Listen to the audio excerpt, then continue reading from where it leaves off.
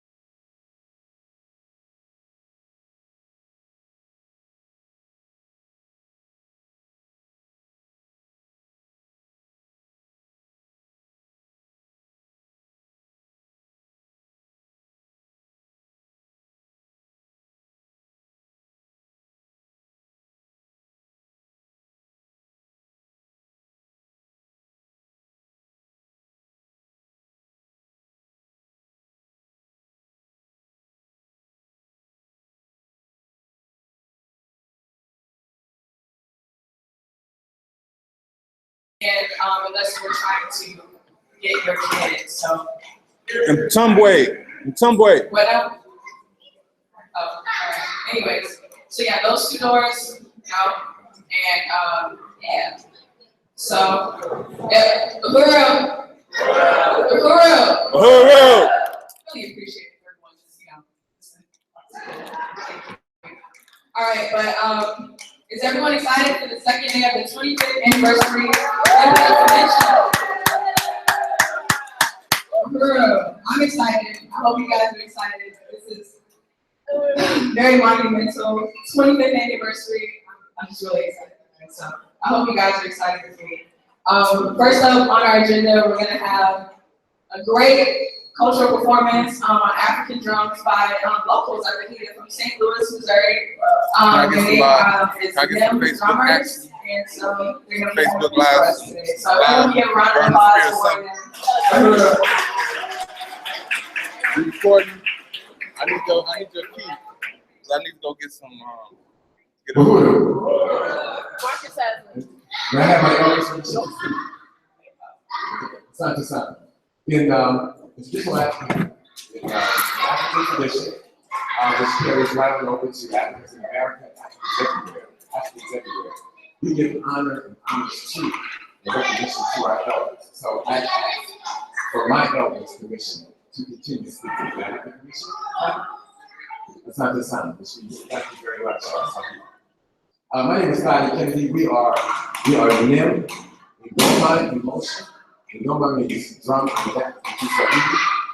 and and just something really quick about how I began to play African drums myself 45 years ago.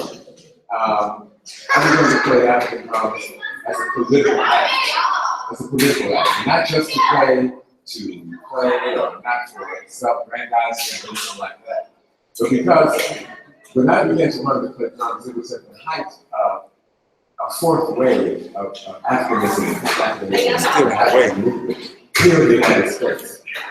For me, I understood that Africans, and in this area right here in St. Louis, were forbidden from practicing our culture during the African slavery. You can have your hand cut off and play the drum. You have your tongue cut out and speak this African language.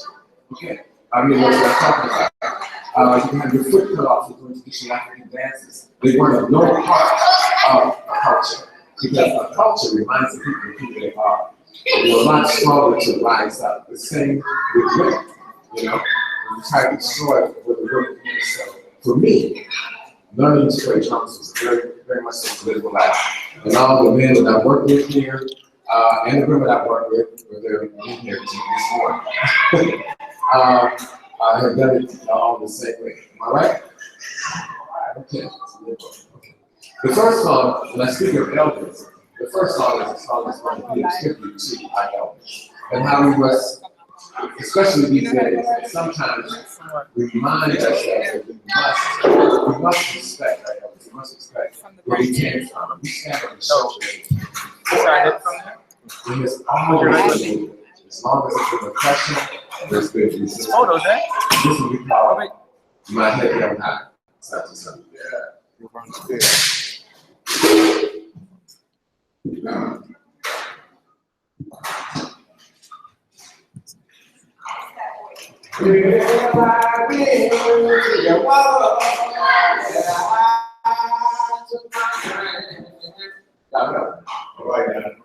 And when I found myself,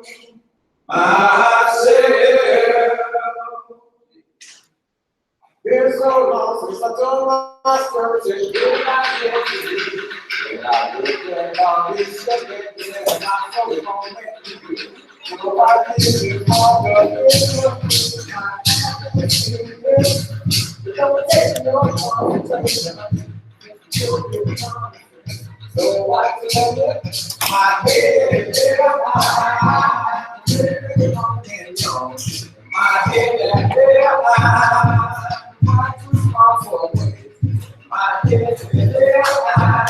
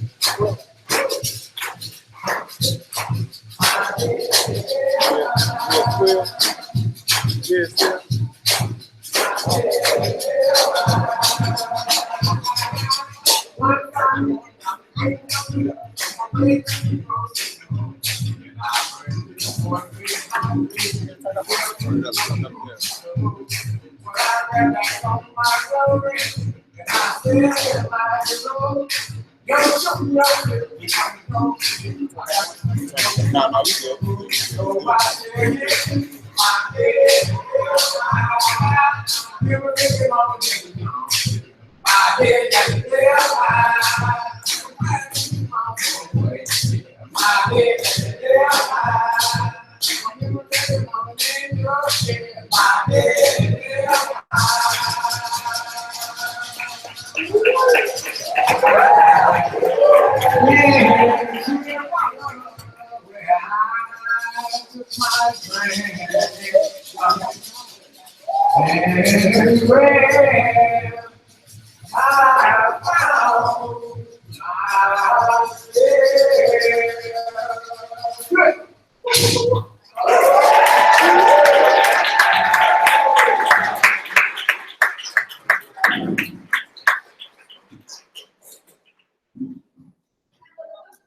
Asante sana.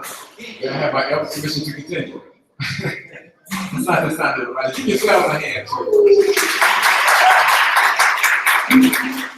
I think that was to our elders. My father lived through the East St. Louis race riots in 1917. I'm not a youngster. I'm the youngest in my family, and I'm 61. And my brothers and sisters. And every year, my family members and some more family members will be coming with us this summer. You got that, Gene? I got that. We go down to the Mississippi River, we throw flowers in the river to thank the great spiritual forces and our ancestors who bring our family across. And they across from East St. Louis to St. Louis on land. Because the police had shut down the only bridge to St. Louis like that being able to make it across. I'm going to try to speed this up as many out of time. I want to talk a little bit about the liberation struggle. For a time, I lived here in Ferguson, in the Pennsylvania apartments, and I was where my brothers was murdered. And the uprising began. I said uprising, I didn't call it uprising. Buru. Buru. And yes, sir, rise up. And just about liberation struggle and resistance and how ethnic people always resisted. If something's wrong, then you're gonna get away from that. You know? Yeah. They'll dominate the culture. When that becomes wrong, you know, it isn't just women that should rise up against that. All of us need to take a part of that, particularly men who've been marginalized. Because we should know better. We know.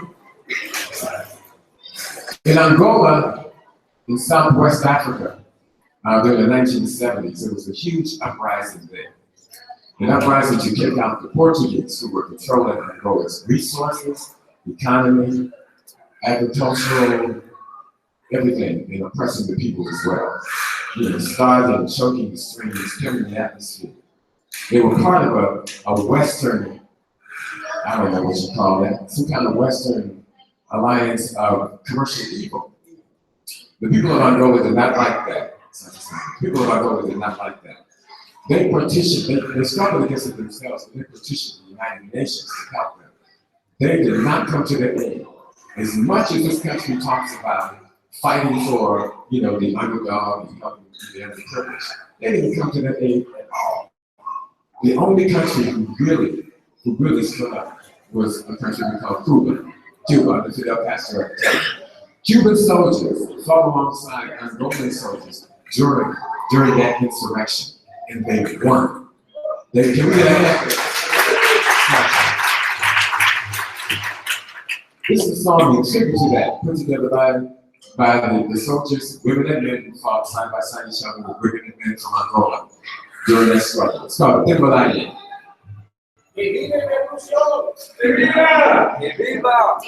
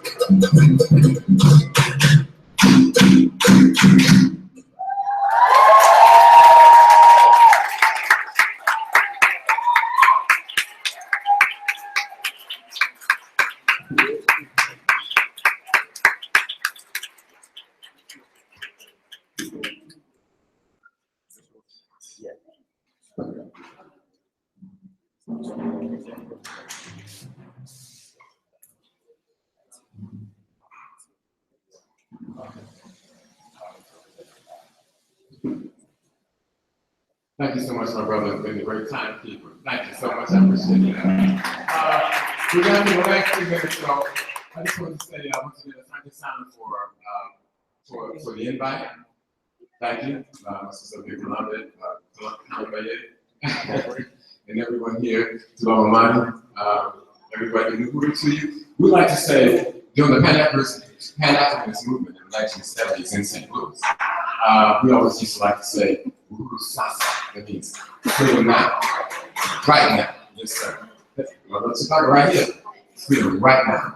Once again, it's not just time to everyone. You say woohoo. Thank you very much, Asante.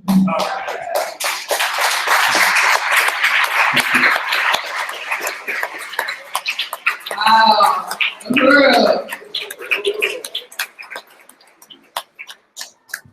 What a great performance. I don't know about y'all, but I'm ready to get up and start dancing now. Girl.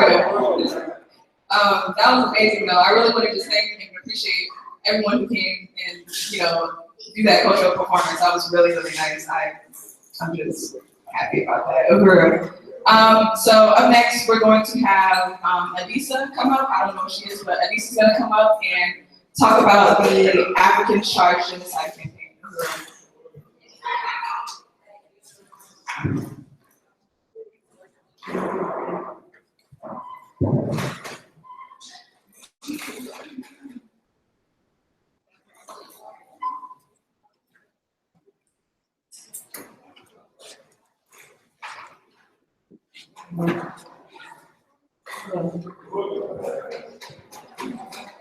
September 2015, the International People's Democratic Movement sent a petition on the crime of genocide against African people in the U.S. to Secretary General and each member of the General Assembly of the United Nations.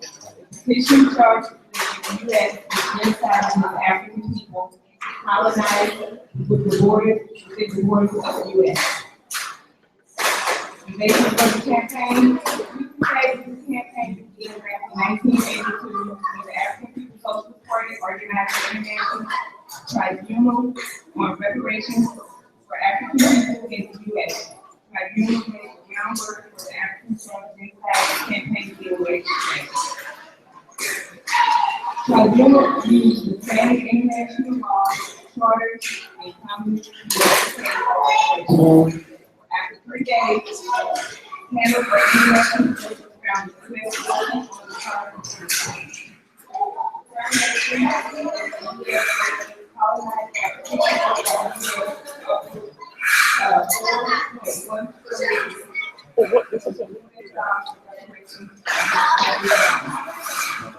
The main political goal of the International Tribunal was to make reparations a household in the African community. For 12 consecutive years, party-held tribunals in cities throughout the U.S. 33 years later, reparations is a household word, and today we are using the same international laws, covenants, and charters to beat people charged of genocide against the U.S. The petition charges the United States government and many of its white populations of historically committed the crime of genocide against African people inside its borders. For some 500 years since our forcible extraction from Africa and enslavement within the borders of the U.S. and continuing on one long, continuing up to today. Often with the participation of many U.S. citizens. From 150 million kidnapped African people who were slaughtered in the passage from Africa to America, to the almost daily police murders of African people. From the rights of enslaved masters to hold the power of life and death over enslaved African people to the mass incarceration of African people today. The petition compiles a body of documented evidence of the far-ranging genocidal crimes against African people. Quotes from the petition. We understand charge that the United States government has historically committed the crimes of genocide against African people inside the borders that continue today. It is in the interest of all freedom-loving people worldwide to unite African people colonized within the borders of the United States in our struggle for our basic human rights of freedom from state-imposed violence and oppression, and for self-determination and liberation with economic and political control over our lives and communities. We will show that despite the heroic struggle of African people for our civil and constitutional rights during the 1960s, African people exist today under conditions in which the USA powers not only fail to protect our health and well-being as expected under full citizenship, but continually inflict state or state-supported violence and terror others. Although millions of African people perished on the slave ship on the journey from Africa to the Americas, and though millions of African people were slaughtered by European and American colonists throughout Africa, and though hundreds of millions of indigenous people of the Western Hemisphere were murdered by Europeans, it is notable that the word genocide did not exist in the English lexicon until its coinage in 1944 in response to the Nazi government mass murder of European Jewry. The African Shore Genocide Petition recognizes that the term genocide is applicable to Africans in the U.S. for the conditions faced historically and today. What is striking here is that the petition was put in place and adopted in 1948. It was clear that it was put in place for the purposes of rectifying what had happened to the Jewish people at the hands of the Germans. Plainly put, what has happened to white people. When white people choose to treat other white people that way, white people treat white people. The Genocide Convention was for whites, not understanding what happened to African people with European attack or African extermination of Africans. 100 million of Africans by some counts scattered and enslaved all over the world. Many of whom died during the long brutal trip to America, and upon landing suffered 100 years of brutality, lynching, and 600 years of captivity. And there was no word called genocide. In fact, it was explicit. The word is not applicable to the slaughter of Africa and Africans. In this petition, we present a synopsis of documented evidence proving the crime of genocide by the United States government against African people. The example presented applies to every aspect of the definition of genocide and fits the punishable act of genocide as defined by the European Convention. The U.S. government is responsible for mass murders, mass and discriminatory imprisonment and oppressive conditions in nearly every aspect of African life, including state-sanctioned violence and murders, miseducation of our children, intervention into our family life, control of reproduction of our women, unemployment, underemployment of people, poor, non-existent health care and martial law, and denying of freedom of political assembly for African people in the U.S. The U.S. state powers not only fail to protect our health and well-being as expected under full citizenship, but continue to inflict state or state-supported violence and terror on our people. In fact, the U.S. government is colonizing the African population in the U.S. as the Indian population. Finally, the petition makes 6 demands of the United Nations, including a call for recognition by the international community and progressive and friendly states around the world of the U.S. Genocide against African people and a demand for $14 trillion in reparations to African people for genocide and stolen labor inside the U.S. are demands. Number 1, recognition by the international community and progressive and friendly states and people that European and United States powers commit genocide against African people during times of colonial occupation, kidnapping, slavery, and exploitation, and that genocide against African people today by the United States. 2, support for an international tribunal to make judgment on crimes against genocide against African people in solidarity with African self-determination. 3, reparations to African people estimated at $14 trillion to African people inside the U.S. alone, according to the studies conducted at the University of Connecticut. The right to self-determination and the liberation and unification of Africa and African people on the continent of Africa and those who have been forcibly dispersed around the world. Black community control of the police inside the U.S. and the end-to-end to U.S. colonial military occupation of the Black community.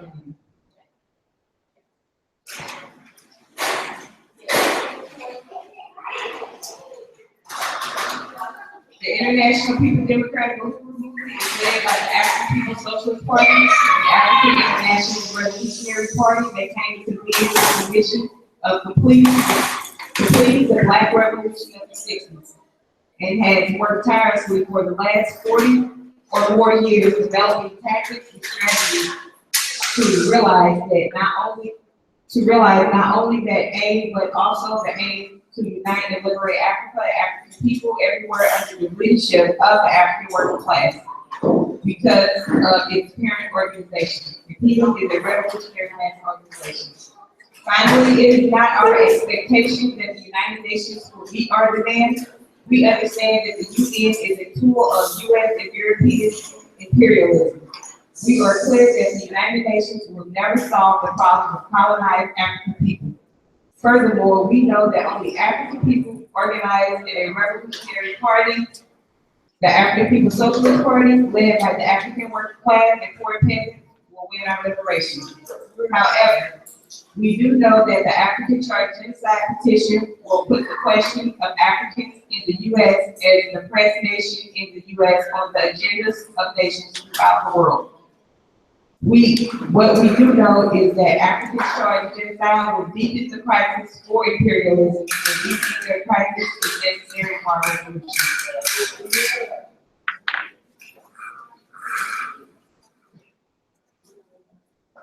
Quotes from Africans around the world. Marie in Germany writes, because I am a proud African woman, and it is time to stop the genocide on Black people.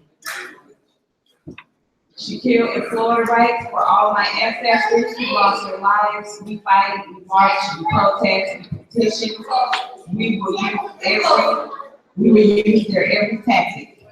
Robin Oak in London writes, we will be happy. I will be happy to see my continent free. Mohammed Hissi in Norway says, no one is above the law, not even those appointed to uphold it. The goal is to get 1 billion signatures on the petition. For that to happen, we will have to build a movement-wide campaign. To do so, impeachment has begun the petition since August 26th, and in order to achieve the aims of 1 billion signatures at our convention, we initiated a serious campaign to get Africans and our allies to the campaign. The African Chart Genocide Petition is a tremendous tool to advance the struggle for African liberation. At this time, we have an excellent opportunity for nations in the UN to hear and unite with the Genocide Petition. As we have commitment from some of our international contacts that they will mobilize other nations like themselves in the UN to support the Genocide Petition. This is a call to join InPDUM and to make the new signature happen. Like Chairman O'Malley Kelly said in 1982 at the first International Tribunal for Africans in Brooklyn, New York, 400 years is too damn long to owe anybody anything.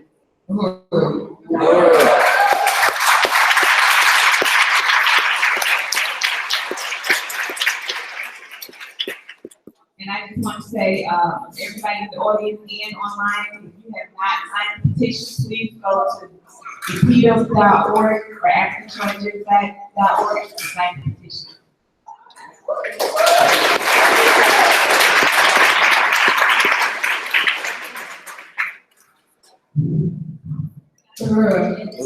I just want to give a round of applause to everybody who works really hard for the African Chart Genocide. It's not easy.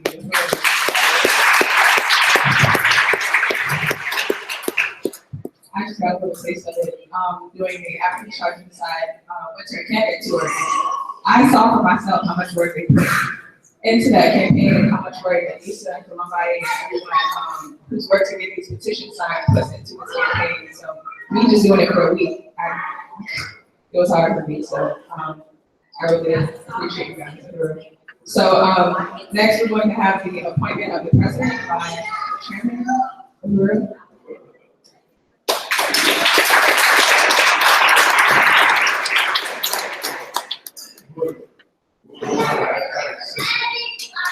With your permission,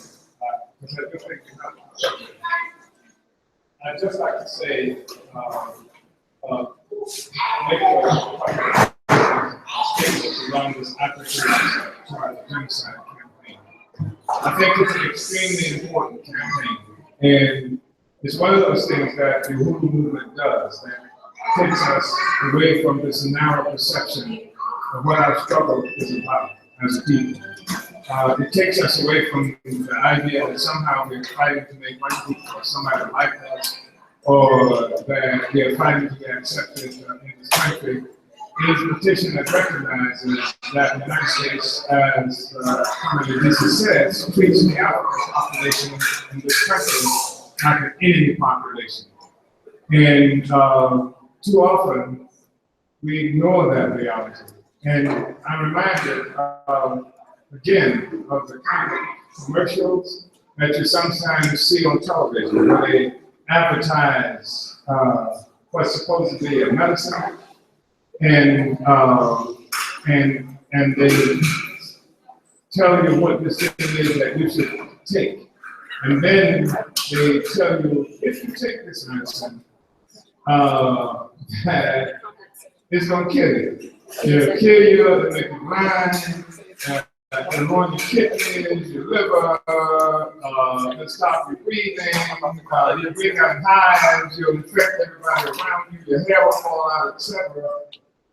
Telling you this is showing you images of butterflies and glowing screens and happy families and what have you.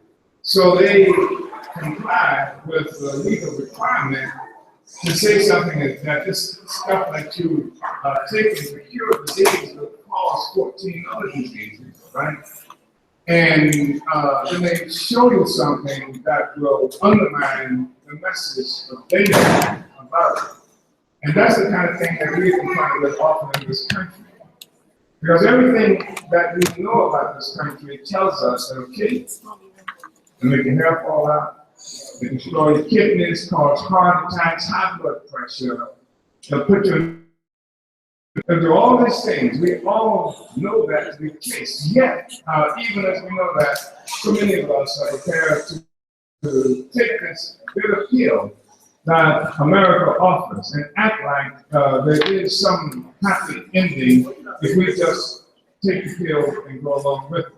And the thing about this campaign, it reminds us and reminds the world that America is at war with African people in so many different ways. It started as war and it's never ended. And I think that's something that we have to remember. And this campaign is a critical campaign. And it also is a campaign that gives us an opportunity to unite with oppressed peoples and other people who could be our friends all around the world. But nobody can embrace you if you're in bed with their enemy. If America is an enemy to all the people in Russia and all the people in China and all the people in Iran and all the people in South America and all the people in reservations that these concentration camps, they're called Indian reservations, and all the people on the other side of the Philippine border that they drew once they stole Mexico. If you're in bed with the people who is the thief who committed all these kinds of offenses, and if they want to make war or struggle in their own defense, they can't rely on you if you are part of them, are part of the enemy. If you accept your identity or the identity that's been imposed on you as the enemy, then how in the hell can they unite with you? And you can't even unite with yourself, right? So I think it's really important what this campaign does. And it's important because it does give the peoples around the world an opportunity to unite with its fellow African people. The fact that genocide is real. Genocide is defined according to international law. It was not something that was defined to speak to the conditions of Africans in this country. It was not something that was defined to speak to the conditions of the so-called Indians in this country, the Mexicans, or anybody else on the planet Earth. The concept term genocide was something that was created to define offenses against a sector of the white population. There was no such word as genocide until 1944.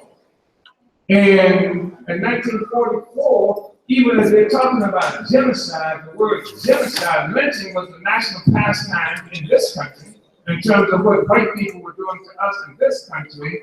And the vast majority of the people on earth lived under colonial domination. But genocide did not apply to the people who were dying in the Congo as a consequence of what Belgians were doing to us there. It did not apply to anybody being mistreated by the damn Mormons who functioned and control these trading posts around the so-called Indian reservations.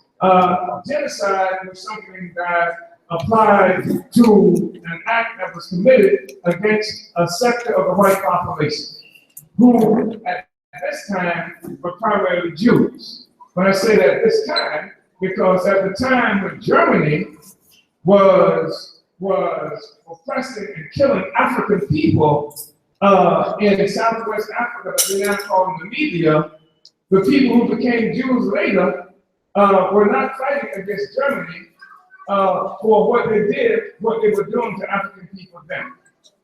And the term genocide, again, was something that was designed to create a template, to create terms for how white people can treat each other under certain circumstances, war and the like. And this was the same time when people were talking about Nuremberg trials, putting people on trial because of how they acted, killing other white people. This is what it was about. There was no trial in Nuremberg or any place else responding to the millions of people who were killed by the Belgians in Congo, or to the millions of people who were killed by the Americans and on this land, indigenous and otherwise. So it was a new thing that they were talking about. And I just wanted to say it's important for us to understand that. And so they created this law. And the struggle to get the concept of genocide accepted as international law was led by a coalition leader, whose name, I think his last name was Lemke. And he was explicit in his declaration that this didn't apply to African people in this country. I think we really need to understand that this law, as far as they were concerned, did not apply to us. And some of you have probably been in situations where you heard the term genocide used to describe black people to somebody else, and you've heard this outcry saying, how dare you use the term genocide to talk about what's happening to black children, etc., as horrible as the experience of Jews was in Germany. So it was sort of seen as an exclusive term, an exclusive concept that applied to white people and not to people who were victims of white murder and white terror around the world. So why then did we take this concept of genocide? In many ways, it was a good thing that they did not try to apply to Africans, because if they did, there's no way in hell the United Nations would have adopted. The United Nations was a whole white institution, almost. In 1944, the vast majority of the people attached to the United Nations were white people, and most of us lived under colonial domination. Most international law up to that time did not apply to us. We were people who were living under colonial domination. At that time, the only nominal free African countries in the world were Ethiopia and Nigeria. Everything else lived under absolute total white domination. That's in Africa, that's in the Caribbean, that's in this land right now that they call America. So this international law was not something they created for us, it created for them. And the fact, however, that they created it for them did not mean that what they defined as genocide could not be applied to us, given an opportunity to wage the struggle.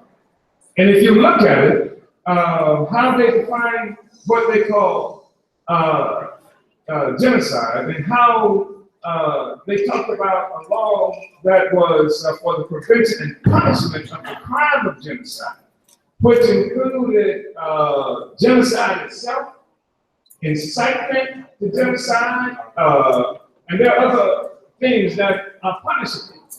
And what is genocide, according to them? And somebody say, what is genocide? Give me one of the things that they characterize as genocide. Well, they call it mass murder. What do they say? Removing one. What are you going to say? I'm talking about the international law. Removing one from the group. Well, you know, they talked about how preventing birth among the group can be considered genocide. They talked about taking children from the group and then giving them to others as part of genocide. They're talking about measures designed to prevent in part or in whole, what? No, not movement, but life, you know, of the people in the group. They came with a whole list of things that's defined legally by the United Nations. If you look at it, you say, damn, I didn't know they knew this was happening to me, right? Because it is definitely applicable to most people in the world who are victimized by white terror. And that's certainly true of African people in this country. Now, this is a critical question. And part of what makes it critical is that in the process of struggling against this thing of genocide, we are also in the process of moving African people from this place, politically, from this place where we have been locked into trying to find improvement, assuming that we were being attacked by our own government, that sooner or later is going to really come to understand that we are one of them too, right? It puts us in an entirely different place. It also helps African people understand that there is a concept that's called international law. And international law is something that is applicable to all countries in the world.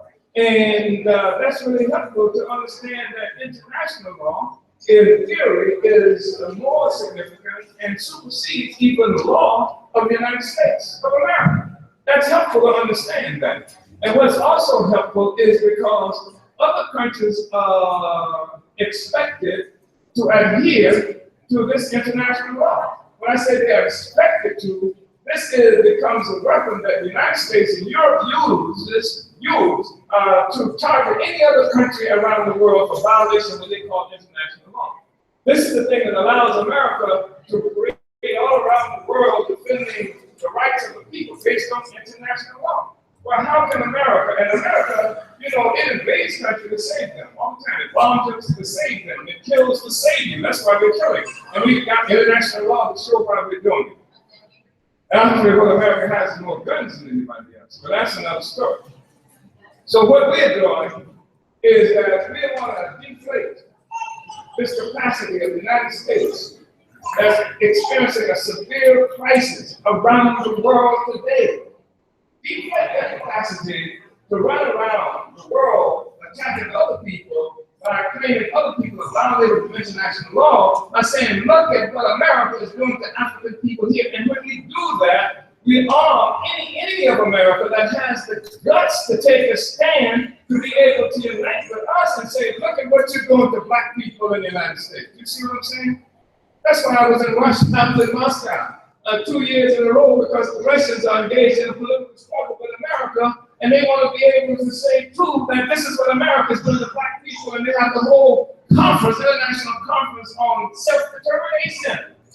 And I went there to represent African people who want self-determination because there was no forum inside this country to have this discussion in a way that the rest of the world could hear us. So that's one of the reasons that this is really an important campaign for us to take on. So I hope that we will take this campaign very seriously and take it out to the world. It's a new era. Even as we're having this discussion, the American government is preparing possibly to overthrow the government of the Philippines. They're putting articles out in newspapers now, saying how the Philippine military is really upset because the new president of the Philippines, Resurgence, who facing criticism by the United States for violation of human rights and what have you, put a bomb in the dozen and said he's the son of a whore. And also now it's talking about no longer buying weapons from the United States, we're getting their weapons from Russia and China. Also, and this is really important because the United States is trying to deploy the Philippines, Japan, Korea, what they call South Korea, Vietnam, etc., use them as arms to surround and act as provocateurs against China. And here the Philippines is throwing down on the U.S. under Duterte and saying that I'll get my weapons now from China. And it says I want the United States to get out of the Philippines. And so now the Philippine military, unfortunately, for a long period of time now, has been trained and controlled much of it by the United States. So they're saying now the Philippine military may be upset with Duterte. Of course, this is stuff they put in the newspaper, maybe as a threat to Duterte to make him back up or possibly to overthrow him, because they will overthrow him. They would kill him, they will overthrow him. So this is an important campaign. This is an important era that we're experiencing now. And what we have discovered in the movement is that the character and quality of country, of people who are coming into the struggle, is in many ways affected by the period itself. 25 years ago, when InPDUM was formally consolidated in Chicago on the anniversary of the assassination of Bobby Hutton, who was murdered, as you know, by the Oakland Police Department. I've forgotten how many times Hutton was shot. Many times while he was down on his belly, Sister Tony. I've forgotten how many times Bobby Hutton was shot, 17 years old, by the Oakland Police Department. He was a member of the Black Panther Party. The first person that they executed was Bobby Hutton in Oakland on April 6th, 2 days after the assassination of Martin Luther King. They killed Bobby Hutton. And so we had the founding of InPDUM, the formal founding of InPDUM happened in Chicago, which was also the site of the assassination of Fred Hampton, who was only 21 years old, when the United States government killed him after they put drugs in his Kool-Aid. You know, they don't play fair. They got all the military in the world, and they're going up against this small force, and they were sleeping, and they put drugs in Fred Hampton's Kool-Aid to make sure that he was asleep when they came in and killed him in his bed. His wife was 8.5 months pregnant when they came in. They had diagrams that had been drawn for them by a snitch, who was one of the first persons to join the Black Panther Party while in the employ of the Federal Bureau of Investigation, the domestic secret political police in this country. So they knew exactly where Fred Hampton slept. There on Monroe. And they went in at 4 o'clock in the morning, and they shot their way into the house where the sleeping people were. And they, his wife, and Jerry, who was there on one of the photos on the wall, talks about how when they fired into the bedroom through the wall, she could feel the mattresses vibrating from the bullets that came, into the mattress. And that how they killed Fred. Before that, they had killed Mark Clark, who was essentially at the door, who fired the only shot as a death from a death spasm when they shot through the door. They made some of the statements, they knocked on the door and somebody said, "Who is it?" And that was Mark, and they said, "Tommy." He said, "Tommy who?" They said, "Tommy Gunn." And shot through the door and killed Mark Clark, and then shot their way in. And his wife, McCoy, who had once been known as Deborah Johnson, said that Fred just raised his head and she was saying, Chairman, wake up, the pigs are answering." And he could only raise his head, the guard opened his eyes, and his head fell again. And the cops shot their way in, wounded somebody else, and when they finally got into the place, they dragged her out by her hair and said, "Look what we got here, a broad," talking about a court. And stood her against the wall with other people. And then she heard somebody say from the bedroom that he's barely alive. And then more shots in the statement, "He's good and dead now." And that was the murder of Fred Hampton on December 4th, 1969.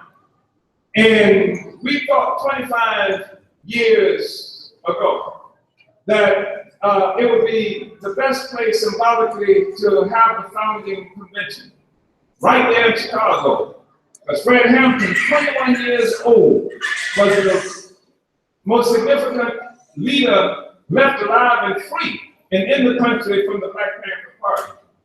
And he was the one who built the free breakfast programs and was one of the most dynamic leaders of the Black Panther Party.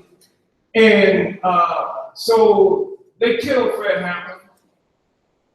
And we thought it was good to go into Chicago. And it was good to go on the anniversary of the assassination of Little Bobby Hutton, who they had killed in Oakland, California.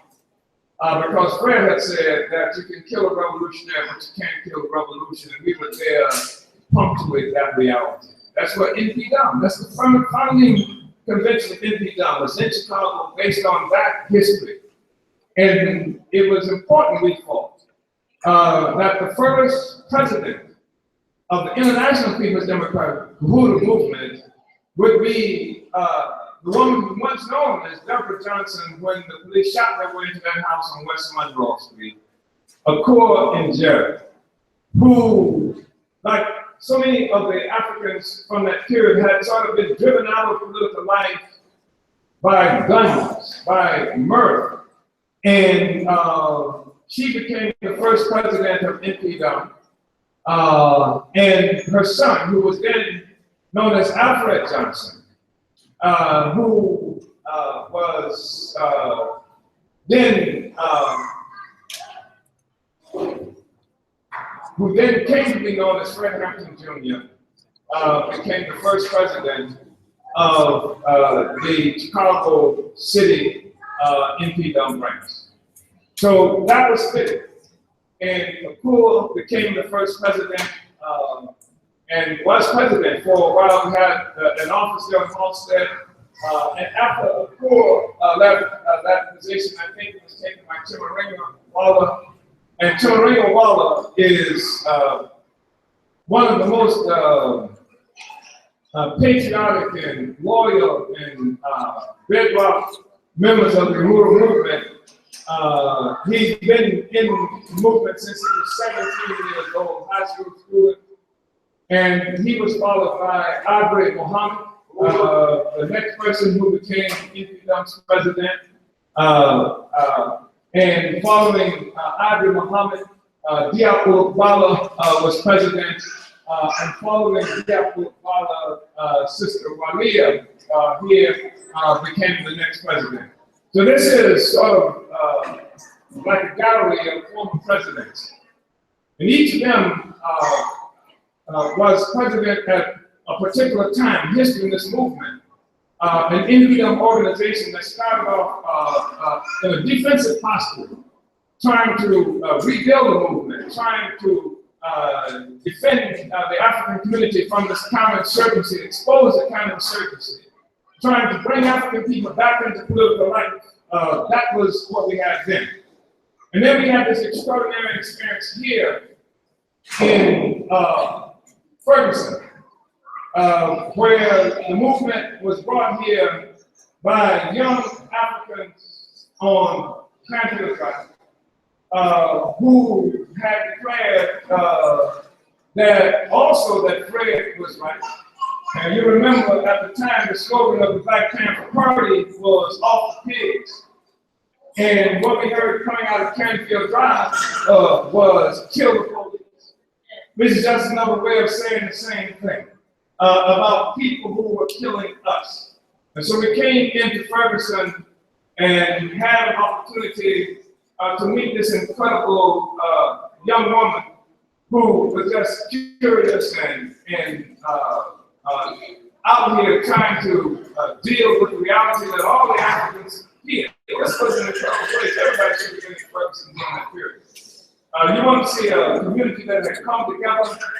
Revolution and resistance unites a community like nothing else. You want to see a community that was really united in how people were looking out for each other. You had to be in Ferguson during this period, this real resistance where everybody was moved by what was happening until all the money started coming in by government agents and other persons who were bought off a movement in a real serious way. It was an incredible thing to be in Ferguson. It was infectious. You wanted everybody to experience Ferguson. met this young woman who, and young people who wanted to make real changes.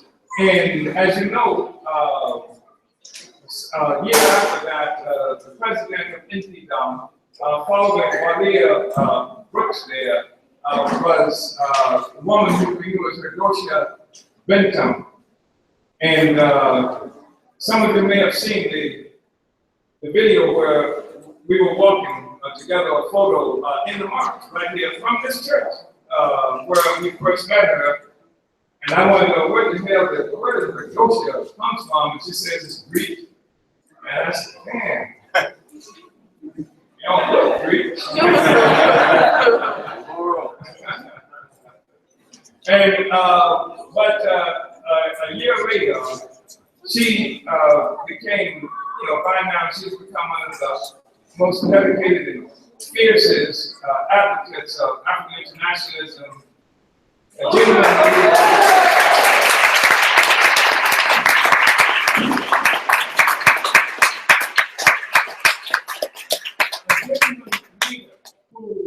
was not about self-aggrandizement, which was an issue we've had with presidents in the past who were one in particular extraordinarily bold brother, very bold and charismatic brother and what have you.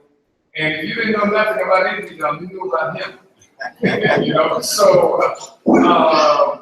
we had this difference, and this sister has worked so hard to try to build us a real organization, international organization.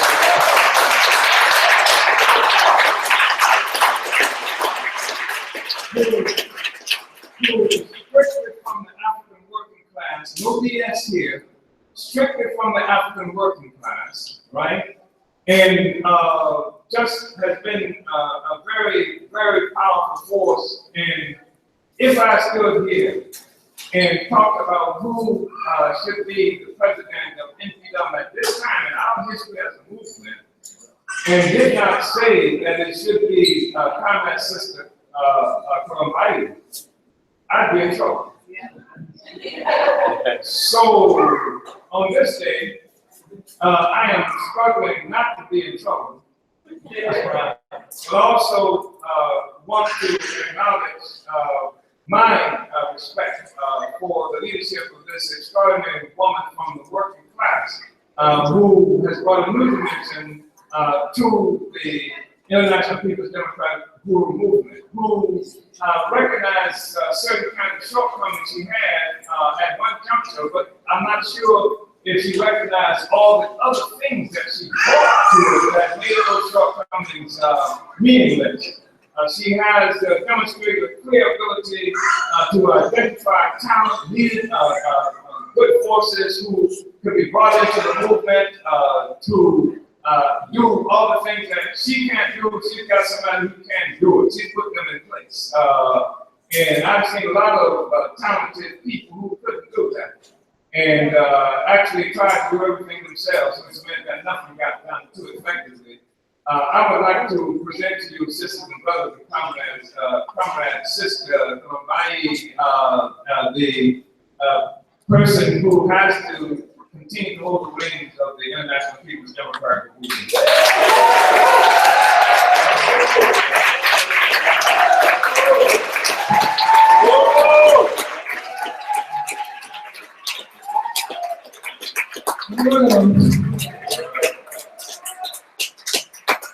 It's an honor to serve my people in this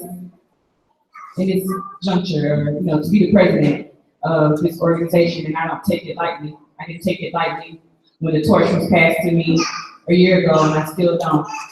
And you can hold me too that I will stay loyal and dedicated to never compromise the line and be unapologetic African internationalist. By any means necessary. Because I fight fiercely and I hold the line straight and keep my eyes on the prize, and that's freedom, because we gotta be free. And that's the task at hand. So I'm focused, very. And I could not serve in this year. We had contradictions myself. We had things that we had to overturn, but I couldn't complete this year, or I couldn't do it without my team that's around me. So I just want to acknowledge my IEC, my fearless team, my comrades, my support, my arm, my leg, my back, my brain sometimes, and my heart. Daraja, my secretary.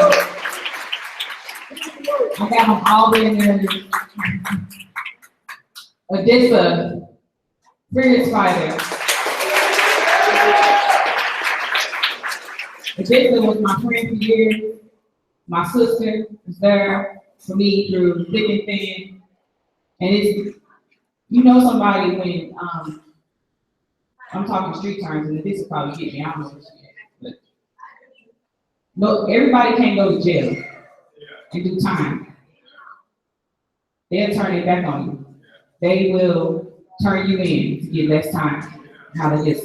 And she know what that means to me. So this is, you know, I appreciate her. True soldier. We've been in a different bush. We in the right bush now. This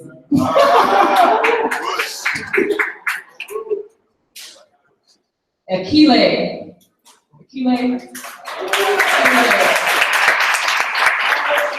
I can't call her my baby anymore.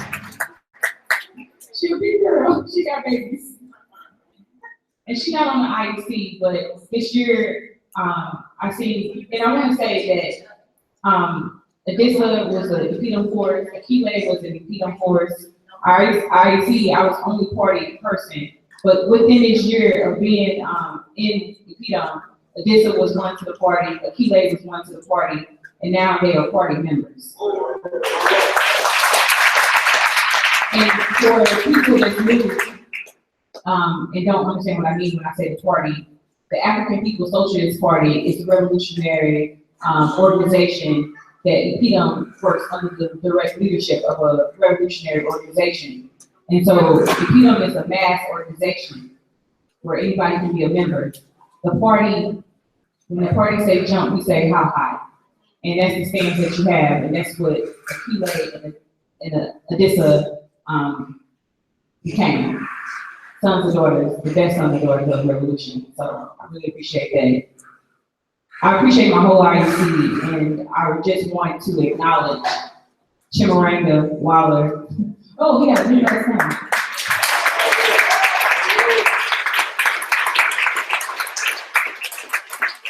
One of the most humble people that I know.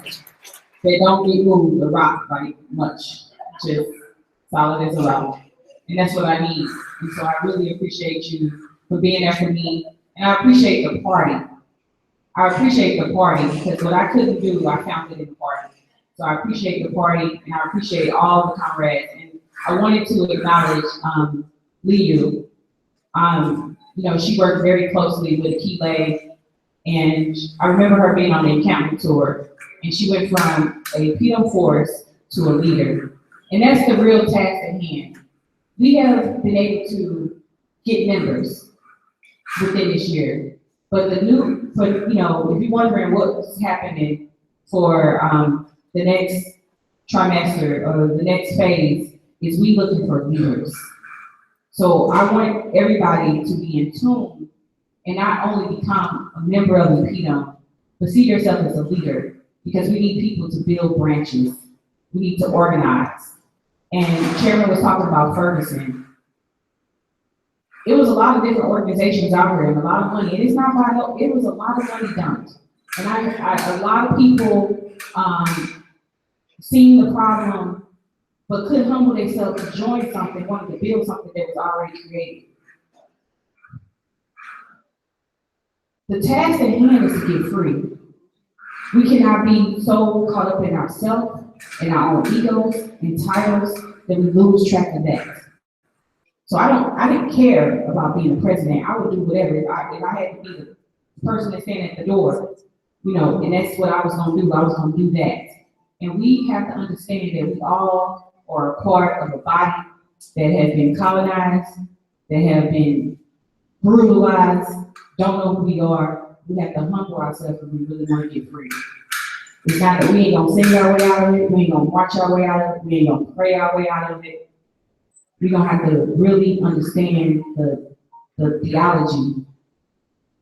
Somebody that has studied and to actually look at these things, to teach us how to govern ourselves. Because we can't even trust our own minds. Really, we can't. And we need to have comrades around us that don't just amen us, but criticize us to move us forward. To move us forward. To move us forward.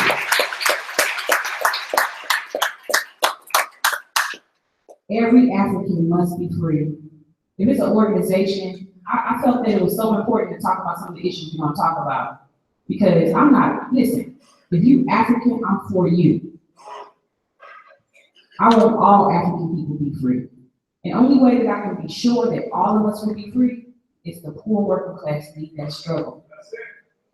We got to, because petty bourgeoisie, the people that want a good job, the people that switch faces, and all this other stuff, they say, oh, well, you sleep with somebody, I don't think that's right. Listen, we'll figure that out when I get free. The problem is white people got to get out of my life, control me. I got to have power to say what it looks like. I have faith, undying faith, that African people decide what society should look like. Yeah. I'm not afraid of that. I'm not afraid of my people. We haven't had a chance to do that in 600 years.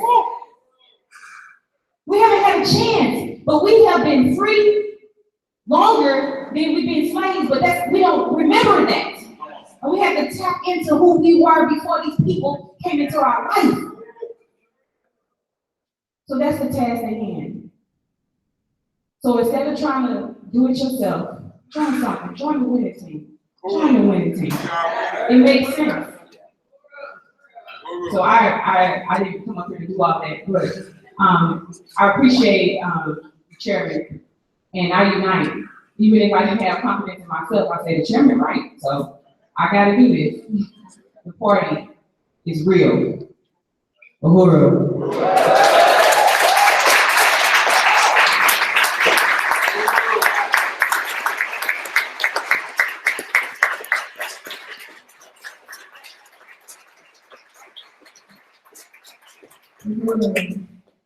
Thank you, Chairman Mustafa, for those amazing speeches.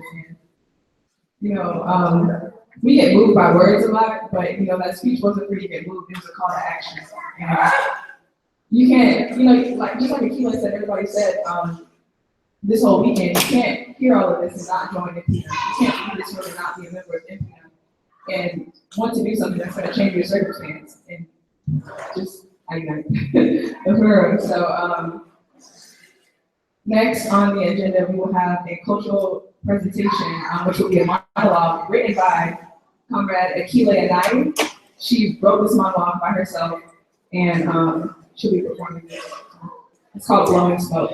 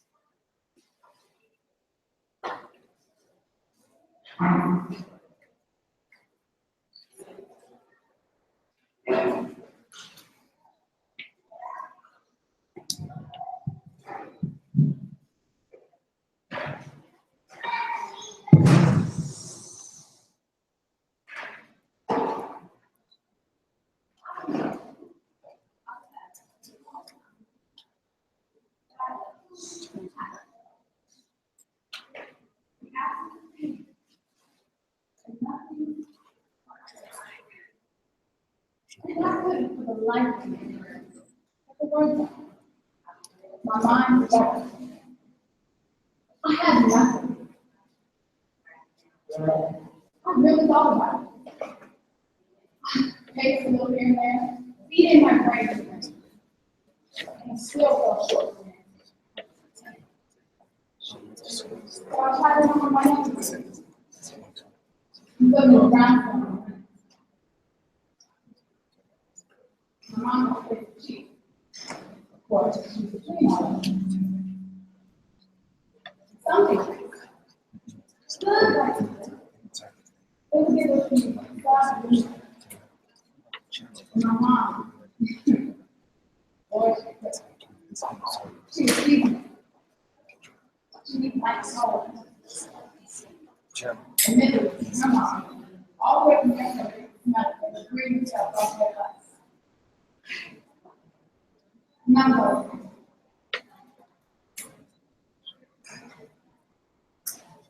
Really coming over. Her and I discovered the cracks in the wall. My mom was very, very comfortable. And that's what I thought I made out there, but hearing my mom laugh. But that's the thing. Life has to be tolerable. Even in the sunshine. But the pain is always there. Isn't that right?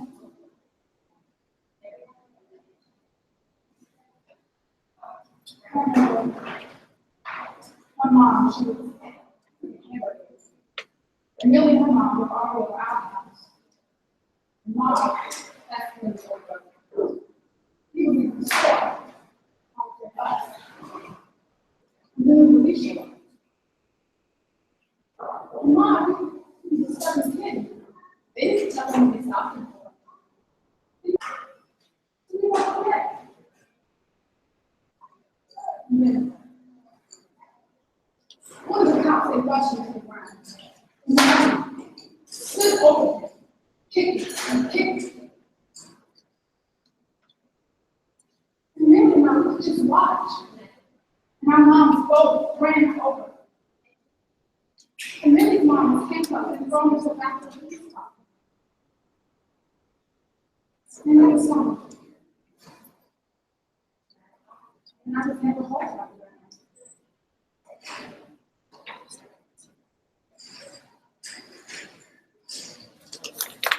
And here I am, 20 years later, and I still don't understand.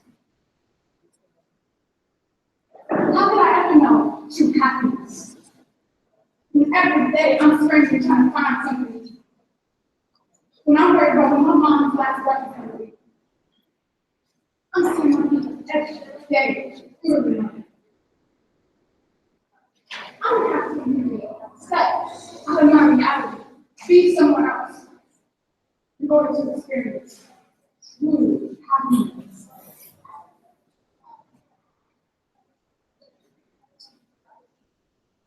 And now I'm starting to think, maybe I don't have the answer. I don't know what happiness is. I don't know what that looks like. I thought I did. Until I did. Until I realized something had changed.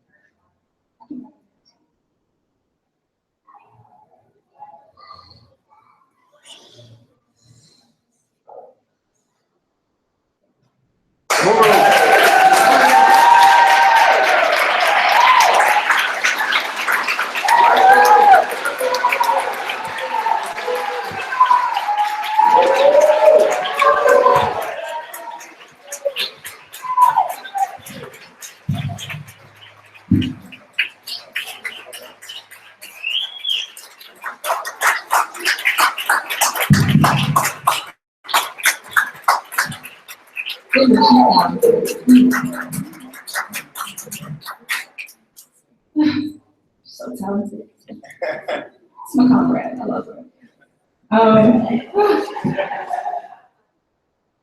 Just a note before we start and go to the next thing on the agenda, I just want to ask everyone on these side tables if you guys can move into the main seating area for the rest of the day.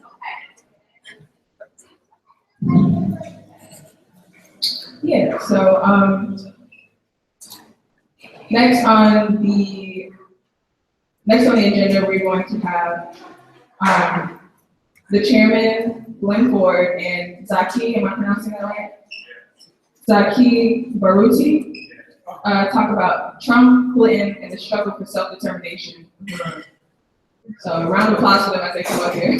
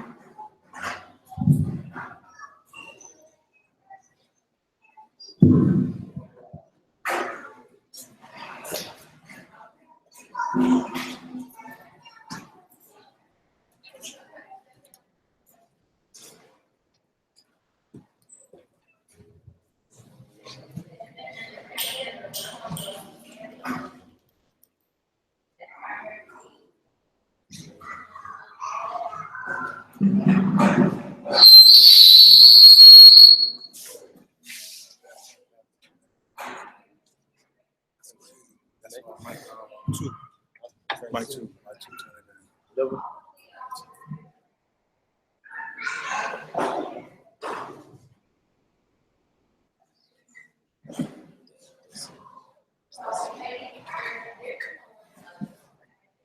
Well, I guess I believe in the spirit of history.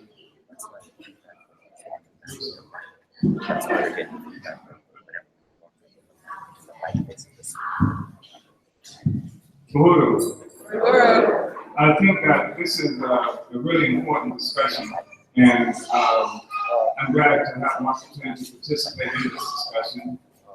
I know that this election is something that has captivated the imagination of a lot of people around the world, and African people in this country as well. That traditionally, at least since the Second Imperialist War and the election of Franklin Delano Roosevelt as President of the United States, most African people have participated in the elections in the Democratic Party. And despite the treachery that we've experienced with the Democratic Party, historically, that's been how it's been. And we're living at different times, African people have had less confidence in the ability of the Democratic Party to solve our problems. And we've created other kinds of organizations precisely because we could not rely on the traditional political parties. We talked during this meeting with the Black Panther Party, and we had large organizations, particularly the Regional Nation of Islam. We had leaders like Malcolm X. We had extraordinary movements that led to Black Power, the Black Panther Party, JOMO, and a number of other organizations where we were working for a long period of time, pursuing our own agenda as we defined it. And even though there were different ideological camps, for example, I was never a member of the Original Nation of Islam, but there was a tremendous amount of respect for the Original Nation of Islam.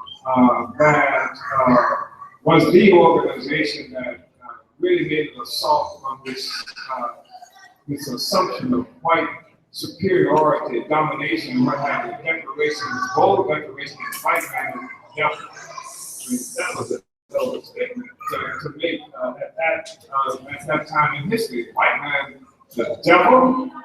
And so we had, so despite the fact of not being a member, having ideological differences with the nations, they influenced us politically, they influenced our behavior, they influenced influence our eating habits and various other kinds of things. Despite the fact that I was never a member of the Black Panther Party. I think it would be hard for anybody to deny at one juncture the Black Panther Party was the revolutionary center in this country and in various other places around the world. It was a tremendously influential organization. So there were different kinds of organizations, different ideological currents, but there was a general assumption that we had to have some kind of power over our lives. And with the Black Revolution of the 60s, not just in this country, but around the world, imperialists killed leaders and overthrew movements and things like that. We found the community retreating back to the firm embrace of the Democratic Party.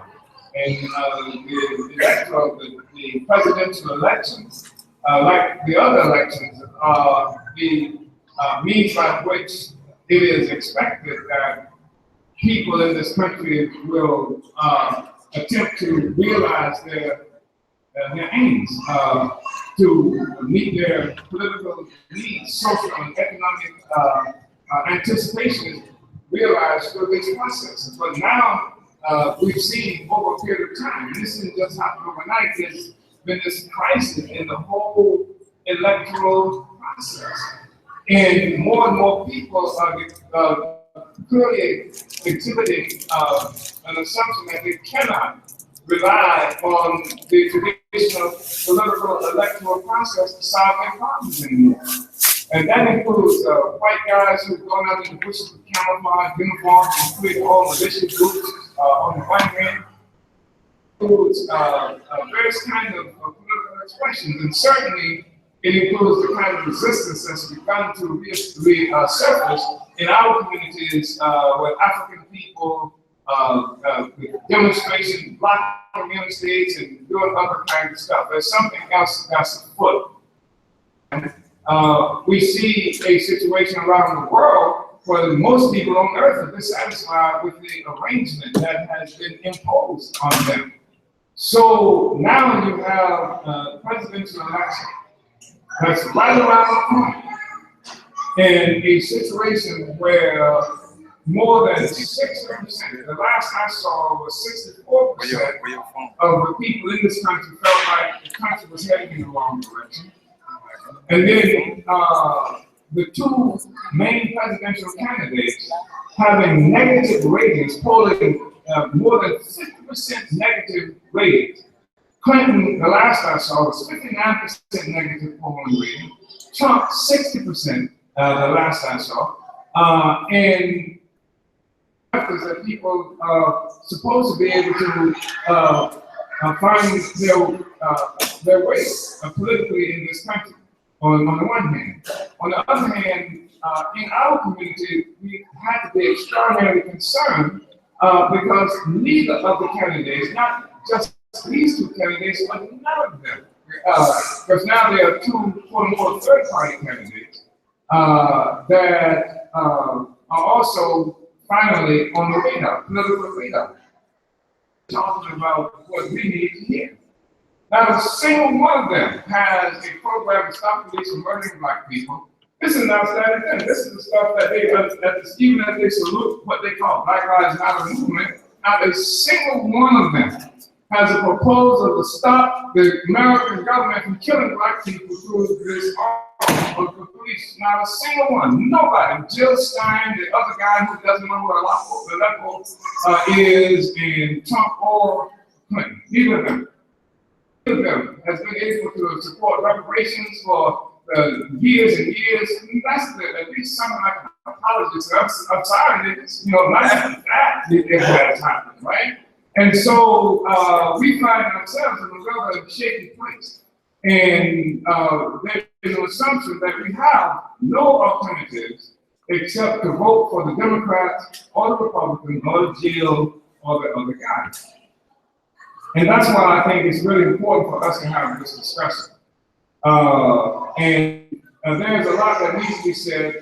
One thing I will say is that Hillary Clinton and Barack Hussein Obama and the whole the vast majority of the obvious sectors of the white ruling class seem to be running scared that Clinton is going to lose this election. Because even the so-called Republican establishment, even some of the big Republican money, like the Koch brothers, have hinted that they would support Clinton. She's got millions and scores of millions of dollars in her campaign that she's using, and every day you wake up, her poll numbers are sinking in comparison to Trump. And recently, a situation where just yesterday, Barack Hussein Obama went before the Congressional Black Caucus, some actually call them the Congressional Beige Caucus, but that's another story, and declared that, you know, more or less that no, that someone like Clinton will vote anyway, because you got to protect my legacy, our legacy. Now he's talking to Africans to vote for him, to vote that voting for Hillary is like voting for his legacy. So he's playing, now, finally, you know, he's been black, and he's calling on black people support this black person who voted for this white woman. And I just think it's another sign of desperation. And I'm with you, ready to hear gems of wisdom coming from these two comrades who are sitting up here with me. So,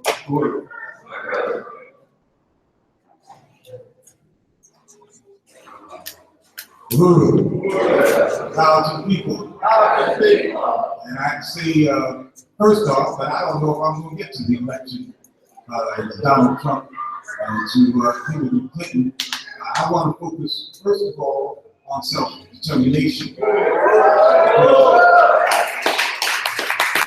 Everything else flows from that discussion. And self-determination is kind of the unexplored country for everybody in the world. If we speak of self-determination being the highest expression of democracy, ain't nobody in the world got it. Everybody's trying to get it all over the world. What we need to be speaking of is how that deals specifically with our struggle, but understanding that self-determination is universal and everybody wants something. What about black folks and self-determination? I think that throughout the entire history of black folks in this part of the world, there have been two main political currents. One of them, some of us call black representationalism.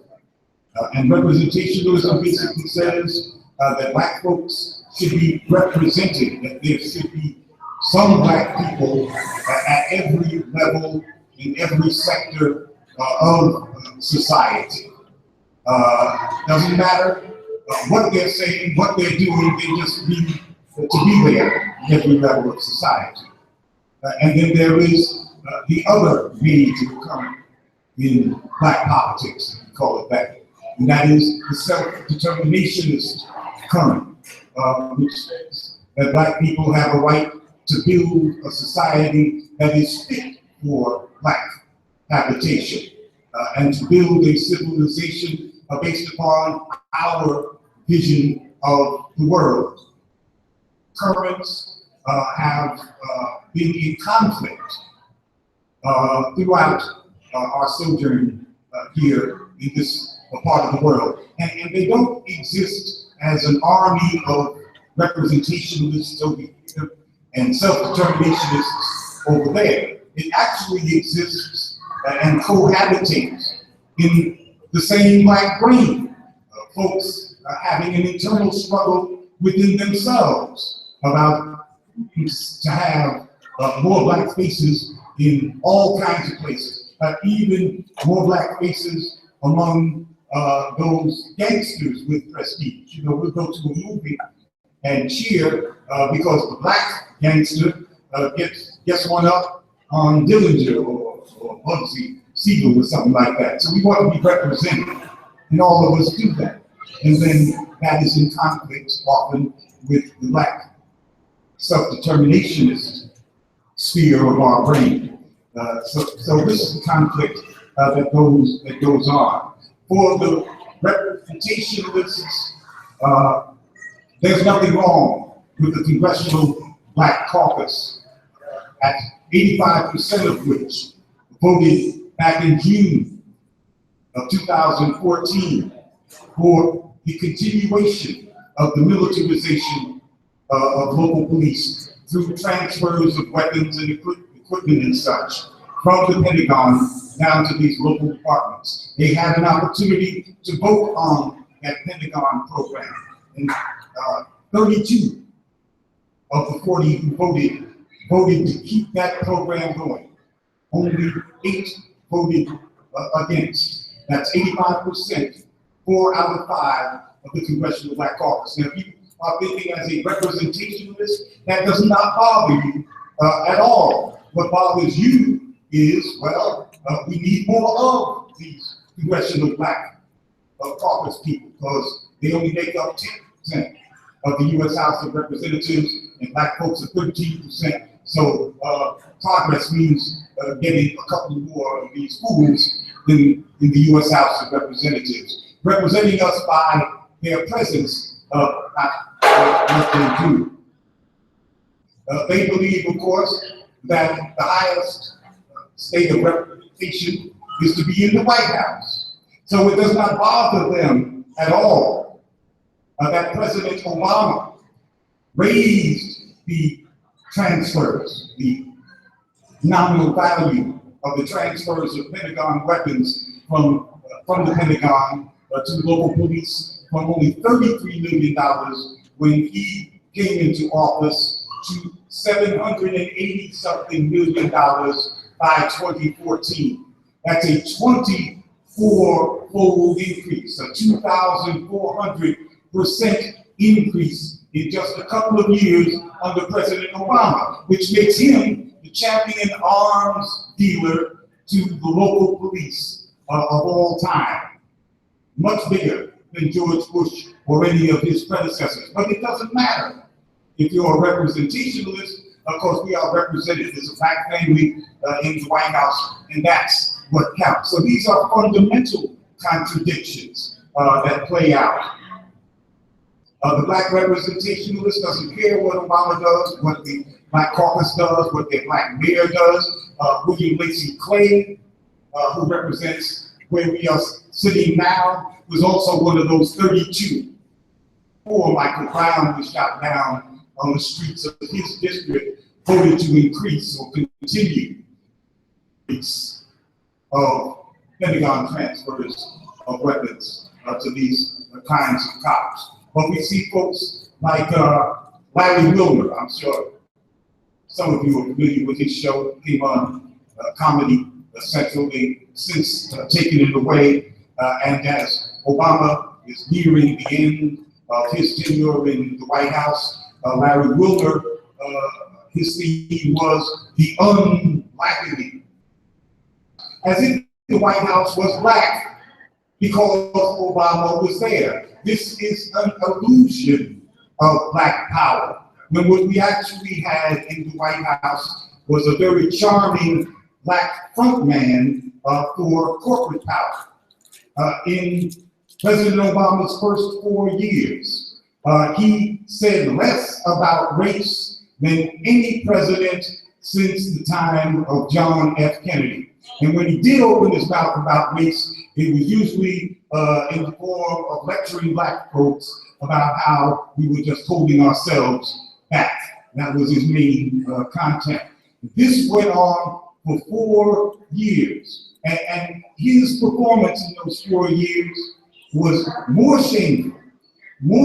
shameful than even we at Black Agenda Report and the other constituent organizations for the Black is Back Coalition had imagined. Now, we knew it was going to be bad, but in its particulars, in the details, it was beyond our imagination. And I think that this is an experience that Black folks had to go through in order to begin to purge themselves of the illusions of Black power through representationalism. And so I think that the Obama presidency, which began as the greatest Black celebration since emancipation, turns out, ironically and in some ways wonderfully, to be a wake-up call, a call to wake up from the illusions of power through seeing Black faces in high places. It is a scam. It's always been a scam. It's a scam that does not profit anybody Black except people like those 32 members of the U.S. House of Representatives who voted to keep on giving the Pentagon the license to distribute weapons to cops so that they can shoot us down like dogs in the streets. This reinvigorated Black movement begins to emerge after 4 years of the real world experience of having that charming Black frontman in the White House. It served to reveal the sham of Black representationalist politics. That is, the sham of the politics that we've been living under in force since the late 60s. Since, as the chairman has talked about on many occasions, we saw this influx of Blacks into the Democratic Party and their fortunes as individual profiteers in the Democratic Party being equated with the fortunes of Black people, so that we would applaud every time there's the election of a Black mayor or a Black congressperson as somehow meaning this is progress for the race, no matter what they do. These Black elected officials have contributed more than their share to the mass Black incarceration state. It is only possible because of their collaboration, and yet because of the contradictions between Black representationalism and Black self-determinationalism, we not only tolerate their presence, but some of us continue to applaud them. It took 4 years of this representationalism at the highest level in order to the logic of representationalism to begin to unravel. After two generations without a real mass Black movement, we finally got one, or at least the beginnings of one. We hope it is the beginnings of one in the second term of the first Black president. And I don't think that that's a coincidence, but we do know that that is the last thing that Barack Obama wanted to happen. That's the last thing that he wanted to be in his legacy, that the Black rebellion of the 21st century began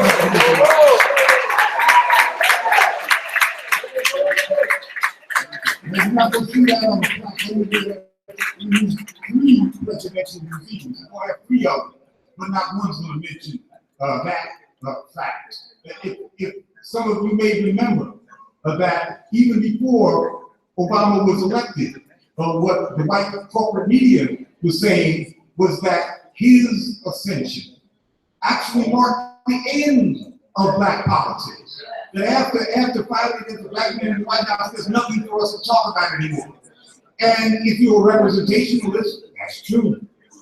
That's true. Your highest goal has been achieved. But in 4 years of having that Black man in the White House, it has been revealed that that is a bankrupt approach to politics. And that is all part and parcel of what the second 4-year term of Barack Obama, what it has meant historically for our people. There are no more illusions.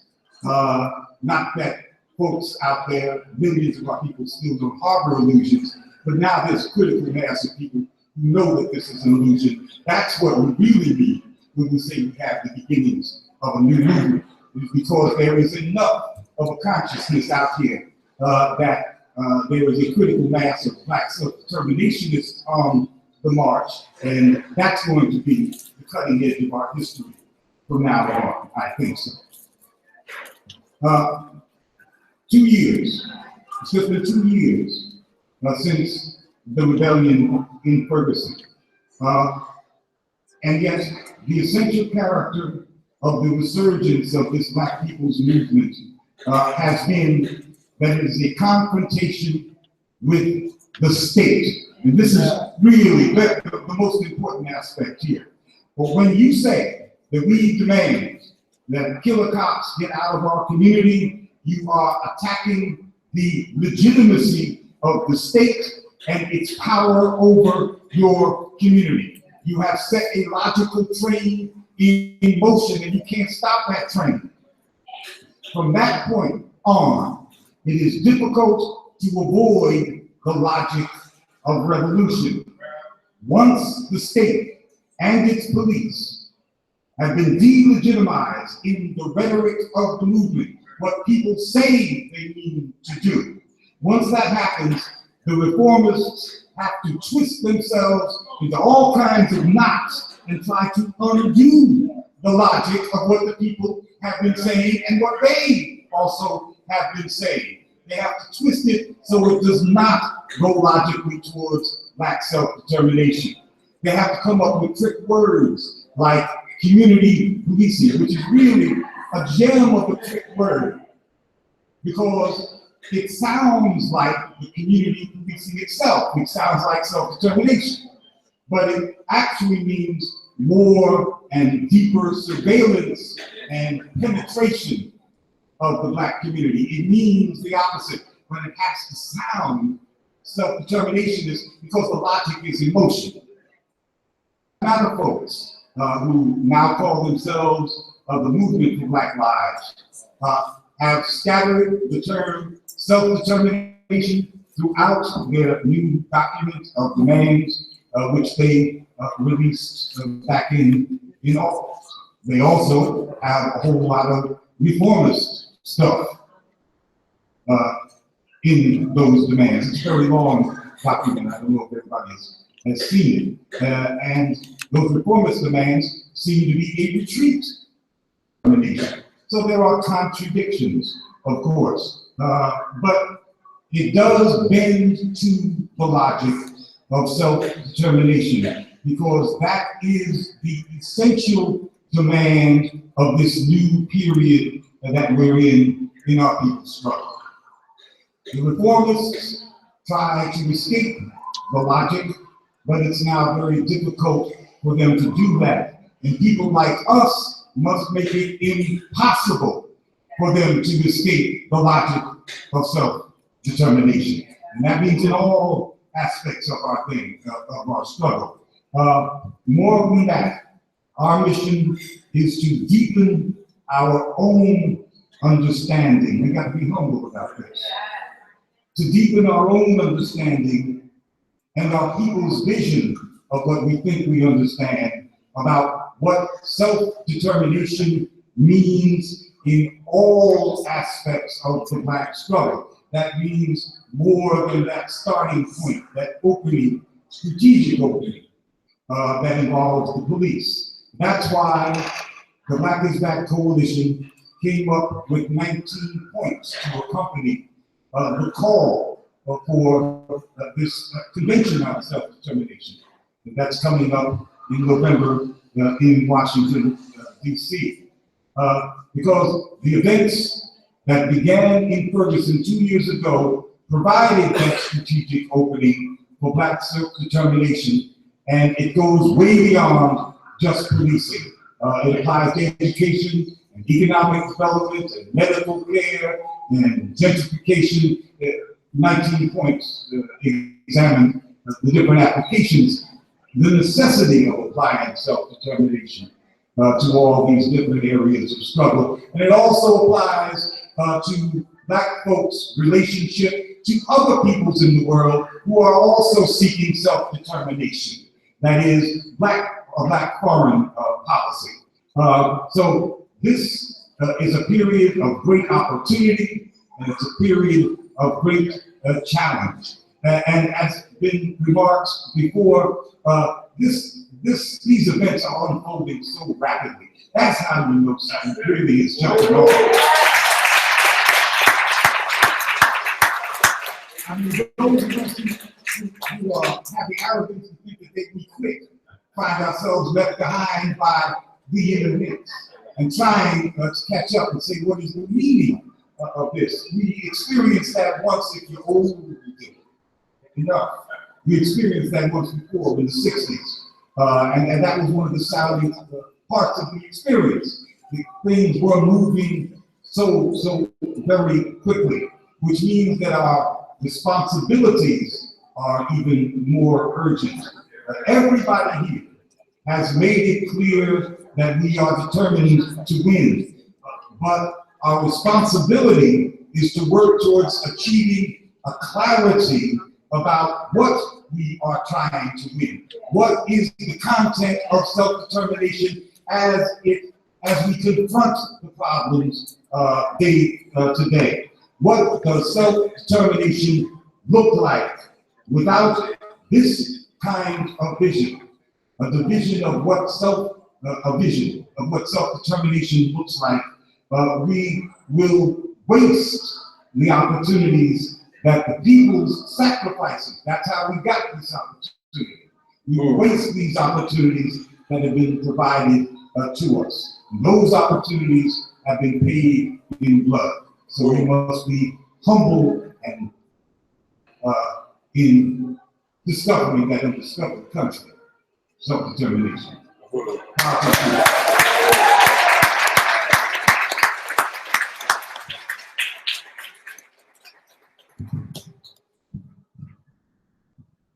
First and foremost, power to the people.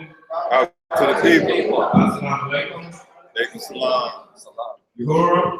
Uhuru. And it's just good to be here. First and foremost, let me introduce myself to those. Rudy. My name is Simple James Gerald. Professional educator.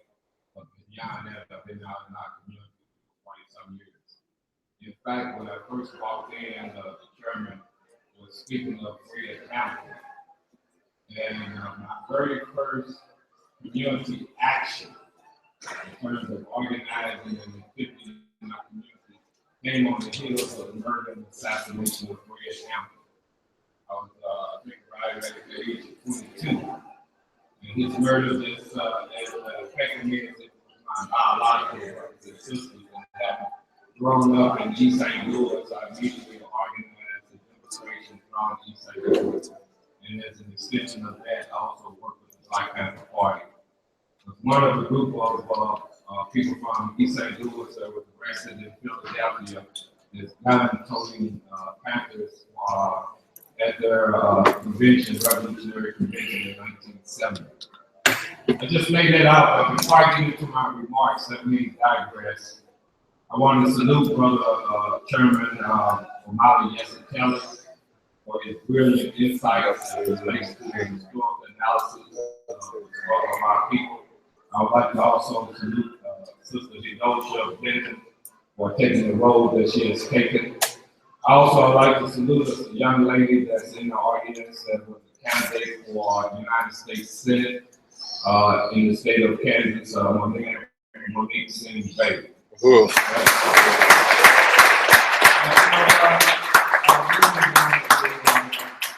Start my remarks off also in remembrance of a brother here in St. Louis that you may not be familiar with. It was some years back because of the ongoing oppression that he felt daily in his lives by the Kirkwood Police Department in the 70s, who was a good friend of mine and Cookie Thornton, who took it upon himself to go up into the Kirkwood City Hall and in his own way exacted justice, in which several police officers were wounded and killed, as well as a couple other folks. I want to salute Jonathan Jackson. If you don't know Jonathan Jackson, do some study on Jonathan Jackson, the younger brother of George Jackson, who was the field marshal for the Black Panther Party, who got fed up with the oppression that his brother felt inside of St. Quentin, and so did the prison. To the point himself to try to liberate a couple of other black prisoners of war. And in that process, a judge was shot and killed along with a different attorney. And then I want to salute for a moment. That brother, I didn't know you. Michael Johnson, or Michael Xavier Johnson. Hooroo! Hooroo! Day in and day out, and since that first day with Fred Hampton, I've been on so many different kinds of scenes where people have been shot and murdered, and we've been out there protesting, doing, that kind of piece of activity. But the hurt in our community has been ongoing ever since the first time we arrived here, and I salute in the spirit of, Nat Turner, who led some insurrection. And that's what I guess where we at today. And I hope this can be a real heavy dialogue. Because I think our people at this critical juncture need to, and when we talk about self-determination, if we had the masses of our people right here, 40 million people, when we talk about self-determination, what self-determination starts with what? How do you want your life to be? In what kind of circumstance do you want your life to be? And I raise it because also I'm a publisher over here. I'm head of the organization, Universal African People Organization. I use the title President General. I use that title in the spirit of the Honorable Marcus Messiah Barton, who led the largest mass movement of black people ever in this country. But one of his greatest parts of his movement was not only for economic empowerment, but he also talked in terms of complete separation of society. Now let's be clear on our studies. As well as if we studied him, he was also involved in the political process of that day at that particular time. So to that end, one of our issues of our newspaper, which is the African News World, we have on the front cover different scenes of the police. And by the way, it's not just talking from a scholarly viewpoint, because I was out there on the front line, eyeball to eyeball with some racist police officers who, if their eyeballs could shoot, we'd all been dead. And I can always stay in my mind that first day of the death of Michael Brown and coming up into that complex and seeing the police dogs and the armored vehicle and the snipers on their armored vehicle trying to intimidate the masses of our people. I was out there on the night, many nights out there protesting, as well as the tear gas. So it's past the conversation. Conversation is terms of what are you actually doing. So to that end, and let's just say this is the 40 million black people. And we know police violence is real. We know that we got the police, and I've said this publicly, the police are like KKK. Many KKK members probably joined the police for the act of brutalizing us. And there's a disproportionate number of white officers in our community. But when I was on the first and front line, on the first or the second day, we protesting and blocking the streets in front of the Ferguson police officers. It was brought to my attention in Ferguson, which I lived in that complex where Mike Brown was killed in '75, and I was a housing organizer at that time, and they did redo my housing lease because we were making some changes in that complex. But when on the front line, it was brought to my attention because at the time I lived there, Ferguson was predominantly white. But it brought to my, and in my mind, I still think it's majority white, but when it was brought to my attention that Ferguson was 68% black, yet you had a city council of only 6 members, 1 black, then a direct outcome of that, you had 53 officers and only 3 black. That was, in my mind, a direct political consequence. So to that end, I'm going back to our newspaper. And you remember you the 40 million people. We say police violence. America on trial, moving forward. How do we respond? And we got three different categories.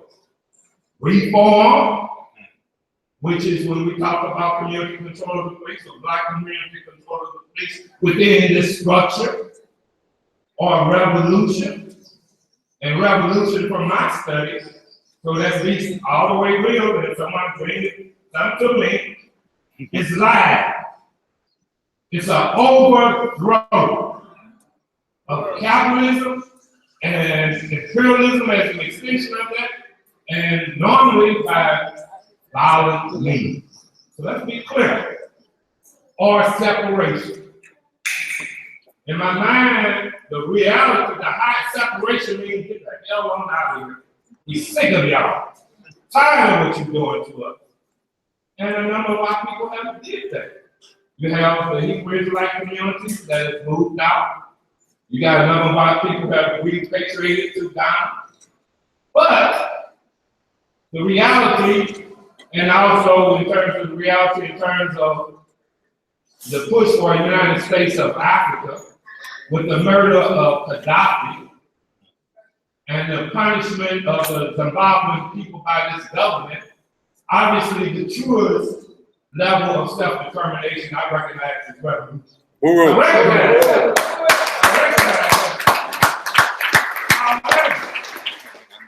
However,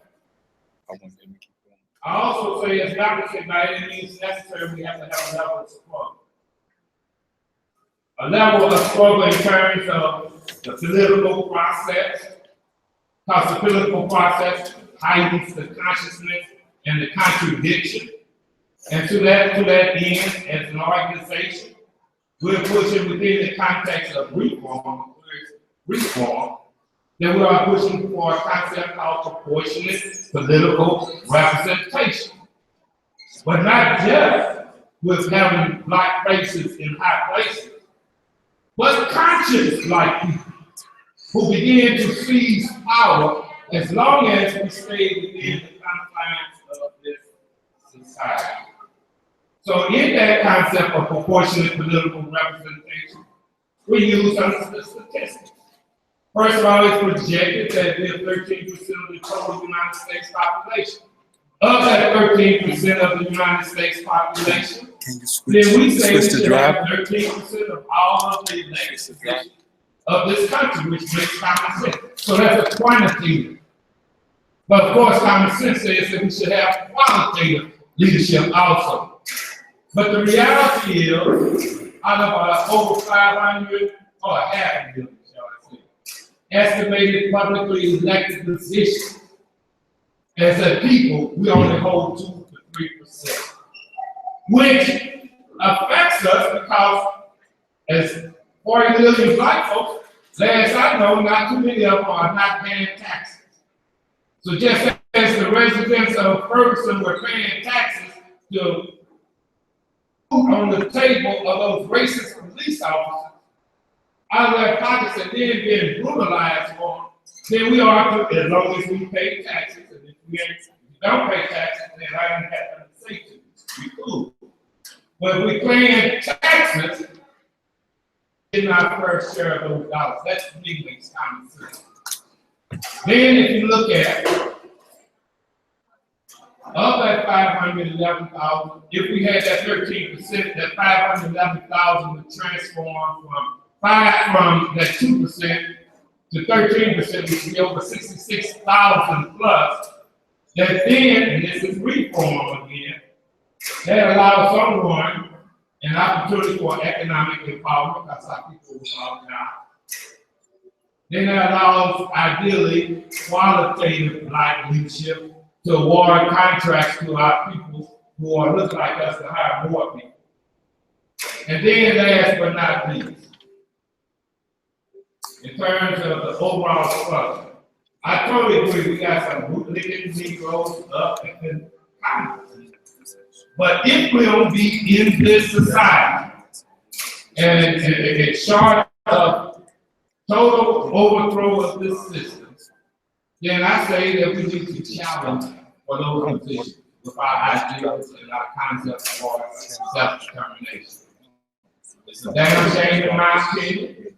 There was 50 states, not one a person of color. Again, I deal with whether that was Win or somebody else out there who's really for our people. And then instead of 0, we should have at least 7. Of 100 United States senators, out of 100 United States senators, I'm talking about proportionate political representation, we should have at least 13. And then ideally, those 13 would be against the Zionist state of Israel receiving more of our money in foreign aid than the entire 54, 55 countries of Africa. So I say that the struggle is multi-level. And I'm glad that we're part of this conversation. But again, as I had said earlier, I recognize that the highest, purest form of liberation, not only for Black people, but for the world, is to put an end to this capitalist system and replace it with socialism or another higher form of communism. So anyway, that's where I'm at. I'll be open for questions. Thank you.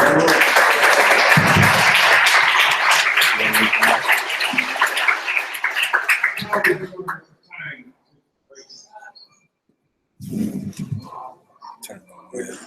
10 minutes over. We're behind on time. That's why I want to support the discussion of the whole thing. And Ready? I mean, what does that mean? We're 12 minutes behind schedule. I heard that. So what does that mean in terms of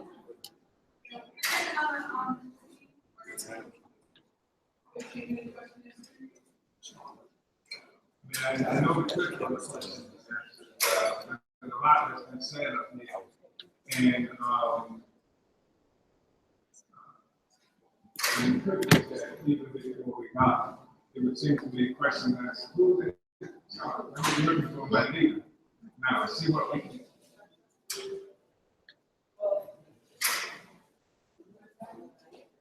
So, I tell you what, until we can discuss. What's coming by you? What's coming by you? I think we should, try to move the discussion and, we can be as concise as possible. And somebody, I'm sure, is going to be helpful with this discussion. It's supposed to be Denise. I mean, Roger, we can get 15 minutes question and answer. I saw this. All right, it's good.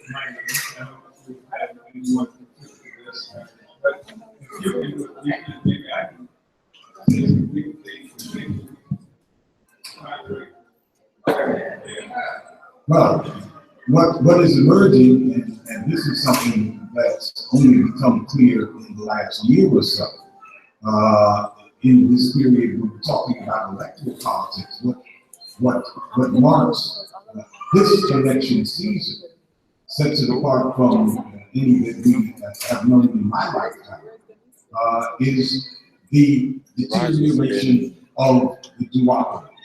Duopoly is a two-party system in which rich folks control both parties. In the United States, there's been the main distinction between the two parties, and this applies for most of the life of the United States, is that one of the parties has always been what I think can be called the white man's party. They're both, of course, controlled by white people. But by calling one a white man's party, saying that that is a party whose principle whose organizing principle, that is the way it appeals for masses of votes, is white supremacy. And there has always been one of those two big parties that can be described as that. Most of the periods in U.S. life, it's been the Democratic Party. But since the late 60s, it's been the Republican Party. And when you have two parties, one of them is the white man's party, it means that black folks are trapped in the other party. in this case, the Democratic Party. That means that all of our internal enemies are in the Democratic Party. Now, this is a very unique kind of position, puts us in a very strange position. That when we talk about Democrats, all of our internal, I'm talking about our black enemies, that is black reactionaries, black representationists, etc., they're all Democrats. And the smaller number of folks that we see as having some kind of promise, they are Democrats. So our universe is a Democratic universe, which actually logically means screw the Democratic Party, because it's the only one there. We can't talk about lesser evils when we're speaking of black politics, because there ain't gonna be no Republican white man's party having any kind of mass appeal in the black community. There has not been a Republican black congressperson elected from a majority black district since 1935.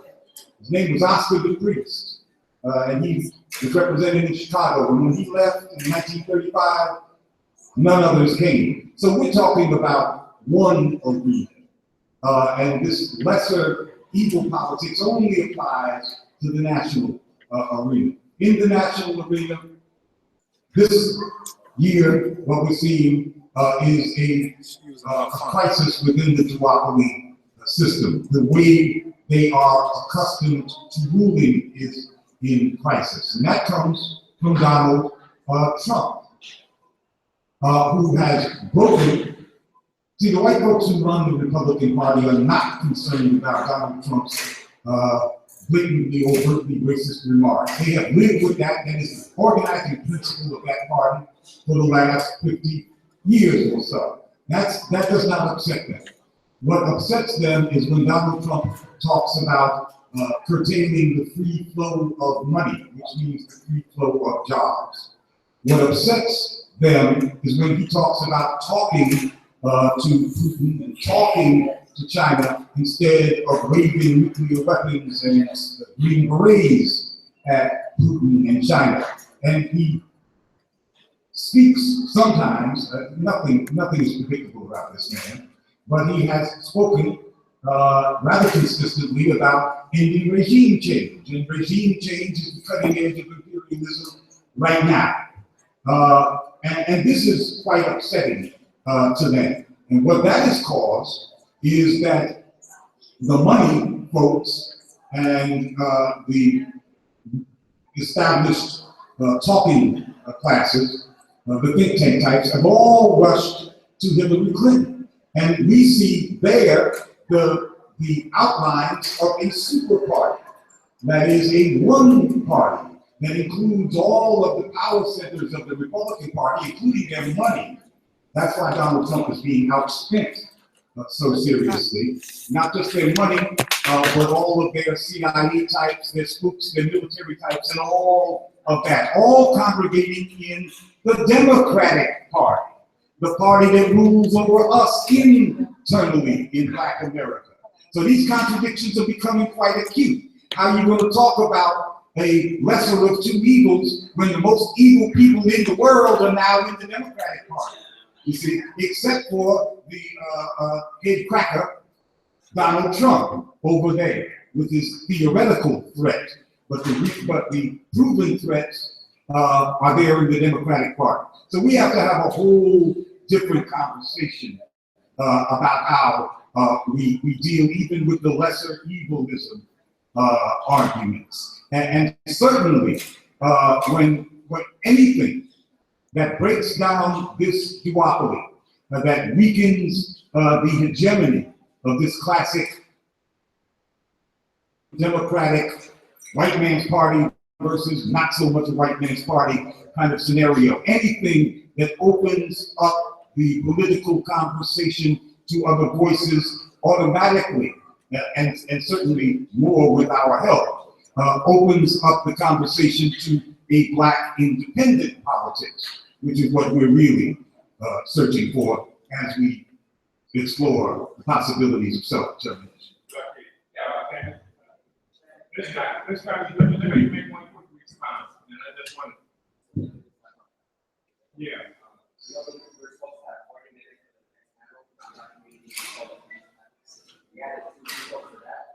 So now we only have 20 minutes left, and side has 10 minutes of this panel.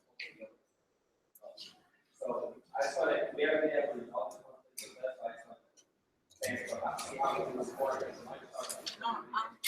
So how we have to figure out how to do that. What I'm going to suggest then is that we eat and meet. So people can get enough and we can still be talking. I think it's an important discussion. And yeah, so it's actually just real quick. And I'm glad my brother brought up independence. I mean, as far as the political process, and I was just in Pittsburgh to the African Independent Party meeting.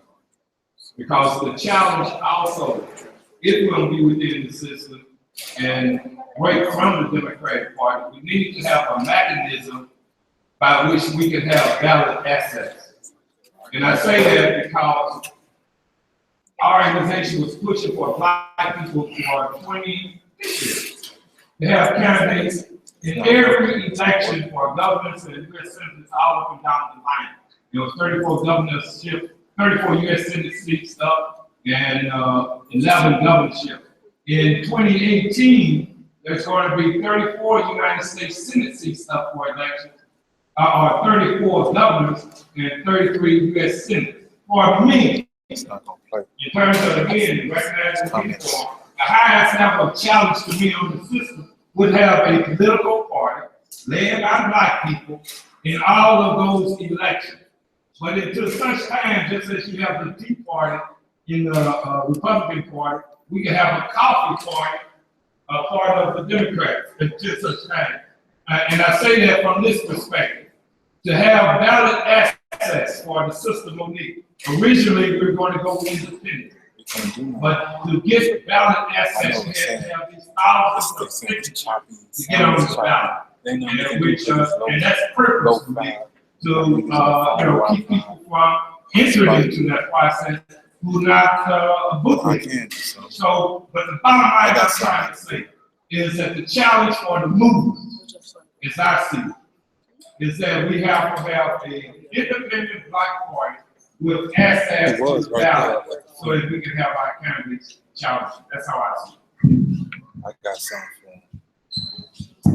Black is Back Coalition put together 19 points that, as best as we could, address self-determination as applied to these 19 areas of struggle. As I said, gentrification, medical care, foreign policy, of course, the police, etc. Every campaign issue that we felt we could incorporate is part of those 19 points. Now, if the brother wants to talk about a coffee party in the Democrats, I can entertain that as long as they be scaled based on our 19 points. If they decide in the Democratic Party with 19 points of self-determination, they're fine, but I don't think they can. I just think it's an important discussion. I really do hope that we can manage to be able to eat and then keep talking, because I would think it's important for people, because I see you, and I see that there's so much that you want to talk about as well. But the first thing I want to do is, in continuing this discussion, is to say something about the nature of the social system itself. This is a capitalist, imperialist, vicious, dog eat, dog kill every oppressed person on earth, if necessary, to keep world domination. This is a system built on world domination. And there is no way. If we're talking about having African conscience, what does that mean? Do we take somebody's word for it that I'm unconscious, so vote for me because I'm conscious? And no, and I think that's again what holds them accountable. And I think that part of what we're talking about is a platform. That's why this thing that we're talking about in terms of November 5th and 6th, this convention, where African people are going to come together and say, this is our agenda for Black people, and anybody who's talking about working for Black people has to subscribe to this agenda. 1. 2, I think one of the things that we've done is create an incredible coalition that's open to every African organization and person that adheres to some certain basic general kinds of principles of self-determination, so that it gives us an organizational influence and ability to hold forces accountable too. Because just because somebody's got consciousness today, we don't know what they're going to be tomorrow. The community, the people have to be brought to this platform, and the individuals have to be held accountable to this platform. Number three, just because we say that we have X number of people and they can get a damn contract, I don't care about a Negro getting a contract if it's not something that advances the interests of black people, because the Negro with a contract is just a Negro with a contract. You understand what has to happen? Is that they have to be held accountable to this community, because every white person with a contract is held accountable to some damn body. And Negroes with contracts, if they're not held accountable to black people, they're going to be held accountable to the same white people who hold the other white people accountable. That's what's important, I believe, for us. So I think that our agenda, self-determination, has to be the critical component of our agenda. And even if we're talking about, because that's the thing that's going to make the Democrats and Republicans and anybody relate to us. I am afraid, I believe, by the way, we were taught in November, the whole notion of proportional representation. I think can be a great idea. I think it's the only thing that gives legitimacy to the idea of electoral politics, black electoral political party.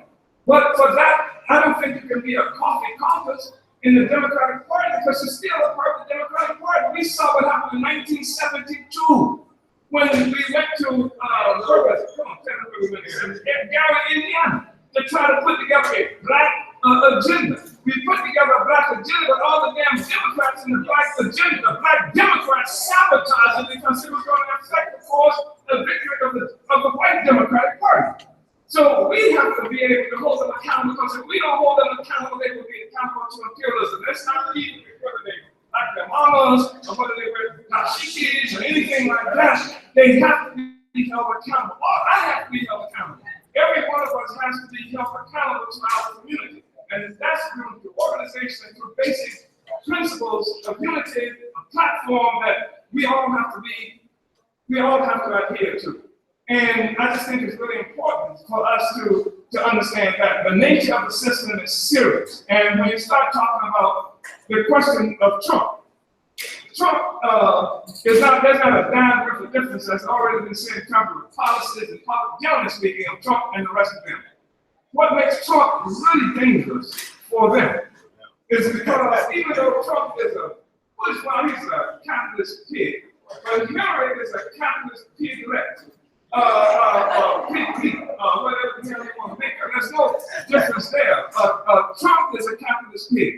But the thing is that makes Trump dangerous to a sector of the bourgeoisie, that sector that has consolidated itself around things like the arms industry, around things like the petroleum industry, but especially the arms industry, because Trump comes from, his money comes from the service industry and what have you, etc.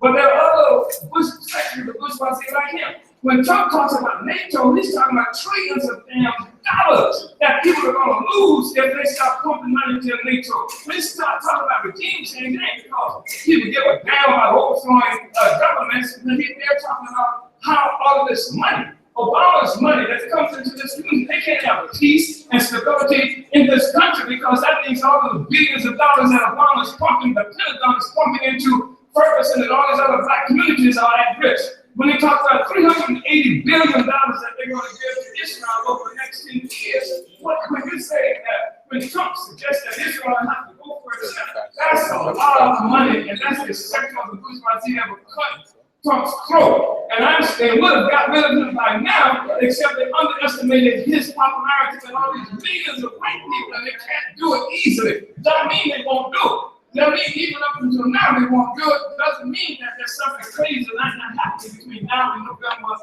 and the election. But he is the threat not just because of his concept, because he talks about building a wall. The United States goes down half of Mexico, and they talk about the wall. There's already a damn fence up there now, and Obama has kicked out more Mexicans that are in this country than any goddamn president in history. So the wall ain't the issue. Anti-Mexican ain't the real issue. The real issue is what Trump means in terms of economics, political, economic forces, and what you understand about the politics in this country is that every president, every one of these guys running for office has been funded by a section of the bourgeoisie who are in a nonviolent contest with each other who's going to control the state. And Trump funded so much of his own, white people funded it in general in the process, and they underestimated Trump and let him get traction. And when he got traction, because Hillary is in trouble. As quietly as Hillary Clinton's in trouble now, Negroes are turning back, Obama was out there saying, vote for Hillary is a vote for me. You know, so if you don't like Hillary, vote for us, bro, you know, that kind of message. And it's a real shaky situation. And I think that it's really critical to unite with the concept of self-determination. And you can't have a little bit of self-determination any more than you be a little pregnant. Either you got it or you don't have it. You understand? And I think that we have to lock in on it. And if we don't have everything that we need right now, this is the goal. So we develop tactics and strategies to realize the goal. I believe that when you say, I don't like the term separation because I think it gives too much credence to white power, white people, etc. When white people stole this land, and then this sector that lived here wanted to keep it for themselves from the other sector that's sitting over here to steal the land. When they said we're gonna take it for ourselves, they did not create a declaration of separation. They call it a declaration of independence. African people have a right to be independent. And I don't think that's something you can equivocate on. We have to be free. We have to be in charge of our own, because if we're not, this is what happens to you. Every complaint that we have is a complaint that people have who do not have charge of their own affairs. So the independence, it seems to me like to be an absolute necessity for us to be fighting for. And revolution is the only way you're going to get it. And so when we say revolution, we don't mean that there's somebody who's going to be passing that AK-47 going to way out of here. A revolution is a process. It's not an incident. It's not so you develop tactics and strategies to put you in place so that you can get what it is you need to do. So I believe that's how I see proportional representation. It is a reform, but I think it's something that if the people are united around certain basic principles, Glenn is right. Where we are now is more and more people are able to articulate, are able to consider the question of self-determination. If the masses want self-determination, white power is not going to hand it over. But to the extent that the people say, this is what we have to have, damn it, we'll do what's necessary to get it. That's what we have to do in develop the tactics and strategies to make that happen. I believe that.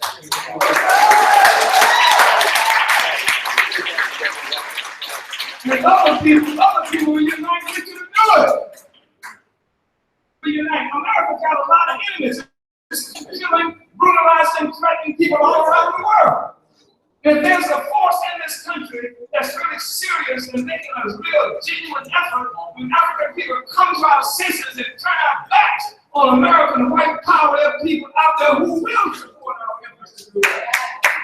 But if we don't, we still have a responsibility to do it. We have to do it by ourselves. Okay.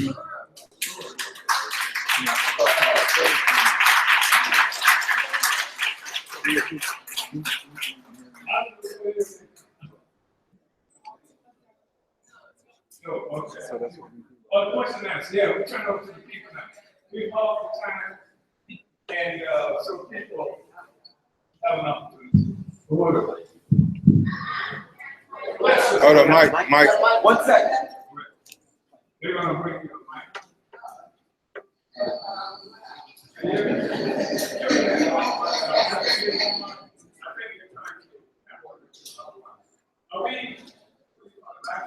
Yes. So good afternoon, brothers. My question is, one, where can we find these 19 principles? And then two, how do we start?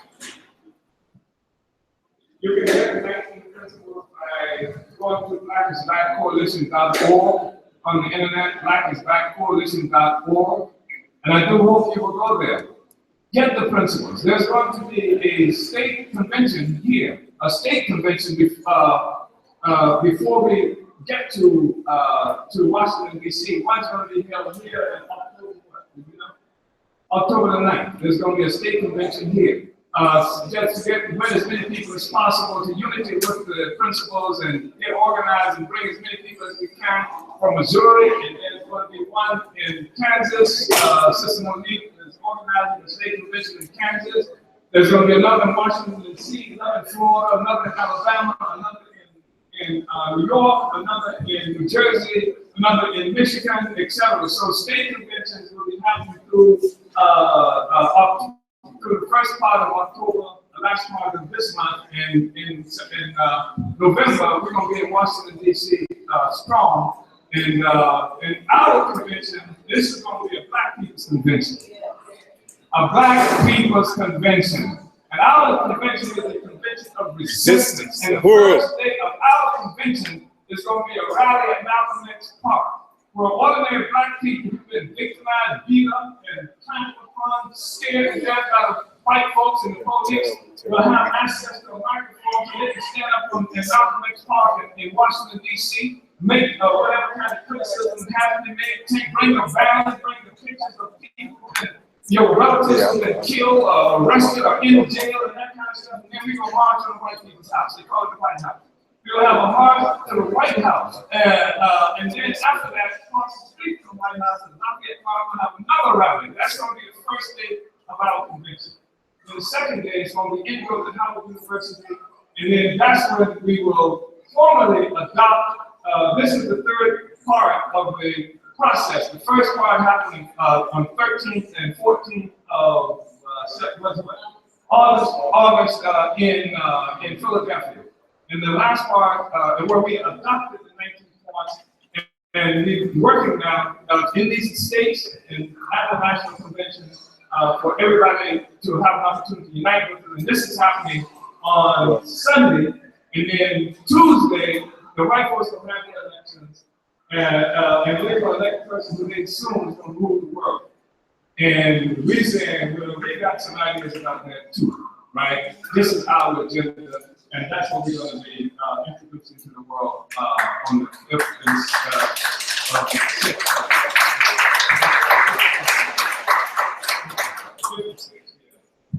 Also, let me lay out two universal African organizations part of the Black Coalition. However, just for information's sake, too, in terms of, I'm a former candidate for governor. And I became a candidate for governor out of a process. And that process was Missouri's first statewide Black People's Political Convention in 1984. And we had three concrete objectives at that point. One was to educate whoever was in attendance to state politics. A second was to draw up a platform of concerns impacting Blacks. And the third was to encourage Black people to run statewide. Our earlier objective was to have Black people for every statewide race in the state of Missouri. However, we had many of the Black elected officials who did come to the conference, including Clay Sr., including all of the powerful state senators. But we couldn't get none of them to run. They all were saying right on.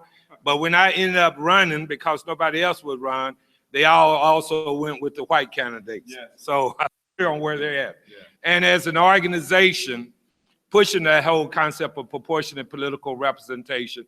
Last year, we held a National Black Political Leadership Conference right here at St. Mark on October the 30th and the 31st to educate people about our concept of proportionate political representation, to encourage people to run statewide, which we did have some candidates that did run. And by the way, in our most recent issue of our newspaper, we salute those candidates. They were on the Democratic ballot. Again, I want to emphasize, because of the lack of access to the ballot, All we had to do was put the dollars down to put them on the ballot as it relates to the Democrat, but they pushed our concepts coming out of our conference. We had a second conference on June 3rd and 4th here, and we'll be having follow-up conferences. And like the movement here, next year, we'll be having a series of statewide conventions, and with a purpose. In 2018, and that's our challenge to all of the organizations that say the Democratic Party and the Republican Party isn't for us, then our challenge is let's create an independent Black political party where we can have our candidates on the ballot and challenge these folks in every race, statewide race. And so that's our challenge that we're assuming as an organization, and I just wanted to throw that out there. My statement, my final statement is, I was impressed. I was at both, was the first and second of these national conferences that was done by Zaki and UAPO, the Universal African People's Organization. And I was impressed by the folk that Zaki was able to organize politicians and what have you from throughout, not only this state, but from other places around the country. I am impressed with the concept of proportional political representation, but I don't want to just keep talking about it. I think that's why it's going to be so important for Zaki to be there. Zaki is going to be presenting at the Black is Back National Black People's Convention in Washington, D.C. And part of what he is going to be doing is not just talking about how good it will be to have proportional representation, but what it takes to do that, and then so that we can lay out a plan that we actually start working throughout this country to win the change in this whole electoral process to that extent.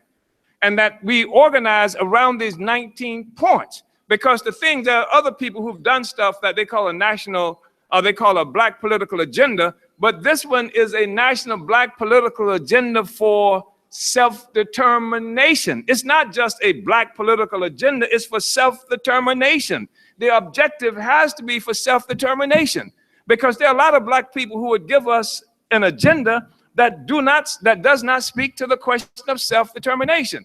I believe that we can handle this question of proportional political representation as a contribution to the struggle for self-determination, but let's stop talking about it. Let's come to this convention. Let's say this is what it would take to do it. We need to begin doing these things, and then let's say how we're going to raise the damn money. If we want to get on access to the ballot, then we have to make it happen. If the masses of people are won to this as a good idea, then the people will contribute to making it happen. And I don't think we have to be coffee, because if you mess around and put coffee in the Democratic Party, as Malcolm X said, next thing you know, they'll be adding cream to it. And if you have put too much cream in it, the next thing you know, it won't even be coffee no more. It used to be hot and it's cold, right? Used to wake you up, sleep. So let's turn it over to the people. And I believe that we can build a process to create this, the Black, the proportional political representation. And, it needs to go beyond discussion. That's all I was saying. Yeah, Buhudu.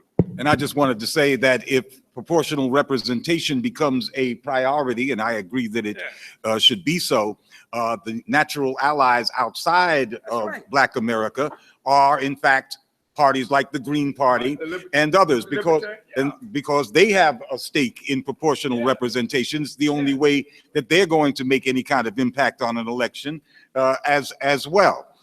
And that should be a factor if proportional representation is so important as it is. One last point, though, just for clarification. When you did mention the Green Party, just for clarification, I was in Cleveland and on the same panel with Jill Stein, and she did publicly endorse reparations. So, and I know folks can do both sides of the mouth kind of conversation, but she did publicly, I just want that on the record, she did publicly endorse reparations. and the call for community control of the police. So, now let's get a publicly endorsed proportional representation, and and I think that we can win this. And Zaki is going to be presenting, and there are other people. This is going to be a really important kind of convention. This is going to be our own convention. So that we have to get the word out about that, mobilize everybody we can, come to the convention process that we're going to have statewide here in Missouri. Sister Monique is going to be convening the statewide convention in Kansas.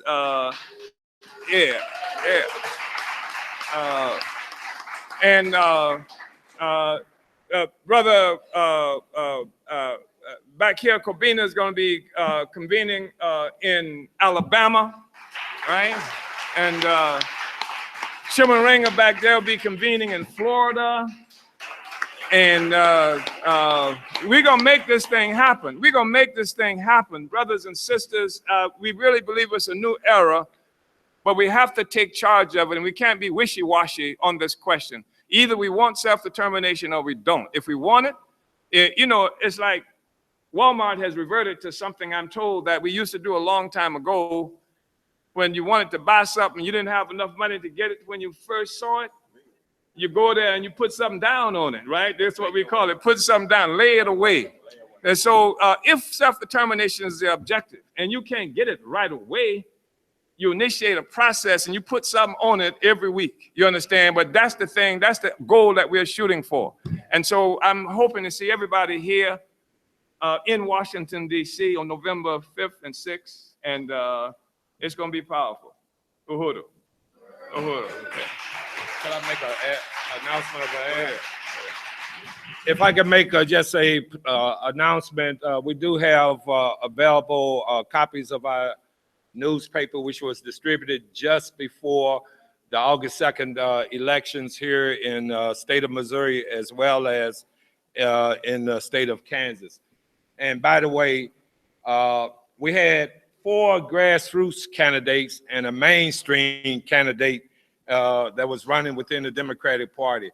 Monique shocked everybody with 37% of the vote total in Kansas. Our candidates, and she was running for United States Senate, our candidates we had a Ferguson frontliner running for United States Senate in Missouri named Cori Bush. She ended up with about 13% of the vote. We had another brother, Eric Morrison, who ran for governor, and he ended up about 10%. And the pastor of this church ran for lieutenant governor. So effectively, we had a number of people running, as well as we was able to, on the back side of our paper, we have something like Spread the Word. As an organization, we take a spiritual viewpoint, and we were advocating over 144,000 votes. People come out and support, conscious voters, support our candidates. And this mainstream sister named Robin Smith, she ended up winning the Democratic nomination. So, and as well as politically, just to update everybody politically what happened in Ferguson. At the time, as you remember, I was saying when Ferguson first broke out, there was only one black that's on the city council. I'm not saying about their blackness now, but since the Ferguson uprising, 2 blacks have been elected to the Ferguson City Council.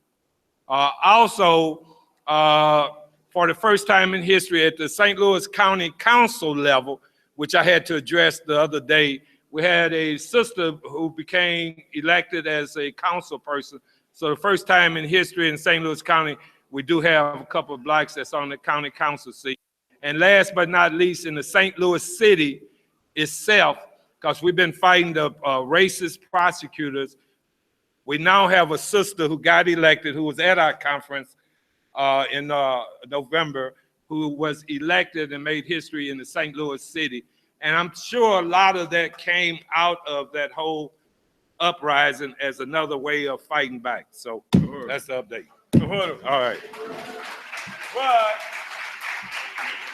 the entire Ferguson City Council, including the newly elected Negroes, voted against the weak federal thing that was put forth to improve the Ferguson Police Department. So All of them voted against the initial, yeah, The initially. consent decree. You mean. Yeah, the consent, yeah, they But voted they against. they came back. They had to come back. Yeah.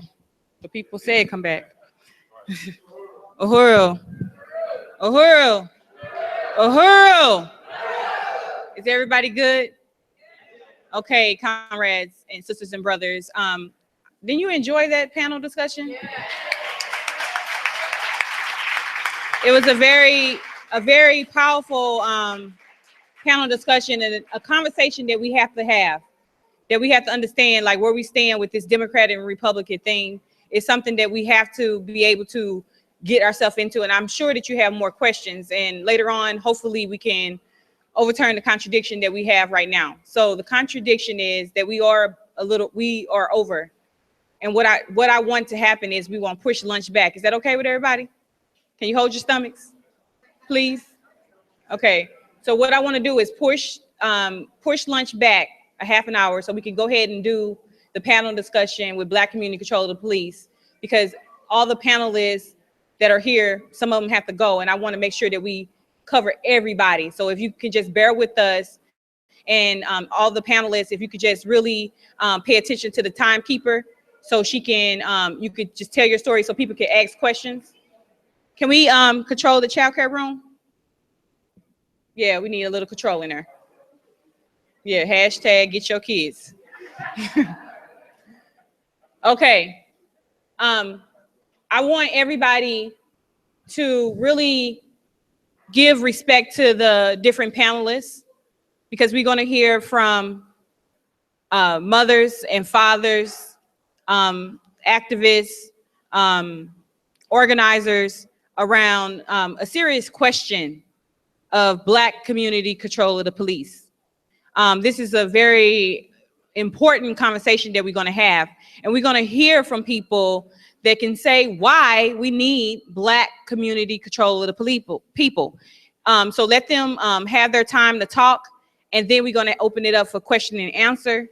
So you can ask question, because they're going to call you to action and tell you how they need you to support or what they're doing with their case. So I'm going to move out the way and let Liu take it from here, but lunch will be in a half an hour. Is that all right? Uhuru? Uhuru? Because we're not simply just having conversation, we getting organized. We are setting the stage, saying exactly what we need to go back into our communities and do. So we're not trying to entertain people, we're trying to call you to action. Uhuru.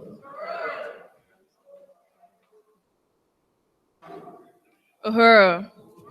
So next on the Black Community Control of the Police panel, we will have a few speakers. There will be, oh, and just to note, all the speakers, if you could please keep what you say to 5 minutes so we have time for questions and answers at the end, and then also we can have time to get to lunch on time and overturn this contradiction of being behind on time. So if you could please keep your presentations to, or what you say to 5 minutes apiece, that'd be great. So we are going to have Tony Taylor speak on the Carrie Ball Foundation. Kashama giving his testimony about this. We're going to have a comrade named Coco Africa.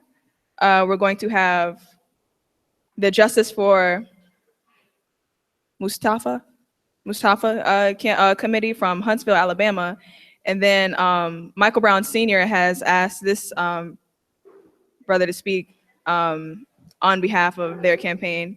And then last but not least, we'll have a speaker named Abdul Kamal. So Uhuru, if all of them could come up and speak. Uhuru.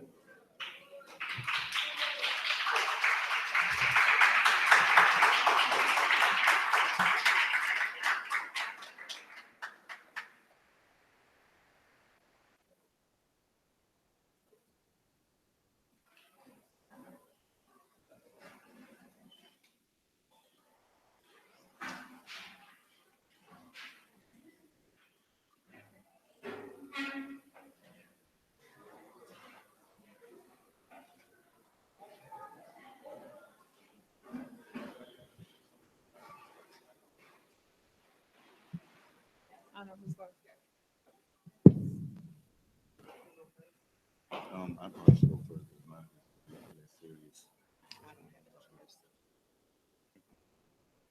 Uhuru, can everybody hear us? Okay.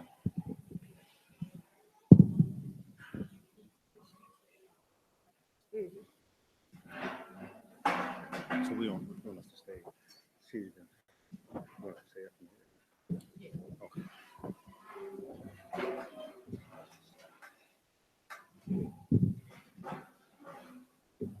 Uhuru.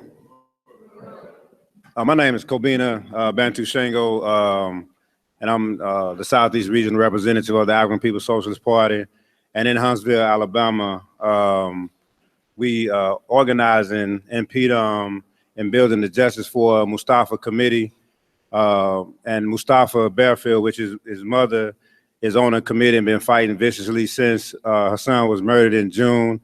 And she'll talk a little bit more about, but her name is Shamika Williams. And we have waged a campaign since Mustafa was murdered on June 21st. And one of the things that we've been pushing is to control the narrative in which was happening. And we built a Justice for Mustafa committee and made a list of demands, which we have some of the flyers back on the InPDUM table, which the demands has been, you know, that the murder of Jonathan Scott be indicted on one count of murder of for Mustafa Bearfield. And we've been putting these posters up all over the community. And in some communities in the hood, if you come to Huntsville, you'll see people got even the posters plastered up in their windows because people just been wanting to get them and put them in their windows to show solidarity. And even the case, just to kind of give a brief, on June 21st, Jonathan Scott was a bread delivery driver, and he, as Mustafa was walking to school at a school in a neighborhood called Pinnacle School, Jonathan Scott came out of the store and poured a gun on Mustafa and told him that either he meet his demands, he dropped whatever he had in his hand, or he was going to start shooting. And Mustafa, you know, just like any 16-year-old, he took off running and scared for his life, trying to make it to the doors of the school. The man chased him and just opened fire, and he didn't stop shooting until he was out of bullets. This is when the only time that he stopped is when he was out of bullets, and one of the bullets actually hit Mustafa in the back of the head and killed him right there on the spot. And from that, we InPDUM members and other Uhuru Forces members in Huntsville went to the funeral and connected with Shamika and been working with her ever since. And really, it was one other organizer that couldn't make it that we was fighting for, which is a 17-year-old young sister who been leading up the committee, Beautiful Rose, but there was some contradiction where she couldn't get here. But we've been out in the community organizing and really changing the narrative. One of the things that has been successful, we did a press conference like weeks ago, and we were able to rewrite the narrative and put out in the media where they grab onto. We was actually, just to give a kind of a sound base of where we was at in terms of they supposed to have a preliminary hearing, and the Monday before the preliminary hearing, which the preliminary hearing is going to be on a Wednesday, the Monday before the preliminary hearing, we called a press conference. And at the press conference, we was able to put out the narrative that he didn't, what they've been trying to do is criminalize Mustafa and say he broke into the bread truck, he had something in his hand out the truck, and this is why he engaged this innocent white man and this type of thing. But we said, no, he was on his way to school. It was 7 in the morning where he was on his way to school, and on his way to school, this man engaged him and like a white vigilante, hunted him down and killed him right there. And from that, the media really took on to it and was like, well, this is the first time we heard this side of what happened. This is the only thing we ever heard that he stole something. We said that's not the case. And even if he did, you can't put a dead man on trial, and it has nothing to do with anything in the first place. But he was on his way. He was a child that was on his way to school. And from that, they canceled the preliminary hearing and on his way to grand jury that's supposed to happen in October or November. But like I said, we've been putting up posters.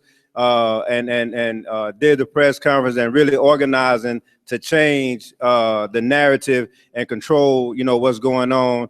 And we have, like I said, more flyers. We got petitions going around. We want to get 2,000 petitions for Mustafa and, you know, fight for till we get justice for Mustafa. Uhuru.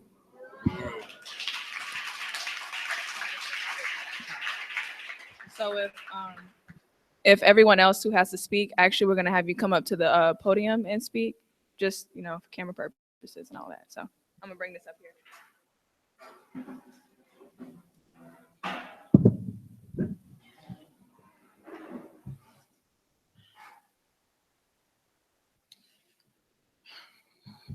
I want justice for Mustafa, and the man, he killed my son.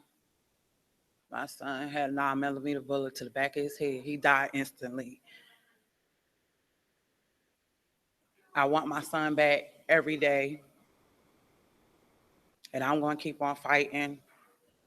And I just thank, you know, the movement for just coming in and just helping me through all this.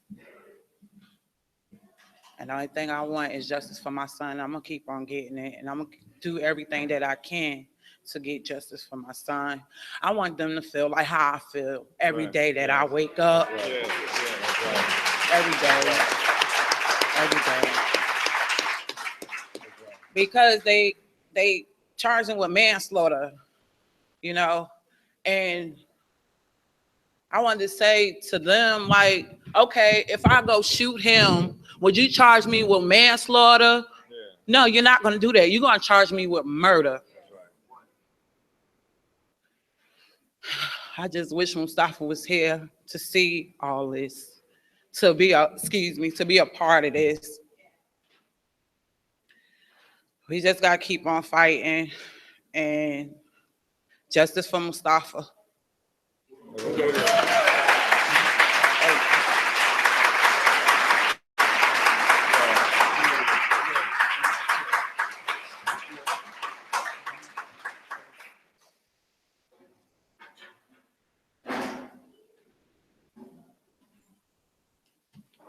Uhuru.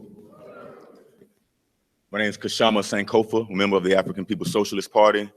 My story is much different from these brothers and sisters who are up here because I'm alive talking to y'all right now. And honestly, who knows if I would even be alive if InPDUM hadn't stepped in to, you know, to get me out of the situation that I was in at the time, you know, with my life in the cradle of the state, my life in their claws, in their hands. They could have done anything to me. As a matter of fact, when I was inside of there, I saw a lot of things that they were doing to people. And I saw how a lot of people were in despair because they had no way of getting out. And so because my case is still going on, I won't go into so many details of it, but it was a situation that, you know, if I was white, you know, it would have been handled as a civil case. But because of who I am and because of the nature of the state and because their job is to incarcerate brothers like me, the situation was handled as a criminal case. And I found myself looking at felony charges. So, you know, that's the reason I'm here to actually speak about why we need Black community control of the police, because we get it twisted. We say that the police are not here to protect and serve, and they actually are here to protect and serve. They're here to protect the property and to serve the interests all of the white ruling class. Simple as that.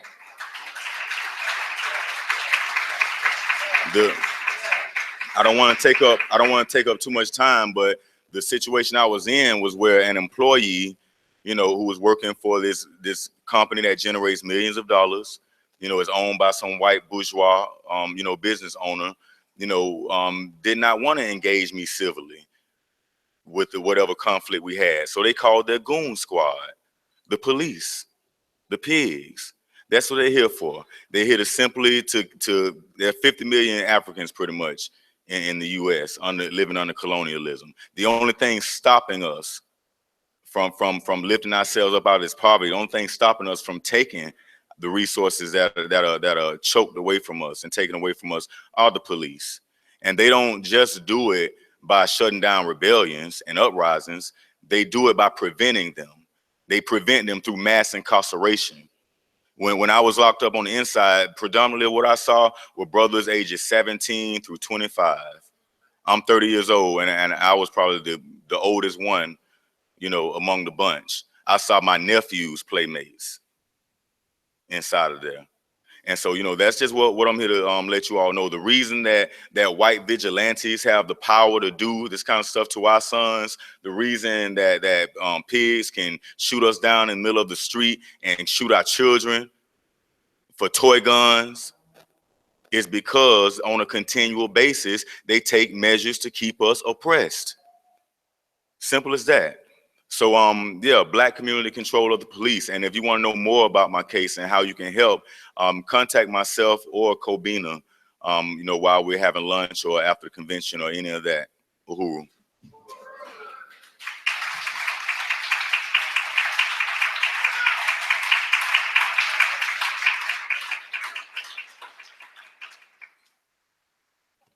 Uhuru.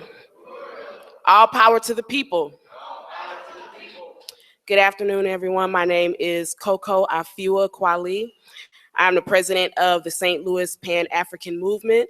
I'm also the coordinator for the St. Louis chapter of the Huey P. Newton Gun Club, and also the president of the forthcoming Black Women's Defense League, which will be opening up a St. Louis chapter of that here in November. So just came here today basically to stress the importance of community control of the police. As we know, the murder of Black men and women and even our children is an overwhelming epidemic right now in this country. So we believe that it is our responsibility to take matters into our own hands. We don't believe in begging or praying or even voting our way out of this. At some point, we have to just stand up and take control, stand up and empower ourselves. We want an immediate end to police brutality and the murder of the Black community by the police state. And we therefore believe that all Black people should arm themselves for self-defense. So that is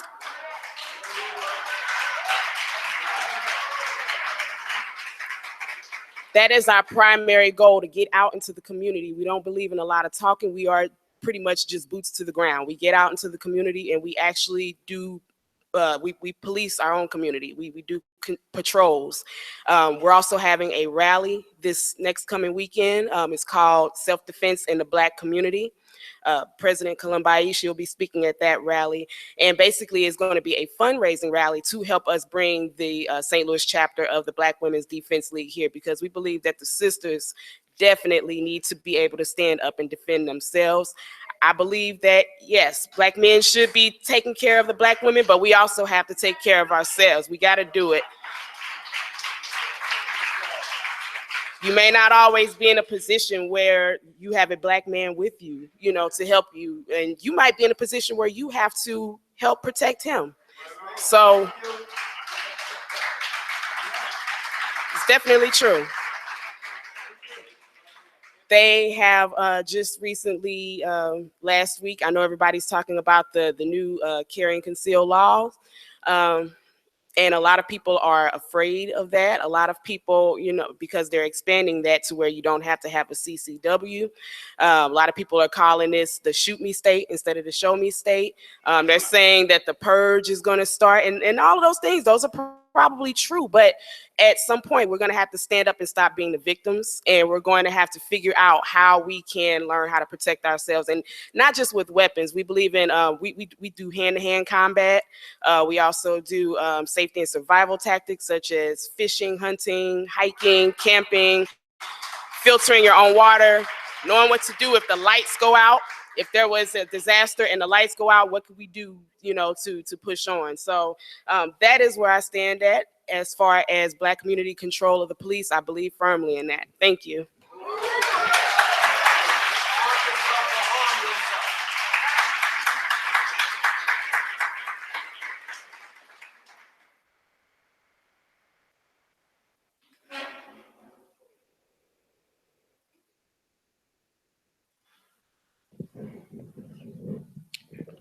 How everybody doing today? I'm Brother KO, a member of Chosen for Change, and I'm gonna make this real brief, you know. But yesterday it was a brother named Darren Seals who had a funeral in this building yesterday, and a lot of people really didn't get the information, the info on who he was and why he was murdered. You know what I mean? But I could tell you one thing that he did want. Yeah, I mean, he did want the mind frame. He had an idea of a mind frame that he wanted people to adapt, and it was organized efforts was a definition for power, and organized black efforts was a definition for black power. And he wanted that mind frame. He wanted that mind frame to be passed like a disease among his royal black brothers, to hold hands and put their minds together to where they can access the mastermind. And you know a brother in jail, you know a brother in jail right now. Mass incarceration is just another form for white genetic survival, so we can't reproduce. You feel what I'm saying? It's another, you know, it's called penis envy, you know what I mean? But we ain't gonna talk too much about it. We're gonna make it brief. But if you got a brother in jail, you gotta realize that he's in jail because they couldn't get to you, my brother. You see what I'm saying? So if he's locked up, I'm locked up. You feel what I'm saying? It's mental imprisonment. You feel what I'm saying? They just ain't got you yet. You know what I mean? So if you do got a brother locked up, you got to see it as if you is too. And you got to support him until he free, you know? So just stay motivated.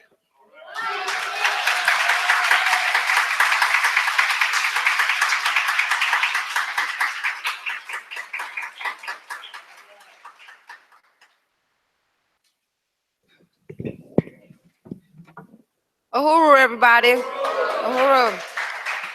First off, I would like to take a little time to do my solidarity because I missed that yesterday due to Darren Seals' funeral. My name is Tony Taylor. I'm a part of the Black is Back Coalition and the InPDUM chapter. Uhuru. The reason I'm here on behalf of my son, Kerry Ball Jr., that was shot and killed in April of 2013 by 2 St. Louis City police officers. And Carry on the Ball Foundation stands in solidarity with the Uhuru movement is because I wanted to learn the political science of how to be able to attack my enemy.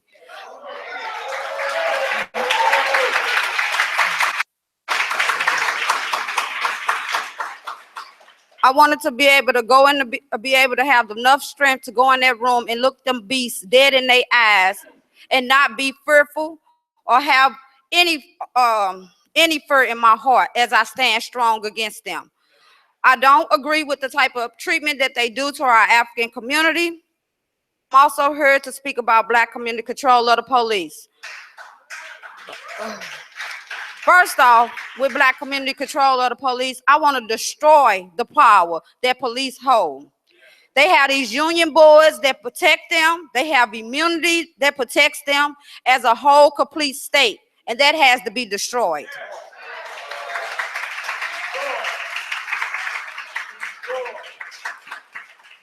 My child was shot down in the street like an animal. He was shot a total of 21 times after surrendering with his hands in the air. He was only standing up for 3 of those shots. After that, Kerry's body was on the ground. It is bullet indentions as big as a quarter in the grounds downtown where he was shot like an animal in the street.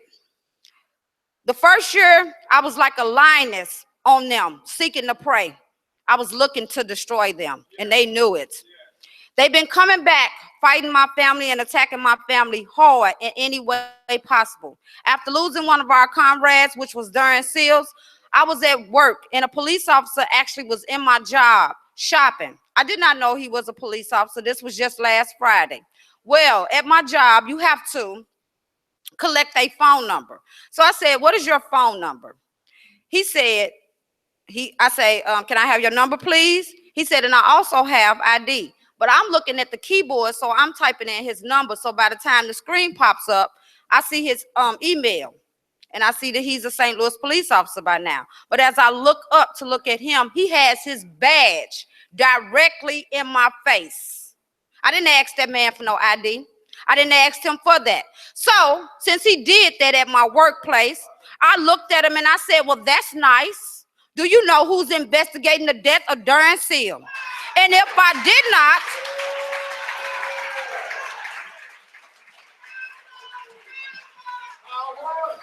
if I did not want to use that footage from my job to take it to the internal affairs, because I'm going to seek something behind what he just did to me, because that was a gesture of intimidation.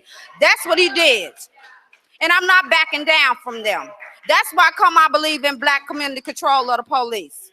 So if I wasn't at work, and if I didn't want to use that footage, I was going to lean in and look closer to him, and I was going to say, and are you friends with Jason Chambers and Timothy Boyce? Because those are the two police officers that murdered my child. So I do stand firm with black community control of the police, because I want to destroy their power, take them down, and we can rebuild and fix our own communities. Uhuru.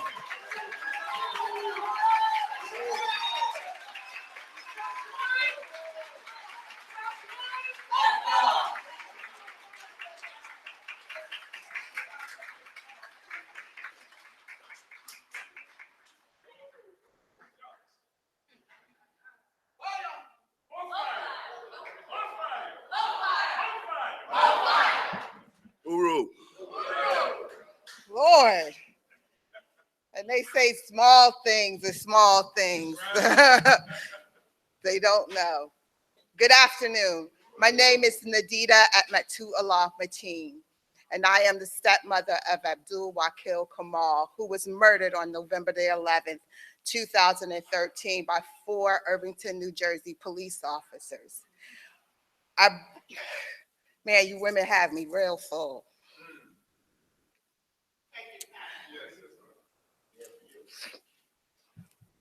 With a gunshot wound of his head to his head and partial entrance of the wound to his upper chest, shrapnel in his upper lip, and a gunshot wound to another gunshot wound to the left of his upper chest, his lower chest, his forearm, his buttocks, his thighs.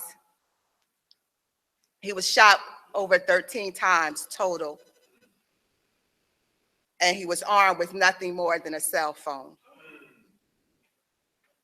This night, those cops had one thing on their mind: kill that nigga.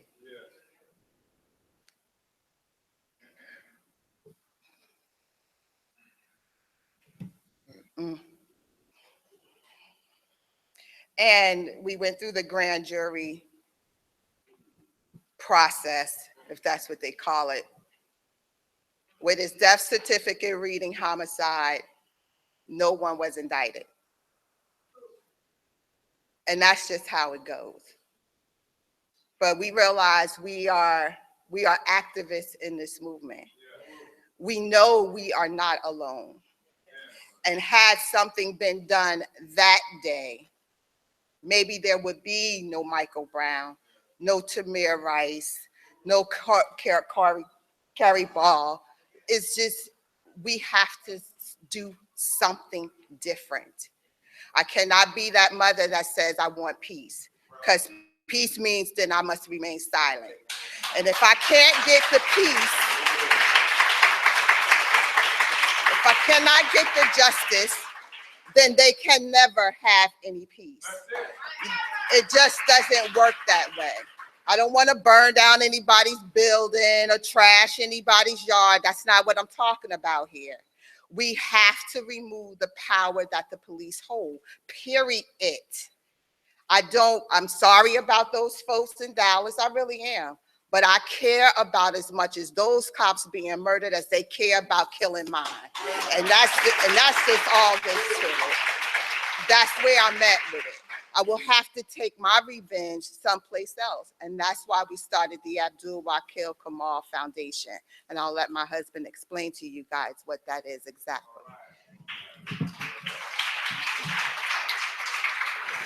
The mercy is that we have the mother, like my wife, because she think a little different than me. Because I really didn't give a shit about them getting killed. Nowhere. There's no way I'm gonna show you any sympathy, none whatsoever. When you kill my child, yours, you better watch out with them. You better protect them. So what we did We didn't ask for no money from nobody. I'm a hardworking man, and I put together, me and my wife, the Abdul Kamal Foundation, and we went out and we found us some more sons. We found us some young men that was on the street, drugged out, and we pulled them in our house, in our home, and a facility. We got them working. We got them conscious, their brains off drugs. Those that didn't have a place to live now got a place to live. We are waking them up. We are waking up soldiers, though. See,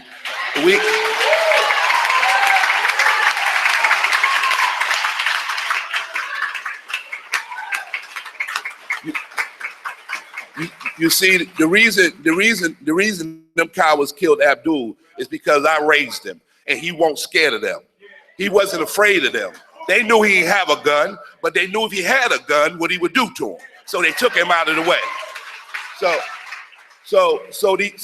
my intentions is to wake up 100 this year, and 100 next year, and 100 after that. And see, we need soldiers. They are taking away all our young men, locking them up, getting them on drugs, discouraging their being, turning them into homos and all this type of stuff. This is what they do. They'll get taking away your strength so you can't fight them back. Only thing left to fight is women. Our women, if you look at these movements, when you look at TV, you see all women.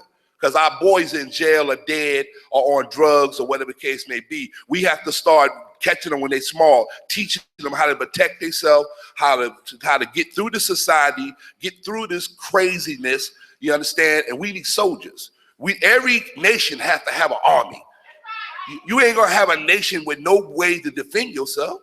And and we should be proud to say, yeah, we want an army. And I want like, listen, and I'm gonna be, listen, those police officers, I already know. I know what I did when I raised that boy. He was not scared of them. And from the witnesses, he stood up to him. He told them, listen, he wasn't getting on no ground. I ain't laying on no damn ground. This is my house. I called you. You ain't gonna do this to me. When they said, if you don't, we're gonna kill you. He said, well, then make it happen. So he died a martyr, a soldier, a hero, a war hero. I'm not ashamed of his death. He died standing up. That's what I taught him all his life. But I tell you what, we're going to produce some more of them for you, okay? And I'm glad they changed the gun law, because guess what? They can carry guns. That's simple. If you can carry a gun, then I can carry a gun. And I like them odds better anyway. So we got the foundation going. My wife gonna, if I don't, you better tell them about it.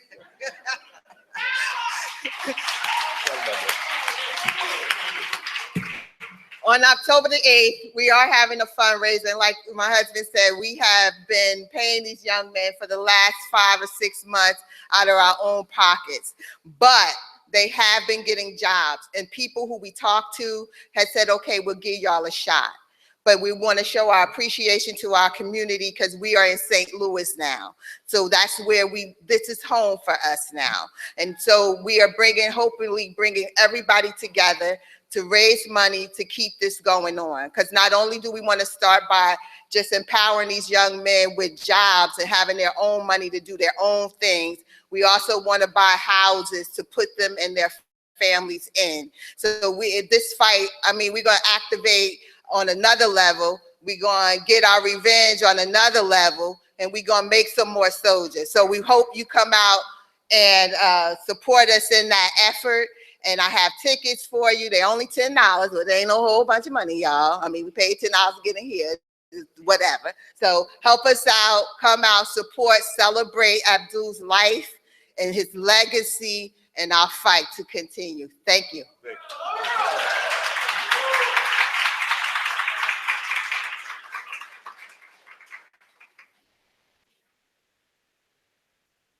Another round of applause for those comrades, y'all.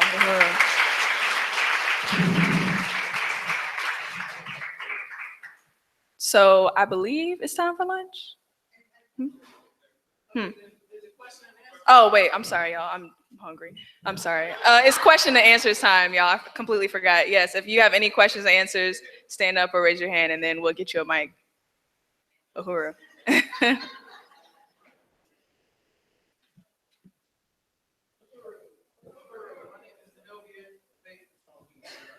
Oh, okay.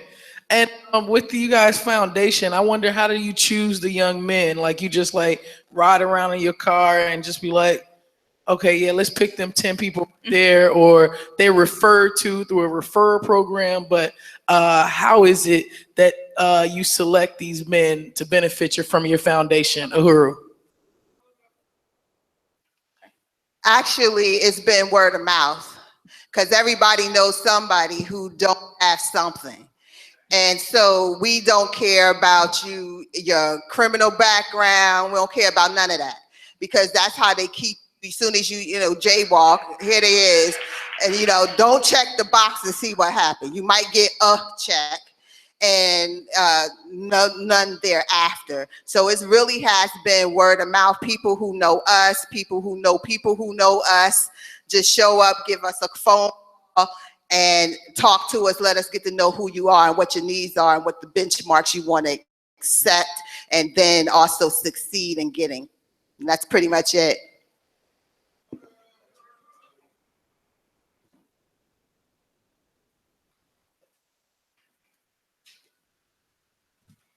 Any other questions or comments? Uhuru, I just wanted to know, what is the difference between community control of the police and Black community control of the police? I heard someone say community control. So what is the difference?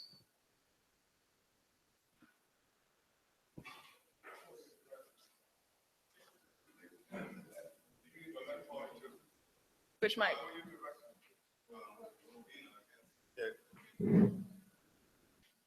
Uhuru. Well, I mean, one thing I know, as our community, we got to take power of our own community. And meaning, when we say Black community control over the police, that the community, the Black community has to be able to, have the ability to hire and fire the police. We have to have the ability to do independent investigations. We have to have the ability to even make the determination of how, anybody coming to our community, we have to have the say in doing all that. Not just like you see a lot of these community review boards and stuff like that. Nothing where it just side with the state and just want to, just get a bigger piece of the pie and anything like that. We have to be able to take power and have control over our own community, where we say what our community look like and how we move forward, and have the ability to govern ourselves. Uhuru. Uhuru, I really want to appreciate everybody on the panel, and I just wanted to deepen the whole difference between a review board and Black community control of the police. Well, it's a reason why we're saying Black, and we're not going to take that word out, okay? Because you can have a review board, or you can have Black. We are Black. The Black community need the power to hire, sanction the police. So the Black word is key. Out. And that's why if the United Nations, when we went in front of them, and Comrade Tony Taylor went in front of the United Nations on a tour that we did, and we said Black community control of the police. The petty bourgeoisie was saying community control. If you read their reports, they want to talk about a review report, because they always want to act like they giving you something, they ain't giving you nothing. Okay, so the Black word is key. Don't ever take that out. We're talking about a review board that have power, not no review board that look at evidence and then they side with the police and don't have no power to do nothing. Okay? We saying the Black people, if you a felon, if you, whoever you are, if the community say that you should be on this board, that's who on the board. The community decide what the board look like.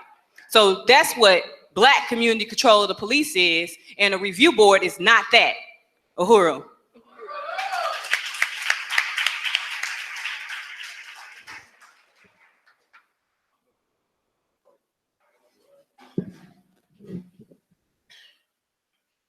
Yeah, there's a lot on that. I also want to deepen that deeper, but to say that that also means us defining what police, what we consider policing in our communities.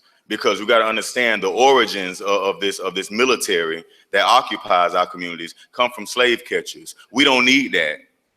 We don't need that. As African people, we have settled our own conflicts. We have, dealt with our own disputes and contradictions, questions, whatever we've had for thousands of years without, a military in our force brutalizing us, killing us, tasing us, and pepper spraying us. So that also means us, determining what the police is and what it looks like, and if we even need people with guns running around our community.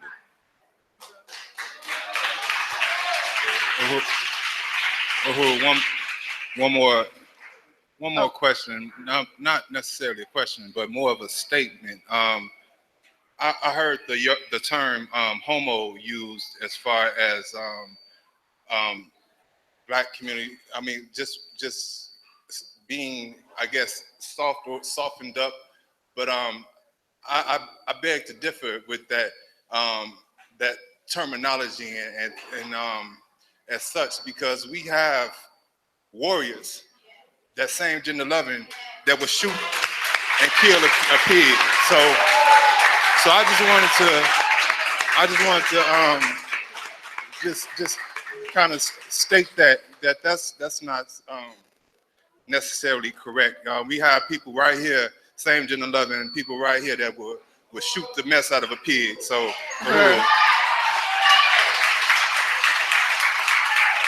Can I make a statement? Yeah. Uhuru, before we have this, we only have 2 more minutes. So thank you.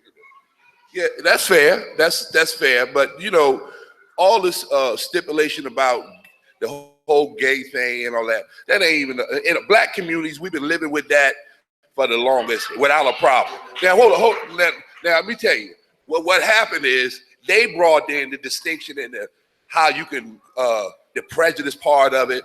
It's been what it's been, and it ain't been no problem with us. It was them that made the problem with it, trying to now all these other different things. What I meant when I said, I'm talking about, when I say the word homo, like we say nigga, we don't mean what you mean when we say nigga, okay? So when I say homo, I don't mean what you mean when I say homo. I'm not trying to downgrade nobody that's gay or whatever the case may be, but you soften our boys up every day with all types of stuff they put in our community. They put shit in the food that make them softer. They are killing their sperm cells. They're trying to stop them from producing. This is what I'm talking about.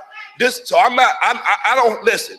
I employ 30 people, and I'm sure a few gay people work for me, and they'll tell you I treat them just as good as I treat anybody else. But we need to stop jumping in their race like our women don't need to be liberated. They always been liberated. That's their shit. They the ones treat their women like dogs. They the ones that treat their kids like property and stuff. That's not us. So let's not get crossed. When I'm in with my friends and around my friends and we talk about stuff and I say different little slangs, just same as kids say nigga, they don't even get offended by it. But now you got to be very careful what you say. Man, fuck them. I'm telling you right now. These people killed my son brutally. You hear me? Brutally, and like it's an everyday occurrence. I'm supposed to get up, walk around like it's all right. Are you out of your mind? Are you out of your mind? You are patriotic. What? You understand? I don't want to listen. So anybody that was out there was offended, you got my apology. I didn't mean it that way, but I will tell you this. You sisters, and harden these boys up because we need soldiers. We need soldiers. I will tell you that. And if I offended anybody, I apologize. But listen, I got nothing against anybody's sexual preference or whatever you want to do in your house. None at all.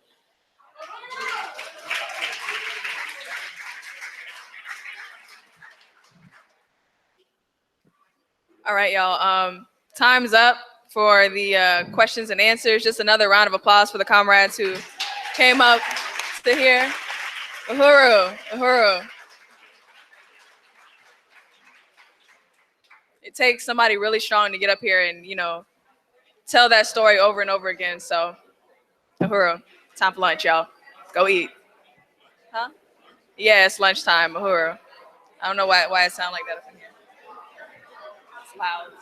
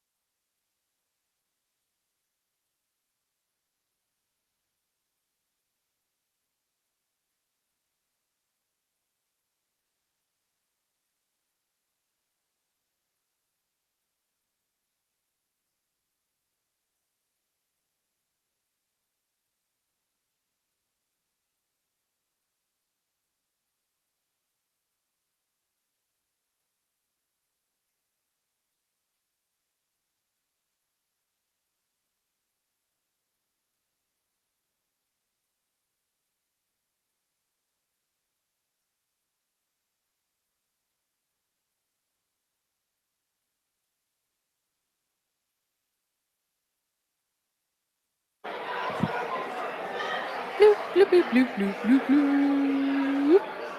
Snoop. Dun, dun, dun. Oh, you ready? Hooroo. Is it good? Am I good? Uhuru! Uhuru! I just had a small announcement. If you guys yesterday became a paid member of InPDUM, I want to let you guys know you can collect your membership cards today, and I'll have them at the front table. So do that during this period in time. Again, if you paid your membership cards are available. Uhuru.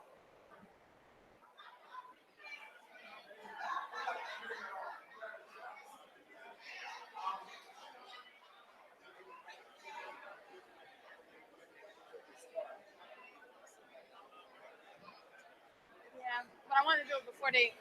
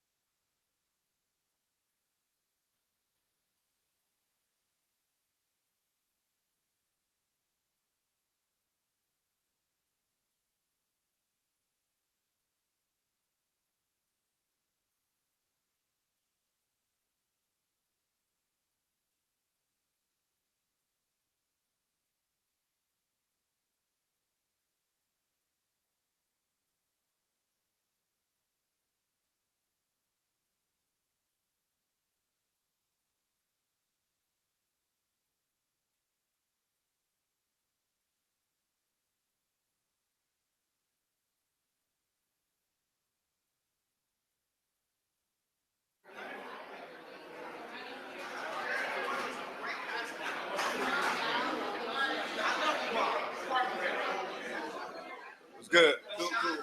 Cool. Uhuru. Oh, it's on. Uhuru, comrades. Okay, so during lunch, we have some culture for you. So if everybody could, talk quietly or just be quiet and get your food and enjoy spoken word piece. We got 2 pieces for you. So are you ready? Okay. So first, we're going to have Miss Chalet from Chicago to share a piece. Uhuru. So I don't need the mic. But yeah, I'm Michelle. I'm from Chicago. I'm a poet and a rapper. Yeah. Can you use the mic because they on live. They live streaming. Yeah, they can't catch you on the camera. Okay. All right. Okay. Everybody loves the sunshine. But what about the rain? People pointing out your bad side. But what about your pain? Fuck what you say is my life and you wouldn't last a day. But if you take a look in my eyes, you see that we are just the same. Looking at herself through pieces of a shattered mirror. She's been deceived to think that her features are inferior. Mother was beyond her reach, so who could teach her worth herself? She told her grandma TV thinks that could be a pope, but she's the opposite of Jesus. He's snowing, she's bark. She go to school and people tell her that she's cute but so dark. She's the smartest kid in class, she's so skillful in art, but nothing takes away the burden placed on her heart. In college subconscious that lingers, she's an overachiever. She takes no pride in her appearance. Accomplishments needed. She get a boyfriend and leave him. She assume he a cheater. She keep a couple Marty sticks and sip that liquor by liters. What can we say is the reason? Is this the media who says the 95% heathen, only 5% human? No matter who has influence, she's on her own and get free. But I can look inside her eyes and see reflections of me. Because everybody loves the sunshine. But what about the rain? People pointing out your bad side. But what about your pain? Fuck what you say is my life and you wouldn't last a day. But if you take a look in my eyes, you'll see that we are just the same. And people are so quick to judge, yet have no clue what you're going through. Got these trials and tribulations, but you made it. It ain't ruined you. They say that earth's a hellish place, but still afraid to face their fate. I no longer wrap the fence in this, I'm hopping the gate. I pray to live, but no one will. I seek the thrill in each day. I put the pen to the pad so the paper can make. Live for my dad, may his legacy be great. The only parent that I've had, I can never replace. And sorry to my future husband, never learned to be a woman, but I'm skillful with my tongue. I'll immerse you with my loving. Sorry to my future kids before they buzz in the oven. I'll teach you all I know and know you never want for nothing. Know that life is not worth just paying bills till you die. It couldn't be, cause you and me, body's the God. Cause everybody loves the sunshine. But what about the rain? People pointing out your bad side. But what about your pain? But what you say, this is my life and you wouldn't last a day. But if you take a look in my eyes, see that we are just the same. Let's have peace. Uhuru. Thank you. So we have another piece by our very own 4 Feet. I'm going to come and give us a piece. Uhuru. Huru, I had written a piece about burying colonialism, but it didn't work because things change at a frequent pace. So I want to give you a taste of what I'm feeling and the reason I'm here. I'm mad, I'm frustrated, I'm pissed off, and I'm sick and tired of being sick and tired of this bullshit. I don't know when it's gonna quit. I can't tell you how long I felt this way because it was buried down deep until I heard the chairman one day. And like President Columbaye said to what end? There is none if we look at what's in front of us. As humans, we eat, drink, talk, walk, and shit. But when are we gonna stop sitting on the shit from another race, from another colonialism state? We gotta stop, roll, and take control of the things that we do, the things that we think, and the things that we believe in. I'm tired of seeing mothers crying and humanizing their children when they're human already. Just because they're born in a brown skin doesn't mean that we have to give in or give up. I'm tired of being a project of things that are not committed to uplifting my people. From the projects to the medical projects, to the physical project, to the water project, to the agricultural project. I'm tired of being the project, and the outcome is never us coming out at the top in the end. It's time for us to take control. And the way to do it is Black community control of the police. We got to stop and charge the United States with genocide, because everything they do is nothing to commit to our side of the story. We don't have a story as far as they're concerned, so we have to make it and put it in their hands to earn. They owe us reparation with interest. With interest. So with this, I want to say I'm sick and tired, I'm frustrated, and I'm pissed off. I'm sick and tired of this bullshit. And with this, become a member of the Huru movement so you can teach your children, your children's children, and your children's children how you got free. Huru. Uhuru. Uhuru. I just really want to appreciate the culture, the spoken word, and just say that, you know, I remember when 4 Feet, when I first met 4 Feet, and she used to always say, I'm not a revolutionary poet. You know, I talk about love, but love is revolution. You can't be a revolutionary and not have a big heart. Like, you a selfless person that's willing to lay your life down for your people. Uhuru.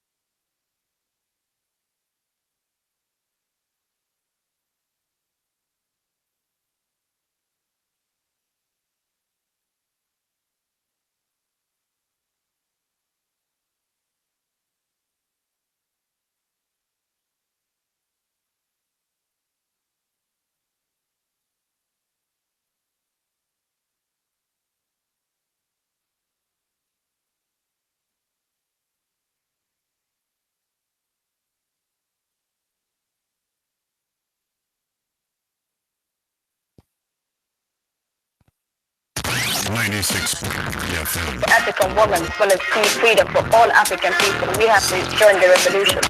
No degrading lyrics. Don't care where you come from, as long as you're a black man. Informative. It's really important that we bring women into political revolutionary life because it's time for us to form and consolidate the role of African women in revolution. Finally, the station you've been looking for. Black Power 96.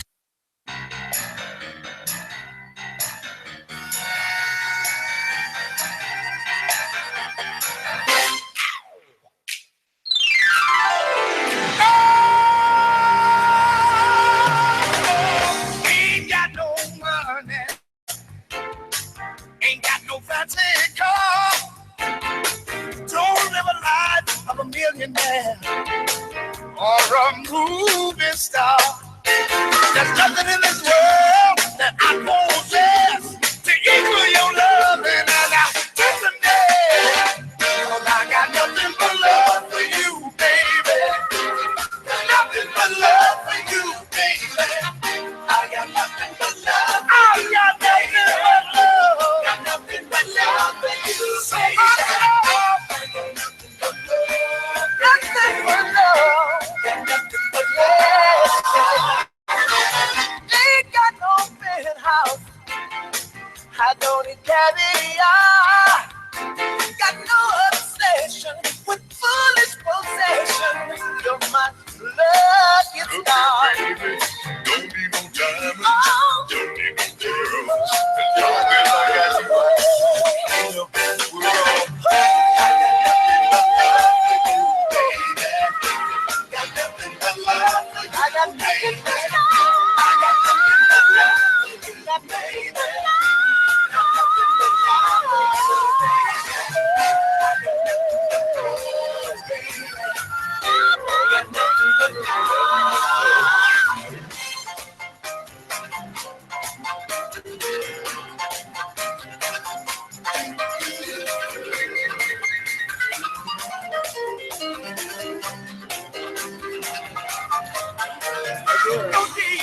Uhuru. Uhuru. Uhuru. If I could get everyone's attention, please. Uhuru. We're about to start back in 2 minutes. So if everyone can start making their way back to your seats, that'll be great. Uhuru.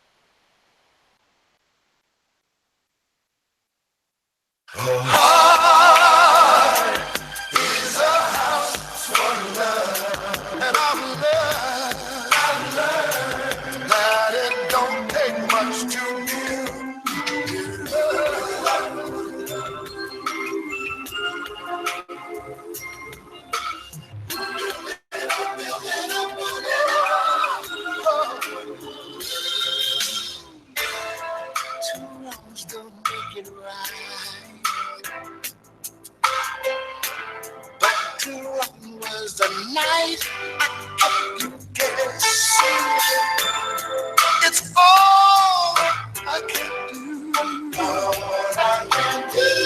and hope that maybe you'll come around again.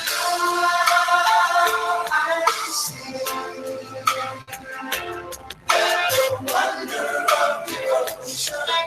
It doesn't come free. It's a house for love. And I've learned that it don't take much to break a heart. It's a house for love. And I've learned that it don't take much to give. Oh. Today I understand. I'll pay the price rights to be all the man you need. You know you got to be free. Go find a way. Go find a way. Find your way back to me.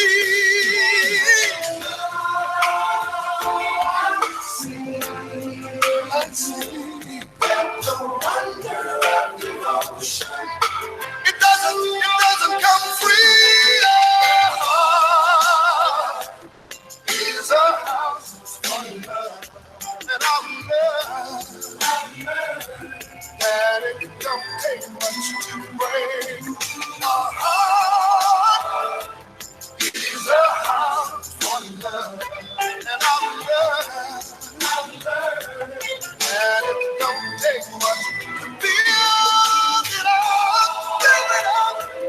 It's a house of love, and I love. And it don't take much to break. Oh.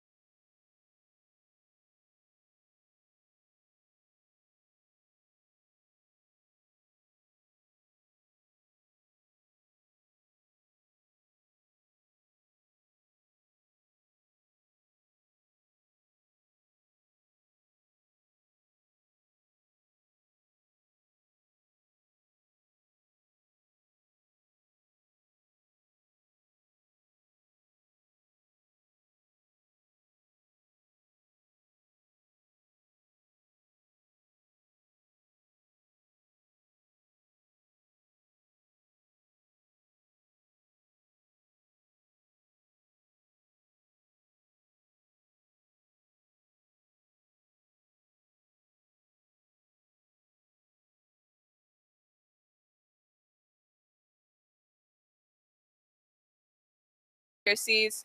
And anybody getting plates, we want to just wrap that up, wrap your food up, do what you got to do with it, and come back to the seats now. Uhuru.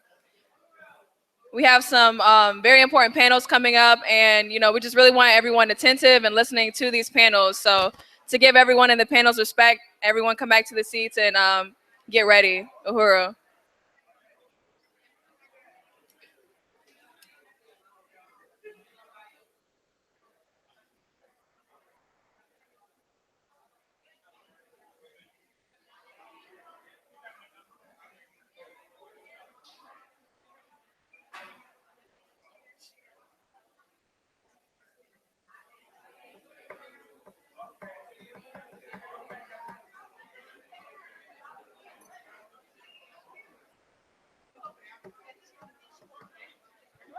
Calling people one by one? Do I need to start calling people by name? Like, I say get to the church. All right.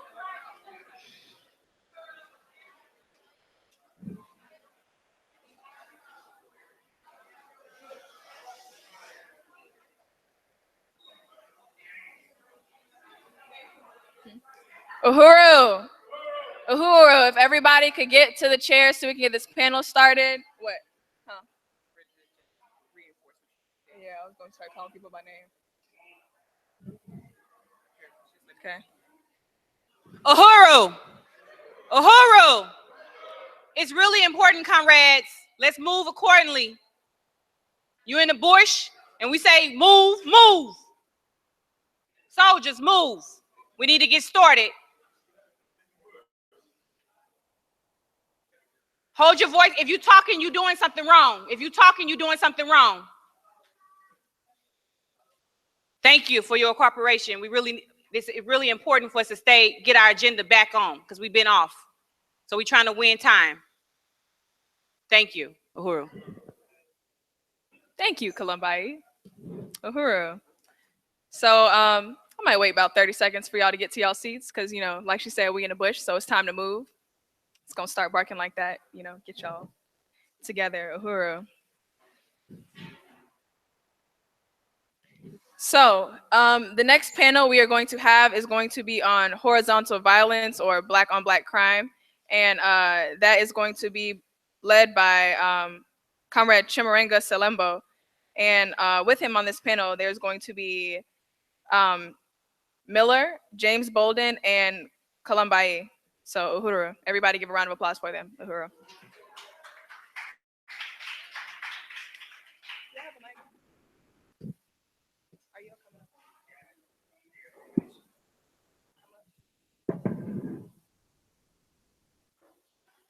Uhuru. So I want to appreciate that introduction by Leo. And my name is Chimurenga Silambao. And I'm going to be moderating this workshop on horizontal violence. And I think it's really important because many times I've heard criticisms of our movement that we don't speak out against so-called black on black violence, what the bourgeoisie calls black on black violence. We call it horizontal violence. It's violence between members of the African community, and notwithstanding the fact that there's no basis in fact that we haven't spoken out against it. Matter of fact, we've probably done more work on that question than any organization that I can think of. It's important for us to talk about this issue because we don't hold a position that, like you will hear from many of the black middle class, that we're our own worst enemy. You ever heard that? We're our own worst enemy. Because if we're our own worst enemy, the only solution to that is to commit suicide. And we're not going to do that. So let me tell you a little bit about why I was chosen to moderate this panel. In 1990, my son, Larry Waller, was killed in a shooting. And I think President Kalumbai saw that as an important factor in being able to moderate a panel that would talk about horizontal violence. I was fortunate that I was a revolutionary when my son was killed. So I understood the source of that violence, notwithstanding the fact that another African killed him. The source of all this violence, both horizontal and vertical, from the police, from the army, from all the armed forces of the US, has the same origin, and that's the US state. The state, that institution of coercion that makes us do things that we don't want to do. Now, why would I say the state did it and is responsible, as opposed to saying the individual African who carried out that act is responsible? Well, many researchers will tell you, if you go into a community where there's no resources, where there's a scramble over meager resources, and people operate in a so-called underground economy, scrambling for resources, there's going to be crime, and there's going to be violence. It will be violence over those resources. So horizontal violence is an economic crime based on the economic situation of every African in this country. So we have to look at this, and it goes outside of this country, because every day you can read about horizontal violence going on among African people all over the world. And it has the same source: colonialism, a situation where we have no control over our lives, where a foreign power controls our lives. That is the source of this violence. And we have to wrap our heads around that.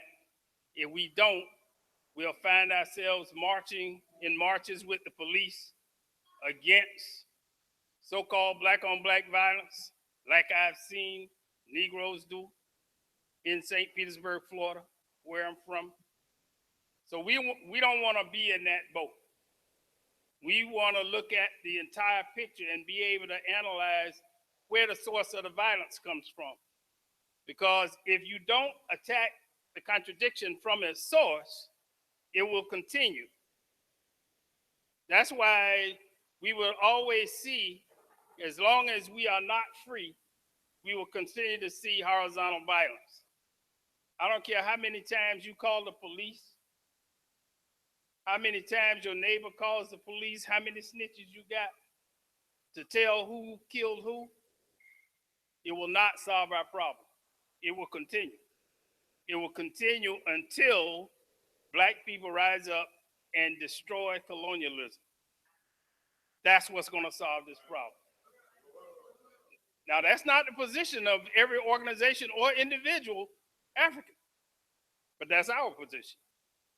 And we hope that you can see the logic in that position, because we believe none other explanation makes sense.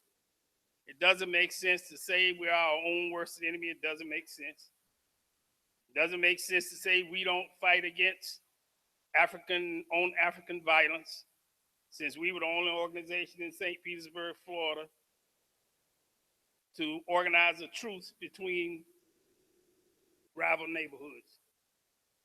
We were the only organization to do that. There was other people marching about it and saying the young people should stop killing each other, but we were the only ones that actually organized them to sign that truce. So we want to reject the logic that the bourgeoisie and the black middle class put forward.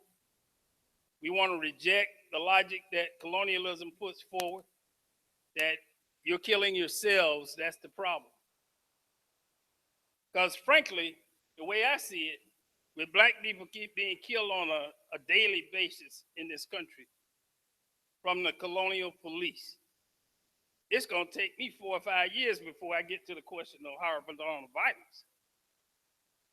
Because the state will exact these kind of punishments against our community, and what they will do is kill an African, and what you're going to get is a justifiable homicide ruling. Every time. It's going to happen every time. So we have to be prepared to say it's the state. It's the state. The U.S. colonial state is the problem. Not some poor African living in the project who doesn't know any better. Now, does that mean that lets every African who's believes they're a gunslinger off the hook? Nope, it does not. But our community is responsible for solving that problem, not the police.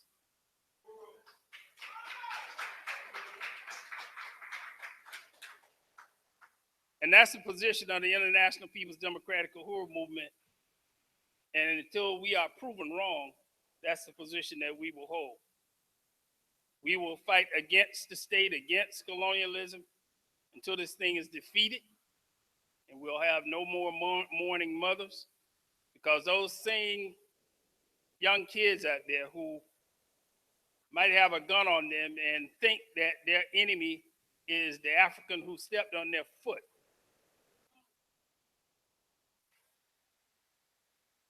We got to recruit these guys, because as the chairman says, you know, it's interesting how these Africans lose their aim when the police come around.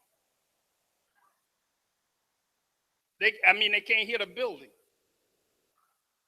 but they can shoot an African right between the eyes.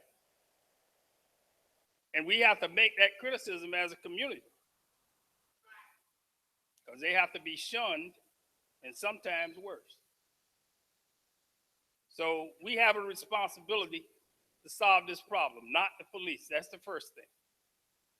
We have to identify the enemy as the state, the colonial state that forces African people to do things against our will.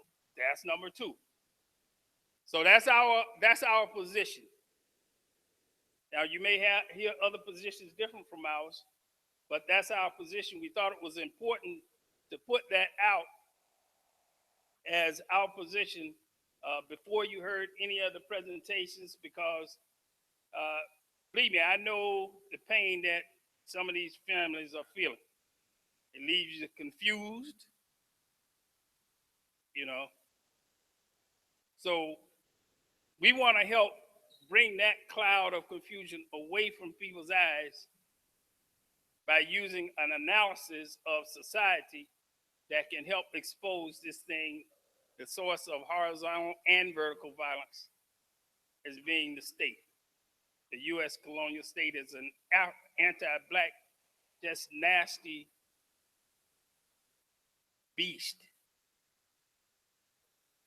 And if we look at it any other way, because sometimes I hear people say, well, you know, it was, you know, those were innocent cops that, you know, these cops in Dallas that Xavier Johnson shot, they were innocent. They had families. Well, I say it's not the individual cops you're fighting, it's the colonial state that you're fighting.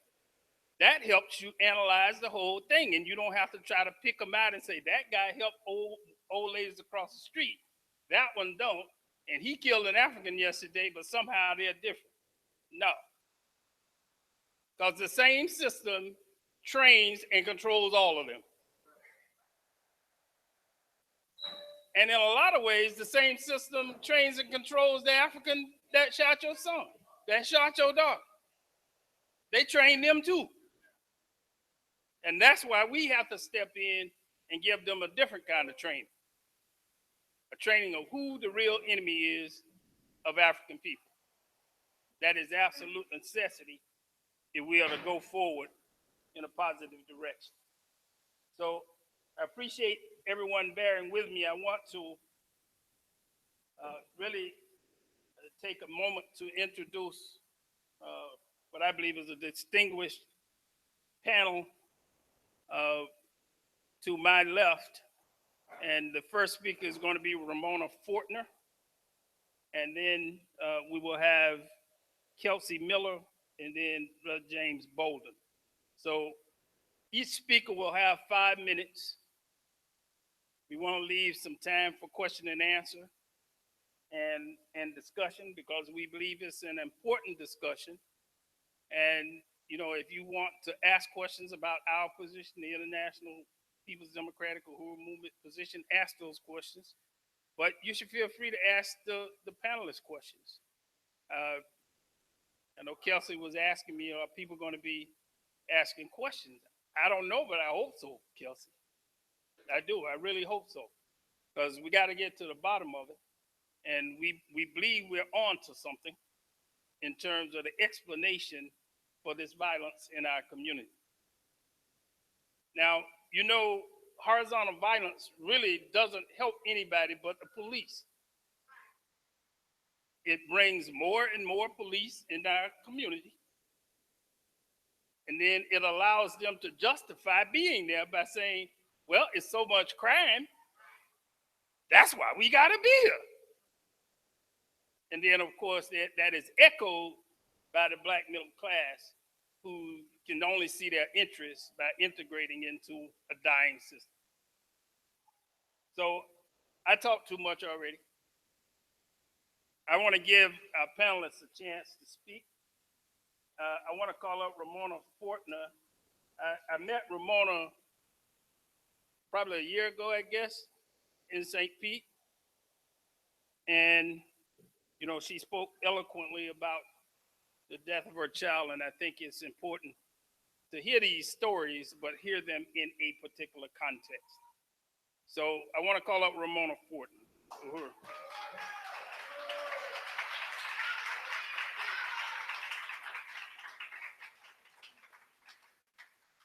Uhuru, my people.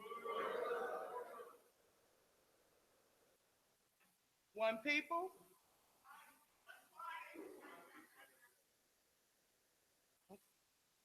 Yes, sir. I was gonna share. Oh, thank you, thank you, thank you. Getting adjusted up here real quick.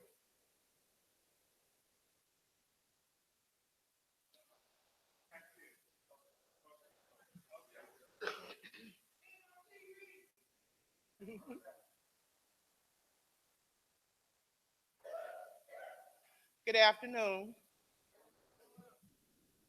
I love saying, look at all my beautiful people out here. First of all, let me clarify something. Fortner is my family name, and I'm proud to hold it because my mother held it. White is my married name. So it gets confusing. Sometimes people, say Ramona Fortner or Ramona Fortner White or just Mama White or just Ramona, whatever is comfortable because I belong to you. I want to talk about something. I started to come here and do a poem that I saw on YouTube called Black Privilege, but I've been extremely ill, but I was determined to come here because I found it an honor to be called by President Hardosha Benham to talk to me about horizontal violence. I say black on black violence. My son was Malik White. I lost him right up the street in Jennings in 2002 from another African who was, I think they call themselves Kajik. Yes, sir. Yes, sir. And he was 25 years old, this person that killed my son. They were from considered, quote unquote, rich black money. They were having $1 million church built, and this person had been abducting, raping, and molesting young women since he was 17 years old. My son had just got back. He played for Vashon High School under the infamous Floyd Irons. And that year he played with LeBron James. He was one of the best kept secrets in St. Louis. He was 6'8". He was a good kid, wasn't in gangs, but yet he was stereotyped by our people. It was a vicious rumor going on that Malik had robbed his younger brother. There was another African in the area they called Too Tall, who ended up robbing the brother. But there was so much malicious gossip amongst our people. You know, the crab in the bucket scenario? So August 21st, 7 o'clock was the last time I saw my son. Call it paranormal or whatever. I was going to see my father. 20 minutes into going to see him, I had a pain that I cannot even language to you. 7:20, Malik was gone. When I came back and they found where I was at, which was over in Illinois, where my father lived, and bless his heart, he's gone. The yellow taper that you see, the people was crowded. It was a crowded situation. Malik was a popular child. But because he did not get killed by that white officer, or as they say, social media wasn't where it is today. But of its time, it was considered to have the vibe of the Michael Brown Jr.'s case. My only son killed my baby in the streets. Do you know how long it took me to have a boy? I had 2 girls. His life was gone at 16 years old. Now, people try to tell me how to act. People try to tell me what to say. Because as you say, they say, quiet it down. Don't say nothing. We'll get them. But I literally walked, me and his father at the time were together, in the streets to find this person. Because I had went to the community schools here and grew up with our community, I made a phone call. And that phone call transcended all over this area. By the time the 9 o'clock news, because we went the day, me and his father, the day after he was buried. And the white police say, no, no, no, no, no. Oh, here's the suspect, but you can't take the picture, Miss White. I said, I bet you I will. I made that phone call. By the time the 9 o'clock news hit, at 10:45, we got a call, and he was apprehended and held without bond. When I seen him again, he was trembling in the courtroom. His mother was crying. And as a mother, somewhere in me, that was her son. But I told the judge, excuse me, Your Honor, get that bitch up out of here. She didn't cry for my baby. So what I want to say is that I have so much respect for the African People's Socialist Party because they're allowing me a voice. But our people got to wake up. We can't keep tiptoeing around each other. The same media that's going out here for these police officers killing our kids, why can't they come and do the same thing with our kids killing our kids or our people killing our kids? Come on, wake up, y'all. You are the truth. 14 years, August 21st is past. What's my son's anniversary? And until the day I leave up out of here, from the womb to the tomb, I'll still be talking about him. I want to move over to Robin. Robin was my oldest daughter. I had her at 17 years old. She was my teacher. Brilliant child. Had a voice. People remember her voice. They compare her to Fantasia. Corporate America took her in the emergency room at the area hospital. 26 years old. I've been raising her children and Malik's child. So I've had it to happen to me both ways. I gotta go. They're saying time is up. But I want you to think about this because it can happen to you. Start making a noise about, stop worrying about stepping on each other's toes. That's the problem right now. We want to give it all to what them white folks is paying other people. Miss Bland got 1.19 million. What for what? I didn't get nothing. We get dead kids. And we got people that don't want to see our faces or want to be reminded. But the very next person or the very next family could be yours. So they don't like me, but they call me the voice. Thank you.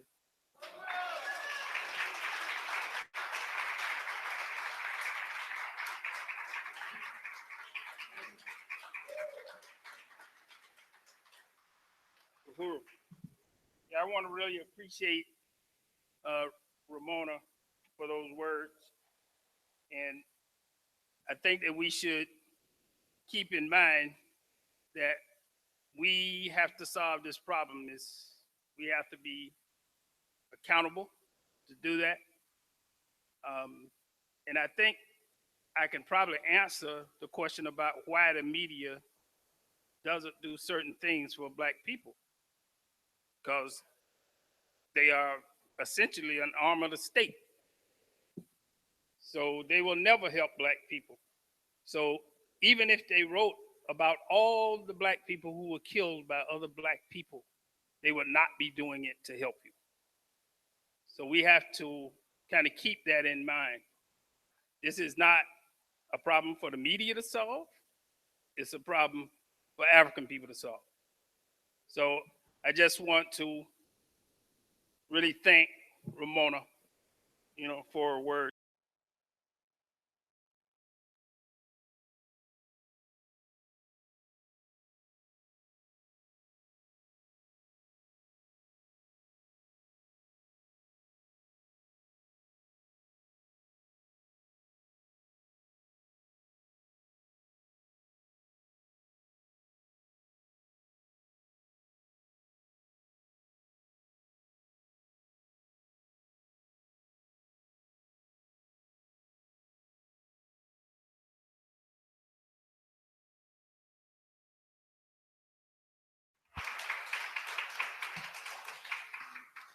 Ahuru, everybody. I'm Kelsey Miller, and my sister was Keela Eberhart.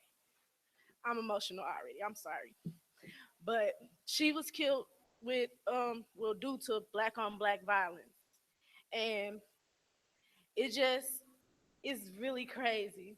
Like first, I want to really say I appreciate that they gave me this chance to speak on behalf of my sister because just as they were saying that the police they aren't gonna come and step up and do any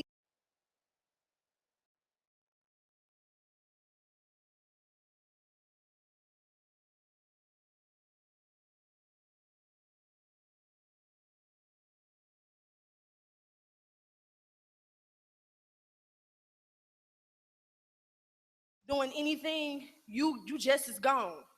They ain't looking for you for justice for my sister. They looking for you because they trying to meet their numbers, quotas, ratings, whatever it is that they doing for the month. And my sister was killed by men. And as they were speaking earlier today about people who choose to date the same sex or whatever the case may be, they preyed on my sister. This one guy acted like he was gay the whole time. He acted like he liked women and everything, and straight just made my sister trust him. And all along, he was out in the streets with these women and doing everything. And I mean, it has nothing to do with this, but I just feel like every little small detail, like if you are a man and you choose to be with a man, that is perfectly fine. And it ain't that you not a man because you with another man, because you can be a man and own up to your stuff while you with a man or whether you choose to be with a woman. A man is a man. They stand their ground and they form. There was some punk shit that he did to my sister. And she had just turned 21. Her birthday was April 24th. Her birthday the same day as my daughter's birthday, April 24th. And next year when my daughter turned 10, she won't be able to celebrate her birthday with her auntie like we normally do. And it's just crazy how things like this happen. Granted, my sister was she was in the streets. Like I'm not saying it like she was such an angel or a saint, but she was trying to get herself together. And I think in order to keep black on black violence down and crime and all of this, I think it starts with building a person individually. They won't want what somebody else got if they know it's okay for them to be low at a point in time.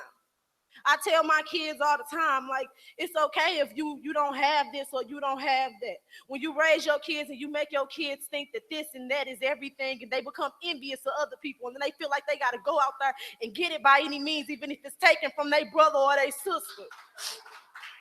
That's not right, and people need to stop raising their kids like that. It's okay to not have stuff sometimes. Don't keep sheltering these kids by giving them everything.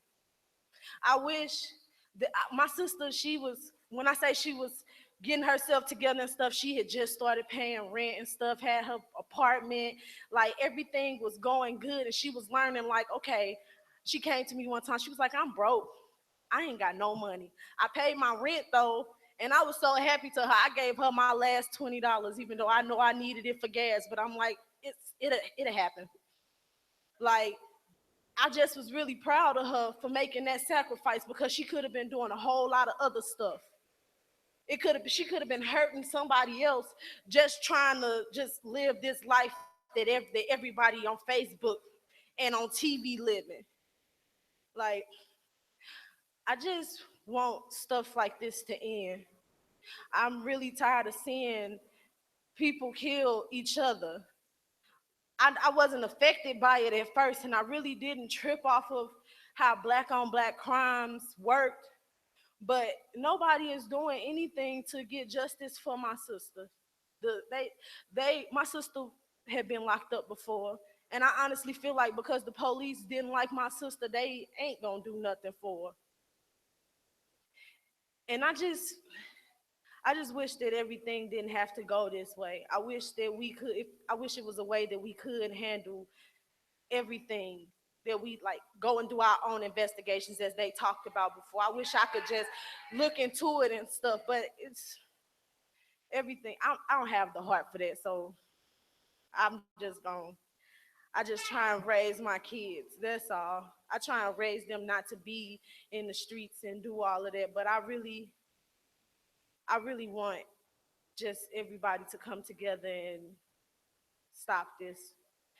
Like, I'm sorry, I'm just really emotional. But thank you.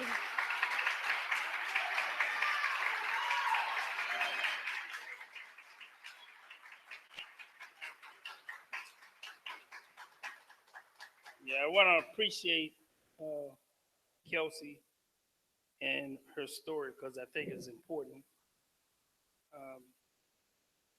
You know, when we hear these stories, you know, it upsets us. And so, you know, we have to help Kelsey understand that horizontal violence, when you fight against colonialism, you are fighting horizontal violence. When we destroy colonialism, we will have destroyed horizontal violence.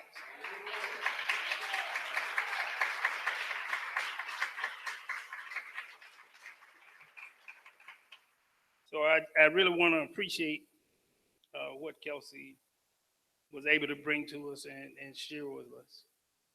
So I want to bring up Brother James Bolden, and you'll have 5 minutes, and then we'll go to Columbine.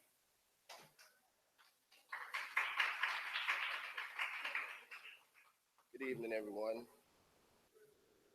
I just want to thank InPDUM for giving me this opportunity. And I'm gonna make it brief, but I stand before you on behalf of my daughter, Jamila Bolden. My daughter was taken August 19th, 2015 from horizontal violence. I say community violence, but it strengthened me because right now I'm in a battle with the state. I'm also in battle with the streets. I'm not allowed to go to Clayton because of the attorney say I'm too blunt for trying to get an answer for my only daughter. If you was a father, you'd do the same thing. I mean a true father, not a dad, but a father. It's sad when you get accused of something, and the last words you hear your daughter tell you is she loved you the day before she died. It's sad when you try to get out here and talk to your public defender to find out what's going on with your case, and you get threatened by her bodyguard. So I stand before you and tell you, I don't have no love for the law.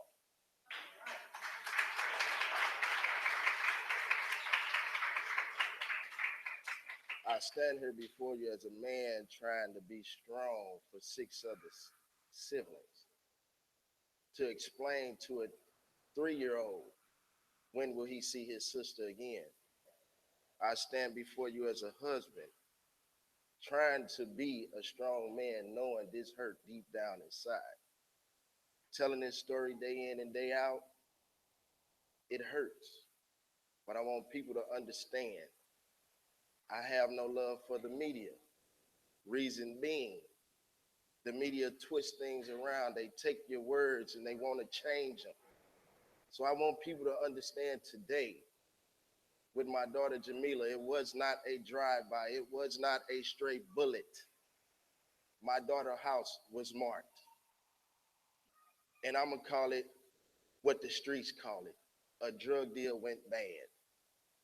So my daughter had to lose her life over somebody else's silliness. So with that being said, I formed a foundation called Unsung Angels on behalf of my daughter to save these young brothers, to save these young sisters, to scrape the crust from their eyes, to let them know people can't tell you who you are, who you can be. You can be anything you want to be. I want to be able to grab them at the womb and let them know we got to stand together and make one powerful fist, a strong black fist, and let them know this is ours. And if we're going to run this, we're going to stand on it. So if you want it, go get it. Thank you.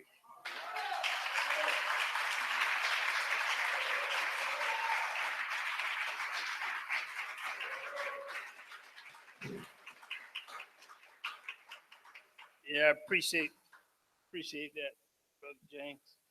So we're running a little bit behind. I want to call up President Kalambayi Antoinette. And Kalambayi has a really powerful story because it wasn't just one sibling. She'll be talking about two siblings who were killed in horizontal violence. So this is President Kalambayi Antoinette Uhuru. Uhuru. I have my nephew, Alan Washington, which is my brother's only son, Alan Sr., was going to be here, but he wanted to, and he talked to Chimaranga on the phone, and he called me a couple of different times, but he couldn't make it. It's devastating to him because not only did he lose his father, but he lost my brother Eric, and then he lost his cousin Antoine, which was the oldest grandson, his oldest cousin. And then he lost his mother's only brother as well. So he have experienced at an early age a lot of death around him. So I have talked about my brothers all the time. And the reason why I joined InPDUM, International People Democratic Uhuru Movement, and the reason why I'm a revolutionary and I feel that that's the only solution is because I am deeply touched by horizontal violence. And the reason why I understand, because I am invested in stopping horizontal violence, is because this is the only solution. Because everyone up here talked about how the state operate when they kill you. My brother Alan died. The people killed him in broad daylight, 4 o'clock. And before he died, he told us that they were gonna kill him because the police was dropping him off from neighborhood to neighborhood. So the state was involved in the whole setup of what happened. My brother Alan talked to my uncle, who is a pastor of a church, and was just telling them like he ain't know what to do. He knew that his life was marked. He knew that he was gonna die. He knew that they were gonna kill him, and they never looked for no one. They came to my mom's house and they said, "Don't worry about it. Who killed your son? He'll be dead in a couple of months." And that was a solution. That's not what they do when they go to Becky's house and her son came up kidnapped. But that's what they do to Africans. So I'm not invested in trying to think the state gonna offer a solution or anything like that. So when I fight for Carrie Ball, when I fight for Mike Brown, when I fight for the 3 drowned girls, I'm fighting for horizontal violence because it's still the same thing. It's still the same thing. And so if we want to if we want to stop horizontal violence, we're trying to figure out how to stop it. Get invested in this work. And I have kids too. But what I understand is I could teach them all day. I could teach them all day. But until I show them and teach them about the movement, then it ain't doing nothing. So I would say to you, Kelsey, you can do this. You can do this. You can do this because it's not just you. Your kids belong to all of us. So you have to join the collective. You can't bear this by yourself. My sister is here. It's just me and my sister. Now, Tiffany, I'm so happy she's here. Because we went through this together. We had tearless nights together. Because in 1992, my brother Curtis was 17 years old and he went to prison and he's there right now. Right now, he's still in prison. My brother Eric is gone. We have nephews and we have a broken family because we don't experience so much pain. So my sister and my cousin, she was like my sister as well, and they was her brothers. My brothers lived with her when they died. And the fact of the matter is they understand now because they heard for the first time to understand this is why I have gave my life. Because y'all know the hurt that we felt when we lost Alan, Eric, Tony, Mikey, Antoine, and even my brother's friends. The whole tracks wiped out because it was the state, y'all. So love is an action word. And I am driven by love to fight and destroy colonialism.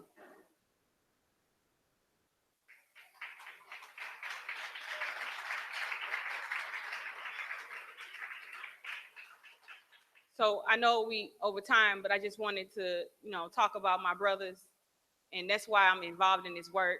That's why it ain't no excuse. Like, I don't let nothing stop me. Because when I sat on the front pews and I couldn't stop the tears from falling down my mama's eyes, and I couldn't stop her from trying to figure out that she took her sons to church. She taught them the Bible. She stayed married. She was there. She did everything that she possibly can, but why is this happening to her? I have an answer for it now. And I am driven to destroy the thing that slaughtered my family and slaughtering yours too. So that's why I don't care about no media. I don't even care if I get an opportunity to say anything, because I know that everything that I do, when I talk about the school system, when I talk about Black community control of the police, when I talk about African Shores genocide, I'm fighting for my brothers, Alan, Eric, and all of them, all of Africa. In Congo right now, they're experiencing all kind of what we call horizontal violence. And it's rich. Congo have all the minerals, everything that's on the thing. They got gold, everything there. But the people of Congo are living less than $1 a day because of the state. The same people that is taking us out. The same reason why a Black man shoot another Black man, because he don't know who he is. Because it's easier to take from Pookie than to go take it from the people who got your resources. The reason why your sister wanted what somebody else had, or we looking at, I got to keep up with the J's or whatever, is because why not? Why we can't have stuff? Because somebody else got our resources. So we have to educate ourselves. So I really appreciate this opportunity to talk about horizontal violence, because I don't shy away from it. I don't. Because the minute the chairman opened his mouth and I was walking down Canfield, walking down, what was that, Chambers and West Florissant, and he opened his mouth, it was like a ticking time bomb. I seen my brother's face, boom, boom, hit me all in my head. That's it. This is what it is. This is how we fight for Curtis. We seen him come home to nothing, to be right back there.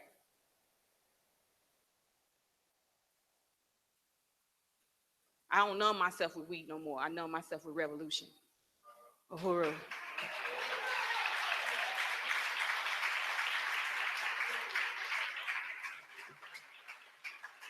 Uhuru. So I really want to express appreciation to President Kalambayi for those words and the entire panel. So give the entire panel a round of applause. Take about 10 minutes for questions. So question or comment, keep your comment or question to a minute, and then we'll try to answer. So go ahead, sis.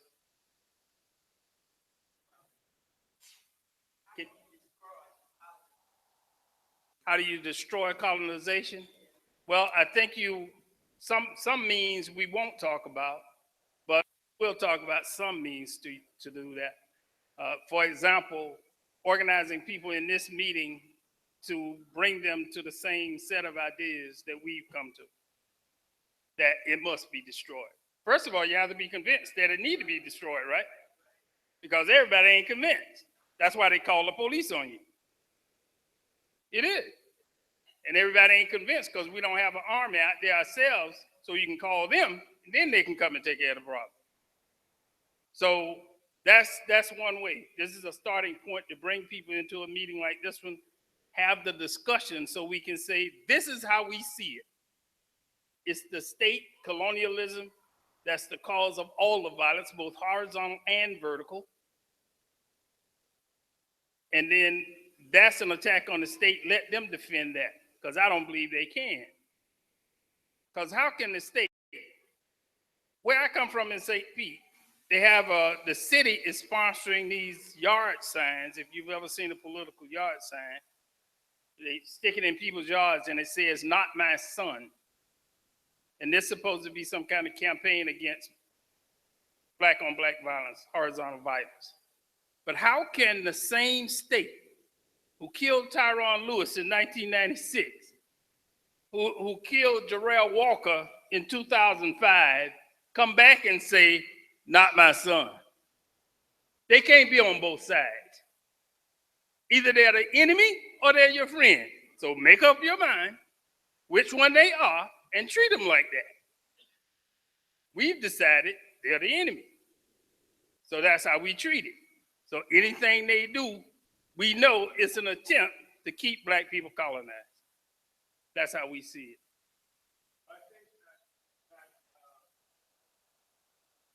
You want to come up, Champ? Wait. To fight for power ourselves over our own lives. The Democrats, the Republicans can't do it for us. None of these political entities, we have to get organized. And our objective for organizing is not to integrate into a white America. It's not to try to get just a better job. It's to take power. And nobody's talking about that. We have to have power, because if you don't have power, people who don't like you will do any damn thing they want to do to you. They don't like Chinese, but they ain't messing with Chinese because Chinese got power. And that has to be our objective, to get the power.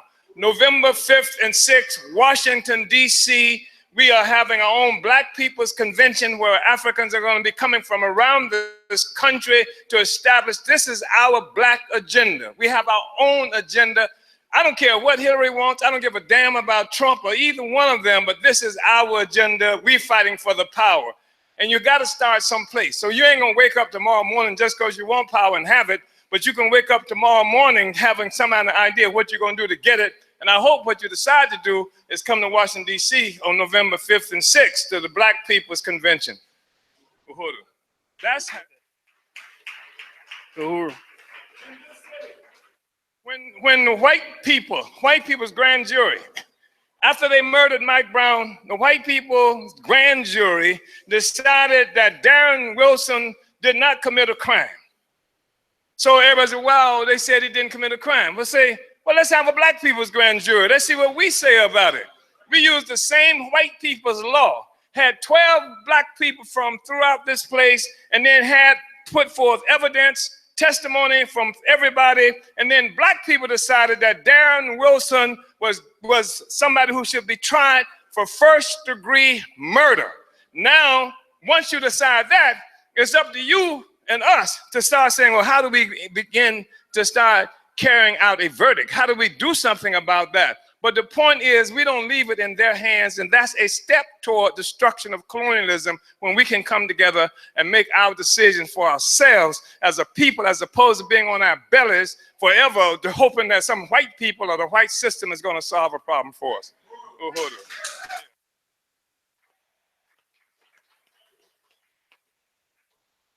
So raise your hands high. I might not be able to see you because it's like a black.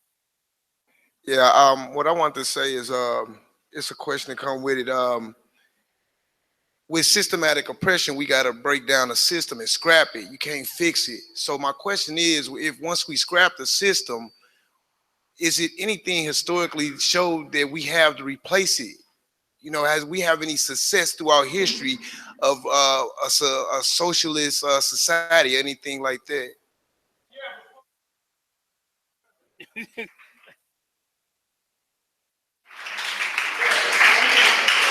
That ain't mysterious at all. And it's like Malcolm X said that people ask you, well, what are you going to replace it with? It's like somebody got a chokehold on you and you say you're trying to cut the arm off and they're saying, what you going to replace it with?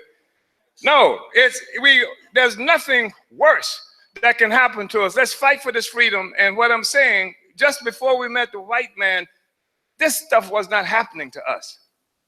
And what they call socialism are ideas that they stole from our societies,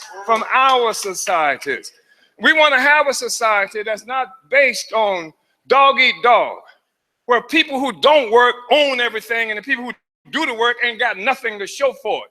We don't want a society based on exploitation, dominating and oppressing women, treating women like house pets. That's a white thing. And all this stuff that we got, faggot bashing and all that stuff, that's a white thing. Decent human and men and women, we don't have any stake in exploiting anybody except the exploiter, except the oppressor, except those who oppress us and those who work with those who oppress us. They got to go. And there's not going to be enough walls for them to line up against when this revolution is over. And they don't want this revolution to happen because we're going to really, the jail population going to go down a whole lot because there ain't going to be so many people going to jail, but there's somebody going to jail. At least that's the minimum that's going to happen to them. So that's going to be a cleansing thing. There's some people say we have to heal ourselves. Well, there was a psychiatrist named Frantz Fanon. He said the colonized cure ourselves by killing the colonizer. Oh, that's so relieving. You know what I'm talking about.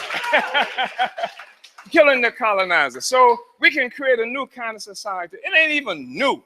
It's just our society's just been disrupted. Everybody around the world, the society has been disrupted by white people running from poverty, starvation, and everything else in Europe and attacking the rest of us. So we'll get it right. I ain't even worried about it. Once this guy's out of our life, I ain't even worried about it. We'll fix this stuff.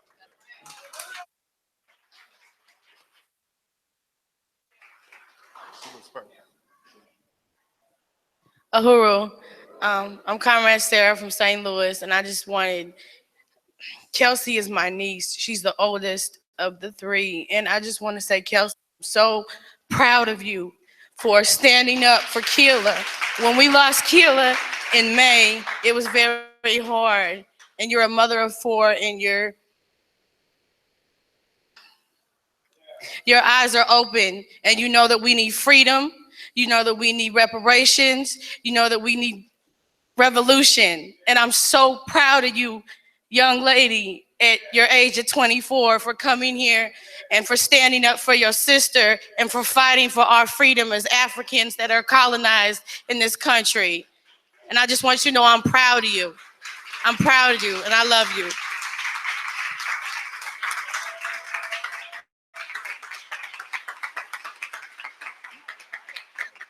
I think we can take 2 more questions, Timber. We gotta shut it down. Yes, I'm Comrade Tony from St. Louis, Missouri. And I just wanted to say thank you to the entire panel for speaking out, because I know that was extremely hard, especially for you, James, because it was your baby and it just happened. And she didn't even get to be 10 or 11. At least I got 25 years with Carrie. You wasn't even blessed with that. So I just want to say thank you all for all of y'all strength.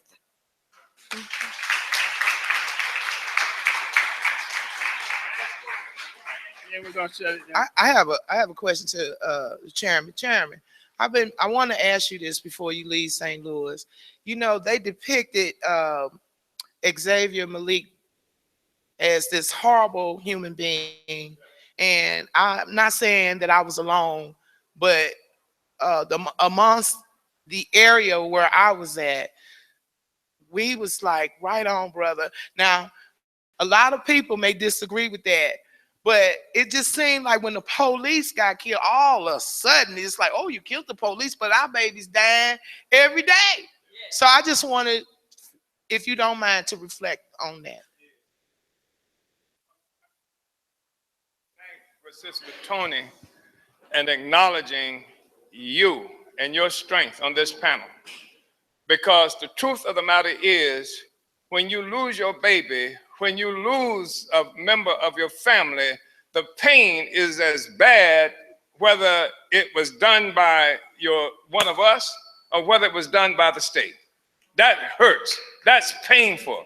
And I really appreciate Sister Tony's intervention there.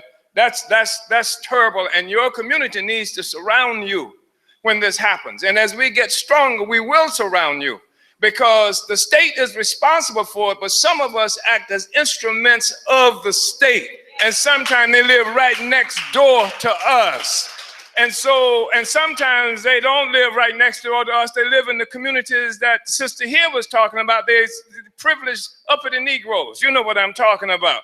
And there's going to be a time when we achieve enough organization and strength, we're going to exact some dues, and we're going to have to give some education to people who commit offenses against our community, so our children are not safe, so our old people are afraid to walk down the streets. That's our responsibility as a community to go and do something about that. So I just want to acknowledge that, and that's what we have to do. Secondly, that Micah X. Johnson, the only problem I got with Micah X. Johnson is that it was only one of him, right?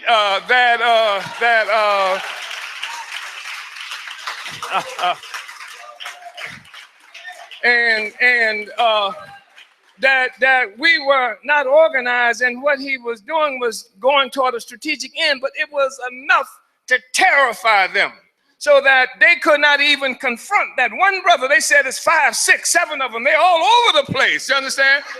It's one man. They say he's all over the place, and then even then they couldn't confront him. But what they did was they exposed to you that your police department got a robot with a bomb in it ready to blow you up because the punks, they're too cowardly to take us on one-on-one, right? So we say we need 2, 3 many Micah X. Johnsons, right? We need organization. We need strategies so that people understand what the hell we are fighting for. But that was a good example. And as you see that just the other day, Philadelphia, 2 days ago.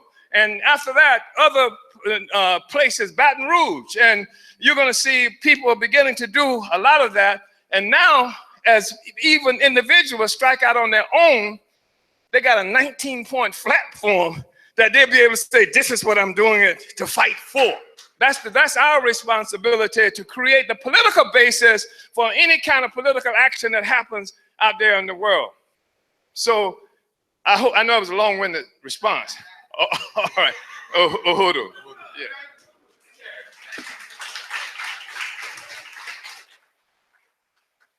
So before we close it out, I want to express my appreciation to everybody that sat on the panel.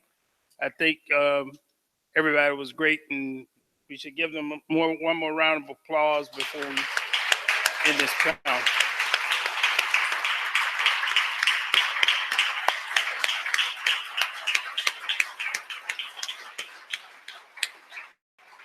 Okay, so Comrade Liu.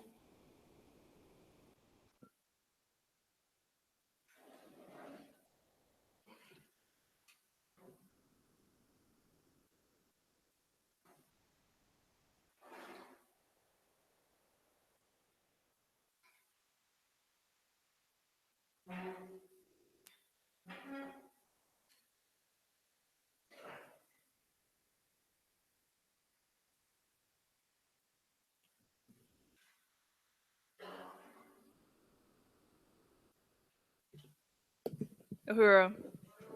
Okay, so next we will have the appeal by comrades Akile and Adisa. Uhuru. So wherever y'all at, come on.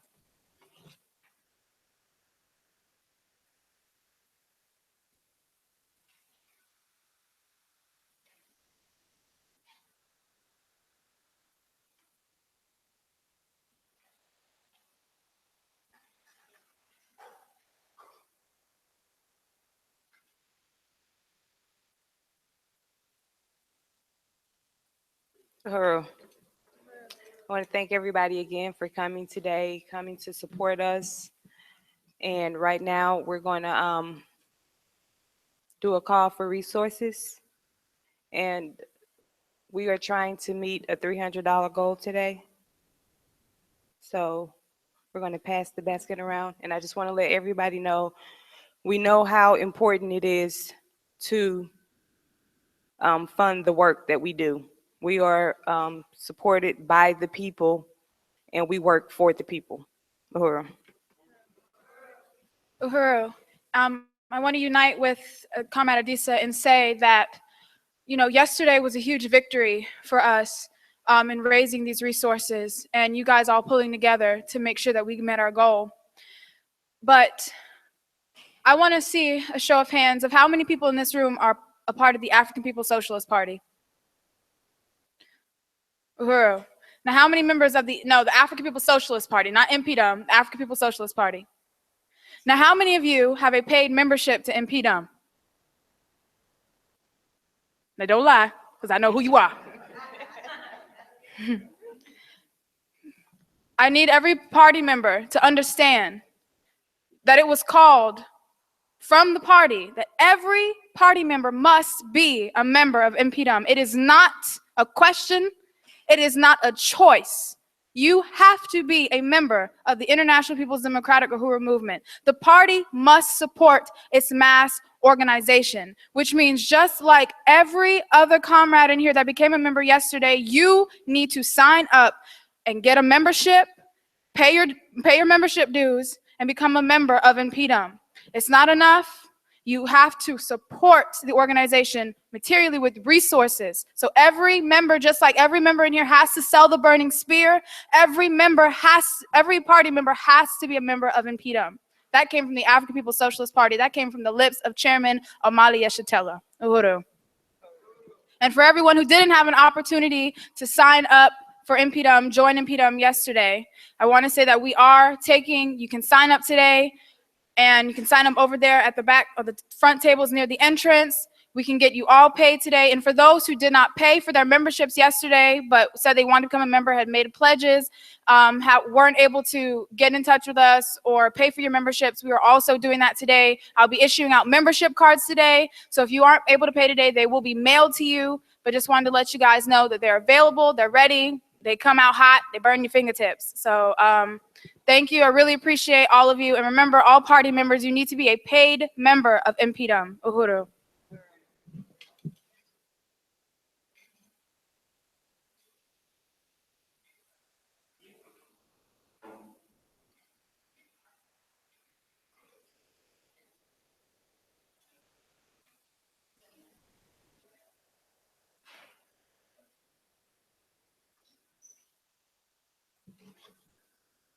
Uhuru. Uhuru? Uhuru. All right. So next on the agenda, we are going to have a branch building workshop, which is going to be led by Chimaringa Salembo, and then he's going to be talking about roles in the branch. And then after that, we are going to have cells by Comrade Akile Anai. Uhuru.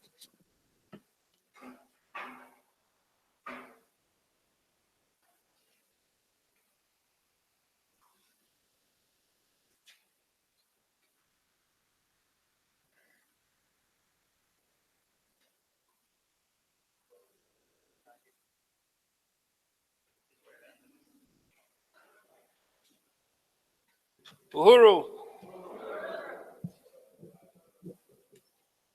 So I want to appreciate the second introduction from Leo. So what I'm going to be doing is giving you some information about how you get that set of people who can go out and start a branch of the International People's Democratic Uhuru Movement. What are the officers in a branch? So really pay close attention, all the different areas that have come to the convention. You should go back with this information and hit the ground running. Before I go into that though, your next workshop is going to be on the election, and you should have a card like this. This is a voter card. That's what you're going to hold up when you get ready to vote. So you need to make sure you have this card. That's how you will be recognized. Your vote is going to be recognized. So make sure you have this card. You are not going to have this card if you are not a member. So I would urge you to pay your membership fee, go back there to the table, talk to Akile, pay your membership fee. You'll get one of these cards. You'll get your membership card in the mail. and then you can vote.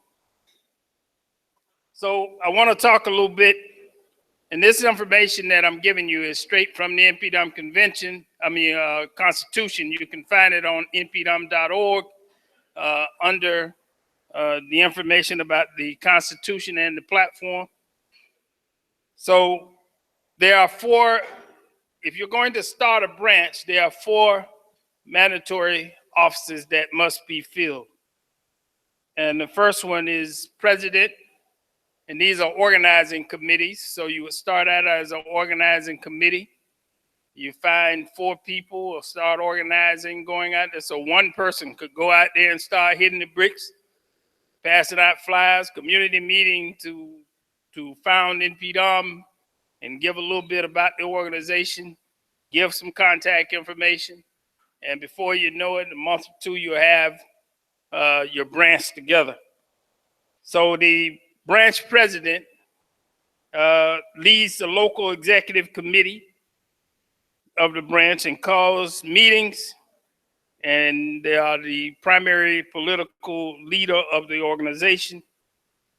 And they are also responsible for the adherence to the InPDUM Constitution. So the branch president is that person who's helping the branch navigate through the different struggles that we take on out in the community, but also taking on those struggles within the context of the Constitution that is the rule of law for the organization.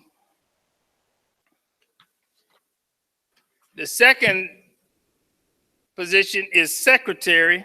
Secretary prepares and types memorandums, letters, minutes from the meetings, and helps the president prepare agendas for the local executive committee meeting and also for the branch meetings. Of course, we want to have community meetings as well. You don't want to just have those four people meeting, but those four people meet to organize a bigger meeting, a public meeting for the community to come together. That helps you build your committees, build outreach team, build a recruitment and membership team.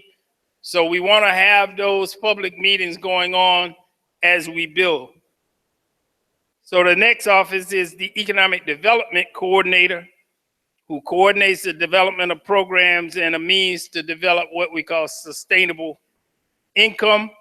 And sustainable income is income that you can count on.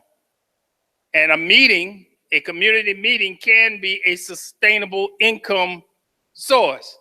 For example, if you created a meeting and you're getting 25, 30 people to that meeting, you set a goal and say, every meeting we're going to make $125 from this meeting.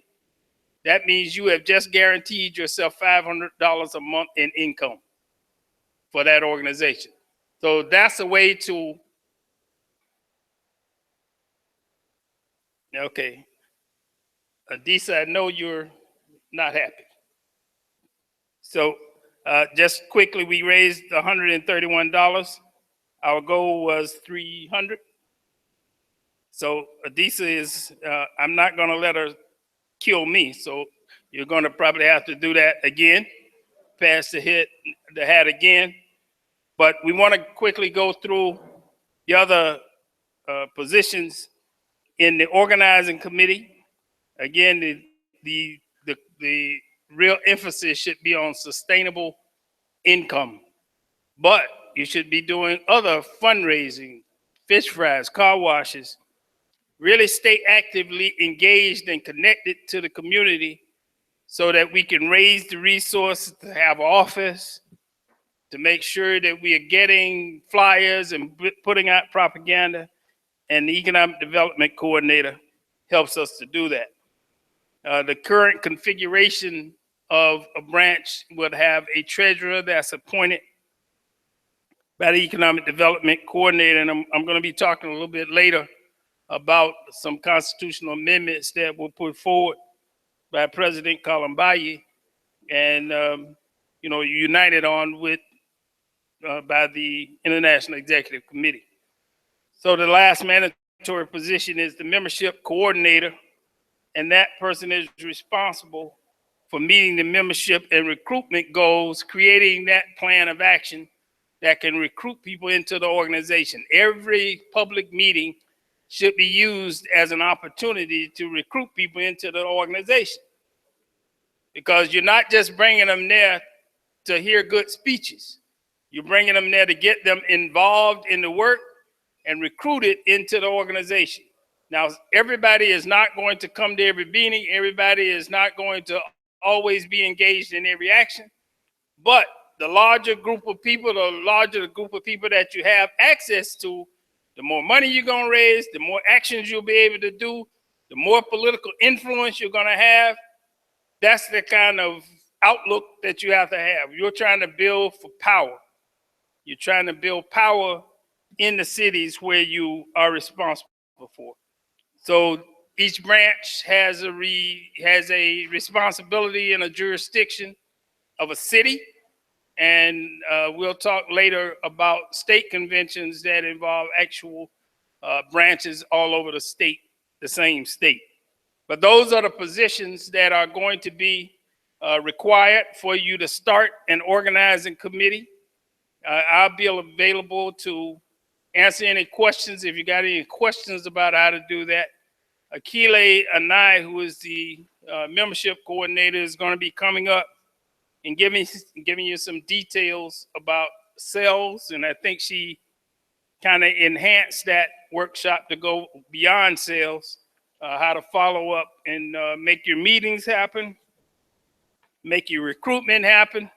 And again, I just want to remind people that if you do not join, then you won't have one of these voter cards and you will not be able to vote in the election. So I just want to encourage people, before you go any further, take 2 minutes, go back there, get signed up for InPDUM. So I want to call up Akile Anai, the International Membership Coordinator, who will be talking about the follow-up process for InPDUM. Uhuru.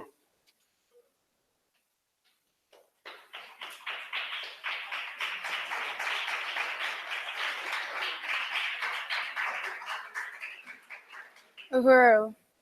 So I really want to thank Chimaranga for the introduction, and also for the leadership that Chimaranga has provided me since coming into this position. Sometimes feeling like, what? I don't know what to do. I don't know how to do it, if I'm going to be able to. But, you know, he always believed in me. He believed in my leadership, and he guided me and the rest of this IEC to make sure that we can build InPDUM. And so now the responsibility needs to be carried out into the world. And now that you've joined InPDUM, you have to build InPDUM. And you have to know how to build InPDUM. So we didn't want you guys to leave here feeling like, well, what's the next step? How do we do it? So we're going to talk a little bit about, he just laid out the structure of how InPDUM goes. And so now I'm going to tell you a little bit about the cells program. So originally, this workshop was supposed to be the cells follow-up protocol. But the cells protocol has a new name. And this was introduced to us during the month of July at our cadre intensive. It is now called Call the People, damn it. Organize, organize, organize.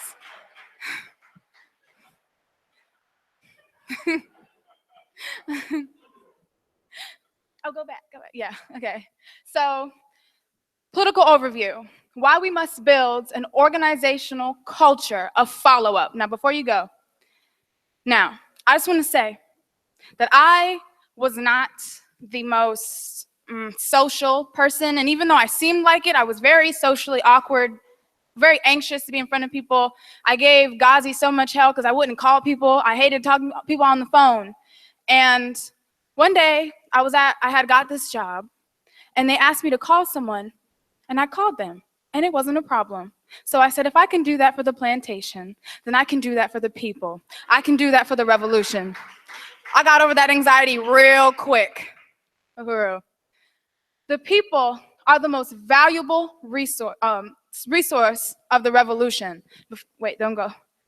And, you know, when they take us and they condition us, indoctrinate us in these schools, they mass incarcerate us, and they murder us, they are taking the people from us. And so we understand when we lose our people, we lose our capacity, we lose our power. And so when we find the people, who want the political education, who want to forward the revolution, who want freedom, we have to take those people. We have to build those people, because the people are the most valuable resource of the revolution. You can't do it without them. Micah couldn't do it by himself. He needed the people. He needed an organization. So the people are your most valuable resource. You can never turn your back on the people. Undying faith in the people. The people want to be free. Uhuru. Follow-up is the heart of organizing. Oh, God, I cannot see. Hold up. Got my glasses. All right. It's where you consolidate your victories for organizing in the world and making contacts. It is what gives meaning to your outreach work, event building, etc. So it's not empty demonstrations. It's not empty meetings. It's something that helps to build your organization. You're getting all these people, you're getting all these contacts, and it's to build something. It's not just to say we were there. It's not just so we could have something and feel good about ourselves, but it's to actually build our organization. Bring the masses into political life. We are not simply doing outreach tables for the sake of doing a table. We are not simply holding events for the sake of holding events. All of our work is designed to further the strategy to win the masses into political life under the leadership of the International People's Democratic Uhuru Movement and ultimately the African People's Socialist Party.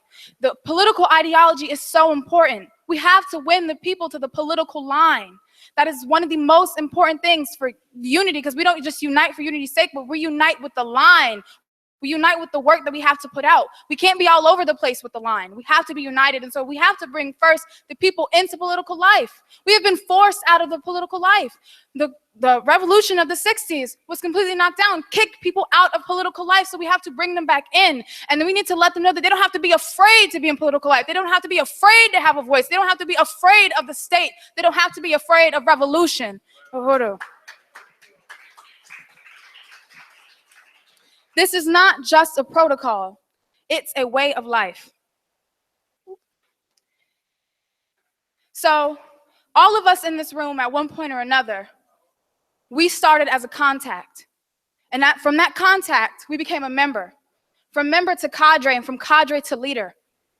Every one of us in here at one point or another was told about this organization, was gotten here through some means. Somebody told somebody told a friend, their brother, their sister to come here. And then they became a member of this organization. And they became a leader of this organization. Liu became a leader of this organization from hearing through our social media icon, I guess you could say, Gazi Kodzo. From his voice, these people came into the organization, were just a contact. We called them back, and now they're people who are leading our organization. And so we have to see all these contacts as potential leaders, as people who are going to build and multiply themselves and ultimately build this organization. Uhuru. They're never going to call me. People assume they're not going to get calls when they sign up, because that's what petty bourgeoisie organizations do. People sign up, they pay, and that's the extent of their membership. Black Lives Matter. We have to distinguish ourselves from that. It's just not, oh, bloop, I'm a member. Like, no, okay, what's the call to action? What am I doing? What's the plan? What's this organization about? They need to hear from you. You can't just leave them dangling, sitting there, oh, I guess that's it. No, that's not it. And they join this organization because let me tell you, people just don't join InPDUM. When they hear the Uhuru movement, a lot of people are skeptical. So when they get the guts to join this organization, they want work. They want to really build. They want to do something to overturn the contradiction. Uhuru. See, I don't look.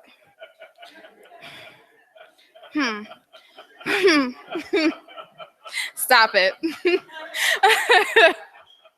Professional revolutionaries call the people back, and we must be professional revolutionaries. We are trying to make a revolution, right? That's what we're here for, right? We want to be free, right? These contacts are potential sons and daughters of the revolution. Follow-up is an ongoing process of building relationships. Follow-up is not just about making one phone call. It's developing a whole political lifestyle around engaging the people and bringing them into political life. Listen, and engage. Learn about your members. Talk to your members. Figure out when their birthday is. Figure out what's happening in their life. Really, to bring them in, to make them feel a part of this. Not just some outside person. You call them once, oh, my job is done. No, you have to get to know your members. Get to see where they best fit in this organization, because guess what? They might have a talent, they might have a skill that has not been utilized to its full potential that can forward the revolution. And you got to get to know your member in order to figure that out. Build relationships with the masses. Talk to the people where they are and bring them in.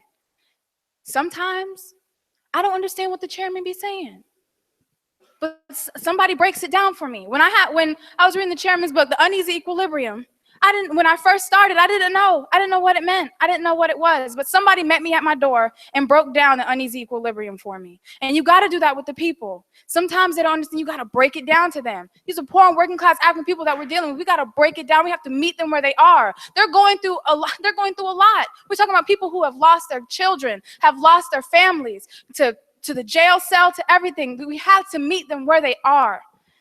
Example, someone might talk about spirituality. And then there's this great political summation that the chairman did called Jesus was a revolutionary. So you don't got to beat somebody down about their religion if it's not the same as yours, but you meet them where they are. You talk to them and you sum it up in a revolutionary context. That's what we got to do. And you be humble and you put out the line. You don't ever feel like you're above the people just because you have the political science. You don't ever do that. You don't ever demoralize the people for not knowing. It is not their fault. And they don't want to learn from you. They don't want to listen to you if they feel like you got something over them. Like you think you're better than them. The political science and learning it is not for you to feel like you are above the people. You are right there with the people. You are a part of the poor and working class, and you must never forget that. African people are hungry for revolution. People want revolution. We can't turn them back over to this horrible system. We are ready to govern. Pick up the phone and call the people, damn it. It is critical to the revolution. We can't turn our back on them. And one struggle that I always find myself having is that people are afraid to talk to their brothers and sisters. They're afraid to talk to them because they're afraid of what they're going to say. Oh, they're not going to take to it well. But that's not your decision to make. And once you do that, you have decided for them. You cannot decide their fate for them. You have to give it to them. You have to feed it to them over and over and over again. And you cannot decide for the people. You have to have undying faith that they want to hear what you're talking about, that they want to be free. And that goes with meeting them at their door. It goes with meeting them at their door. Let's take a look at the protocol. It's 6 simple steps. Sign up every person at your outreach table, event, or other action. When you sign somebody up, you can let them know that you plan to follow up. Ask them what is the best way to follow up with them. Tell them I will call you on Friday, etc., so that they are expecting to hear from you. Even the organizers of the event should sign in.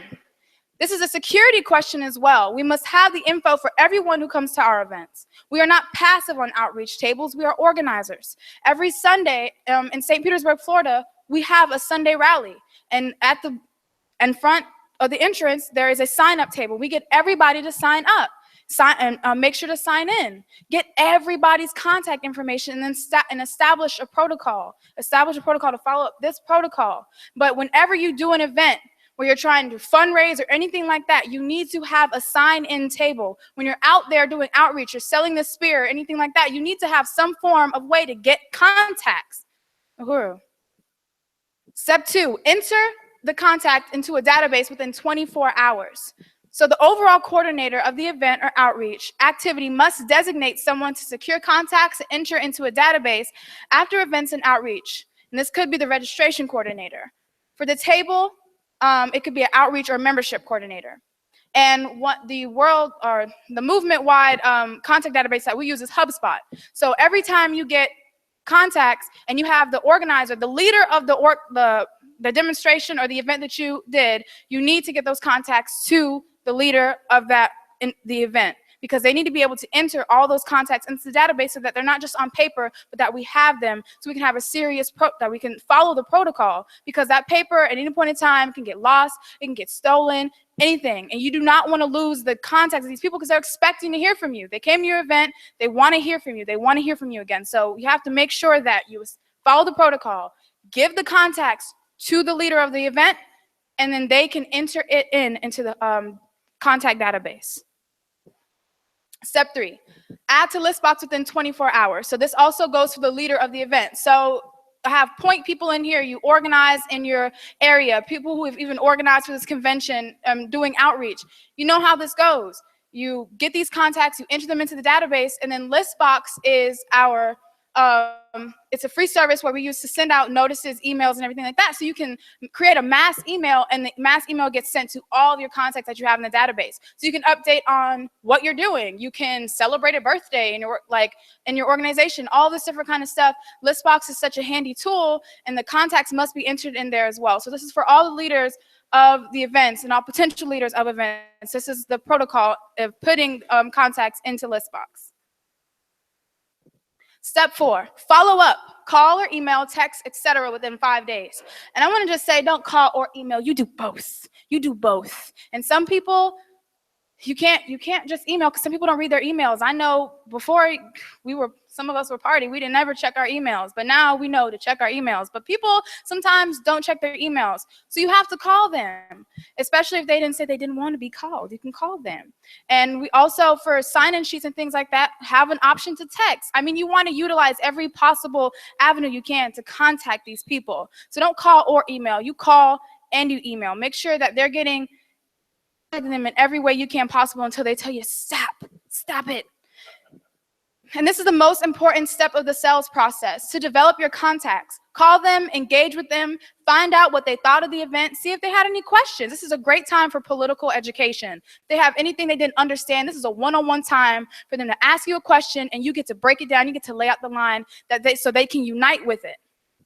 And before you do phone banking, do collective overview and summation of the calls and assign sponsors to each contact. So we do a lot of collective phone banking where we get around and we call the contacts all together, and it just allows for us to be able to sum up our contacts and everything like that and keep it more organized.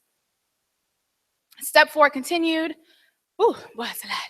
Assign sponsors who are responsible for following up on a consistent basis with assigned contacts and developing them. So that part necessarily isn't for InPDUM forces, but you do want to make sure that in your area, that when you have contacts and the leaders in your area, you're following up or you're assigning somebody to follow up with these people on a consistent basis in your area. Let them know about events that you're having, and let them know about outreach and everything like that that's going on in communities, so that they can get more involved in your area, and so that you're never just dropping the ball on them, never just letting them get lost in the wind, because that happens a lot, where contacts just fall through the cracks and they're not developed or anything like that. So when you have a leader in these specific areas, make sure you're communicating with them on a consistent basis. This is not a static process. The goal is to reach people. If you don't reach them, text them, Facebook them, email them. This is the era of social media. There's so much. And we can tell you down in St. Pete, we are the lurk squad. We can find you in a heartbeat. Leo in particular, this girl has a particular set of skills, and she can find you, and you can find almost anybody now on the internet. So there's really no excuse. You can contact them, and you have to want to contact them. Follow-up must be a regular part of your outreach schedule and ingrained into your daily life, keeping them in touch with your contacts, your people. The follow-up coordinator must be assigned, and a follow-up phone banking session must be set for soon after the event. Whoever is membership or outreach coordinator should coordinate this follow-up process. We need a script for phone banking sessions, because sometimes you call people, you don't have anything laid out, and you can start mumbling and going on a rant. But if you have a script, you have a set thing you need to say, keeps it nice, organized, consistent, and don't go all over the place. Step 5, be sure to complete any request they make of you. If they want you to remove them from Listbox, send them an email reminder, etc. Be sure to do so. Listen to what they need, what they require of you. Listen to that. If the person wants to meet one-on-one, make sure you schedule a meeting. That's no problem. Or, invite them to a particular event, but they want to talk to you one-on-one because maybe something they didn't understand. They want to get to know more about your organization, but they just need to talk to you individually to do so. That can be established. You just have to make sure you call that meeting and make sure you're staying in communication. Step number 6, follow up, follow up, follow up. Follow-up must be ongoing. Continue deepening your relationships with your contacts. They are your resources. These are going to be the people that lead. These are going to be the people that build for the revolution. These are the people that are going to build InPDUM. Every contact is a doorway to a community of contacts because they know somebody that knows somebody that knows somebody. So you bring them in, they bring somebody else in, and they bring their whole entire families. Love the people, cherish the people, build InPDUM, and build the African Revolution. The time is now. Call the people, damn it. Uhuru.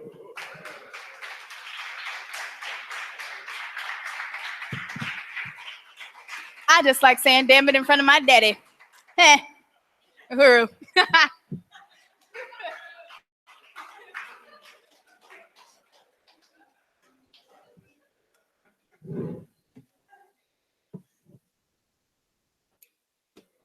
Okay, Uhuru.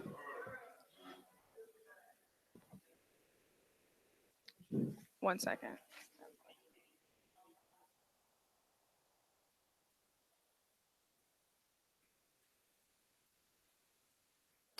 Does anyone have any questions for Chimurenga or Akile about this whole process of branch building and following up with the people?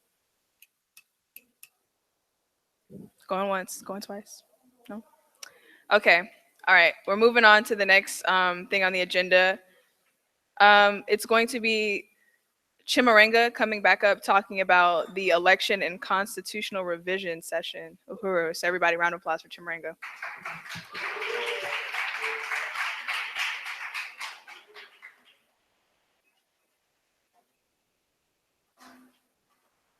Uhuru.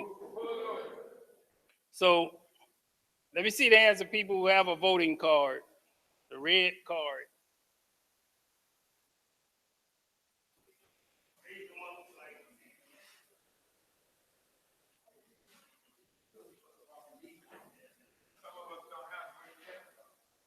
It should have been given to you at the registration table. If registration can bring the voting cards up here, people don't have to leave. So raise your hand if you don't have this voting card, but you have to be a member to have this. And as quickly as we can do it, we'll be better off.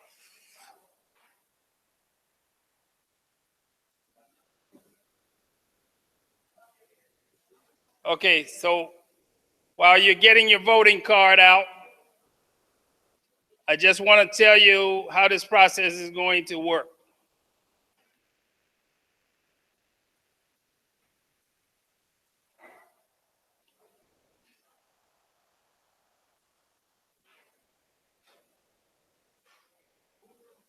Does everybody have this piece? This should have came in your packet. It's called the Rules of Procedure. 2016 Convention Election Rules of Procedure. You'll need this document if you're going to follow along with me. Does everybody have this? Okay, you're not saying anything, so I'll assume you have it. I'm going to read it out loud. So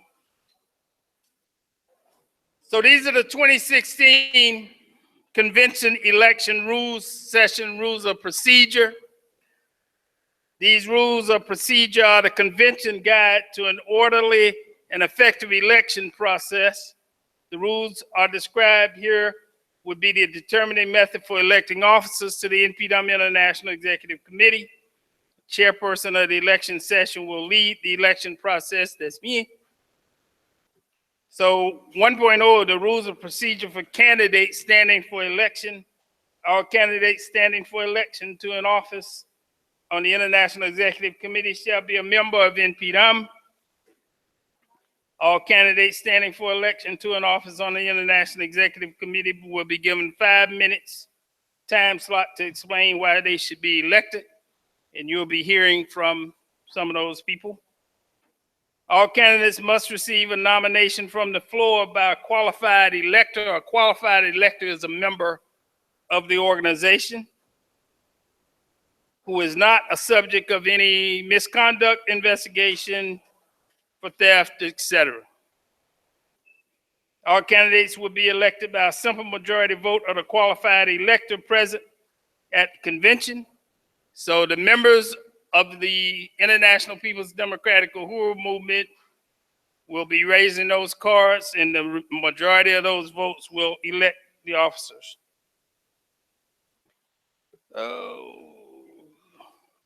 Nobody can be nominated who in absentia. So if the person is not here, you can't nominate them. They have to be here.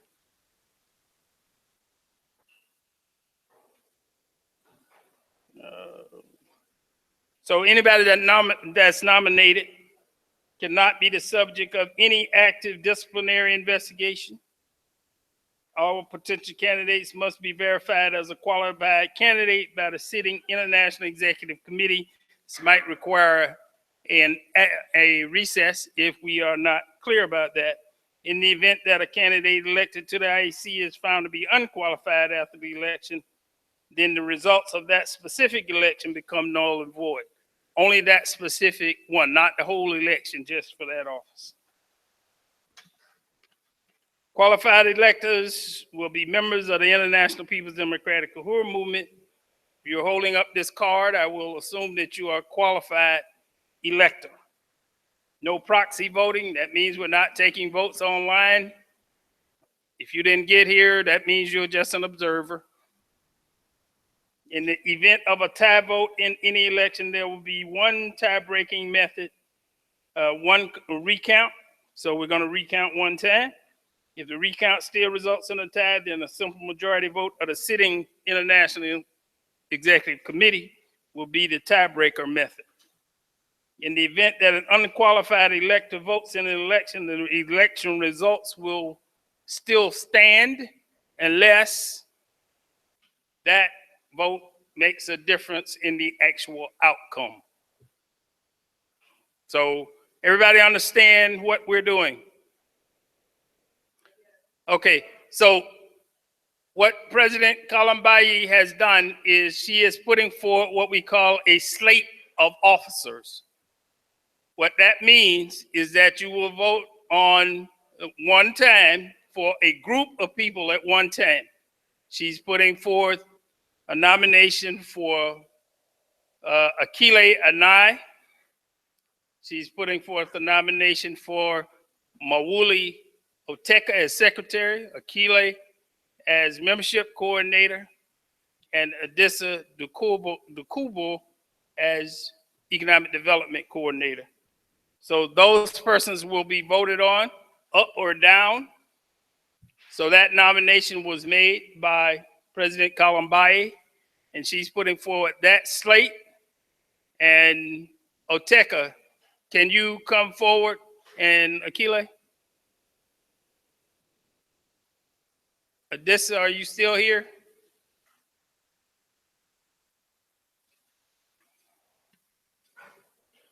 Want people to see who it is that's on the president's slate. Now, as you know, the president of the organization was appointed earlier this morning, President Kalambayi, and this is the slate of officers that she has put forward. Everybody on here is going to be given a few minutes to maybe 1 minute to say why they should be on this slate, and then we're going to move forward with the election. So we can start with Akile, then Adissa, and then Mawuli Oteka.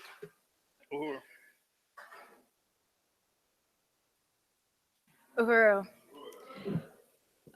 Well, within this past year, I became the membership coordinator, and I want to say that in that process, I have found a deep appreciation for InPDUM and developing myself and becoming a part of the African People's Socialist Party and making it my duty, my responsibility, and understanding my responsibility to build this organization and build for revolution.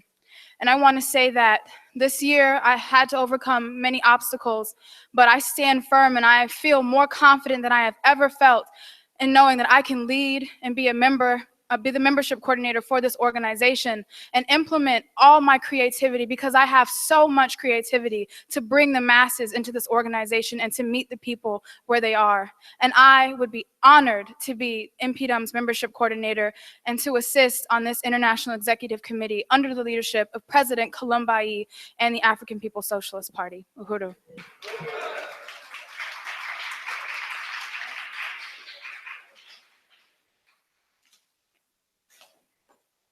Uhuru. So yes, I was nominated for the Economic Development Coordinator last year. And when I took the position, I had no idea what I was doing or what I was supposed to do.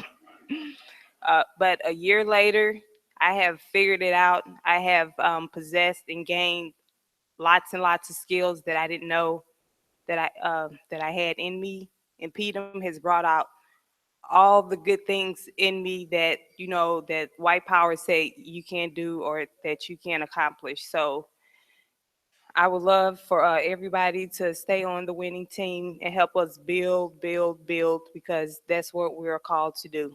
Uhuru.